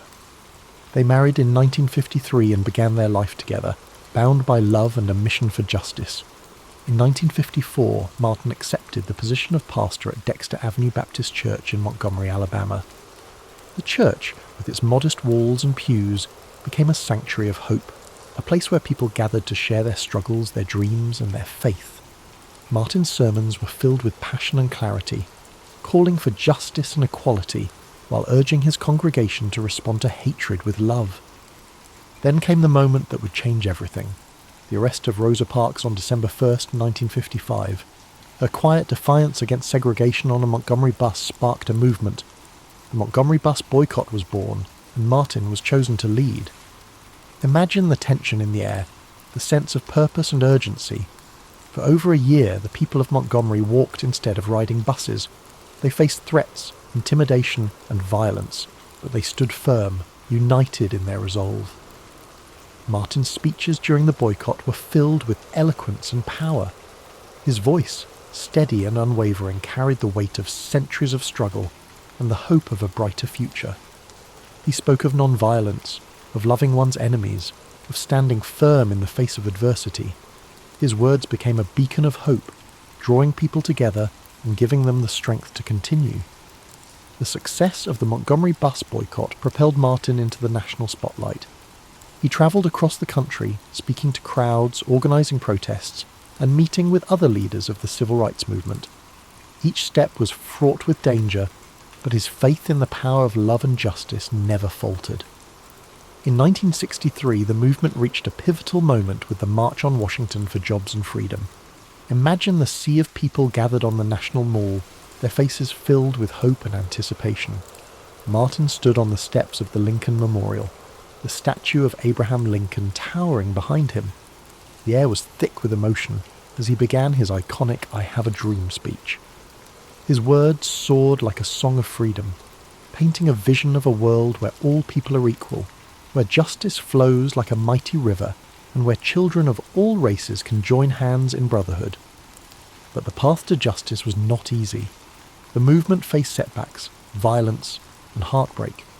The bombing of the 16th Street Baptist Church in Birmingham, the brutal suppression of peaceful protests, and the resistance of those clinging to hatred weighed heavily on Martin's heart.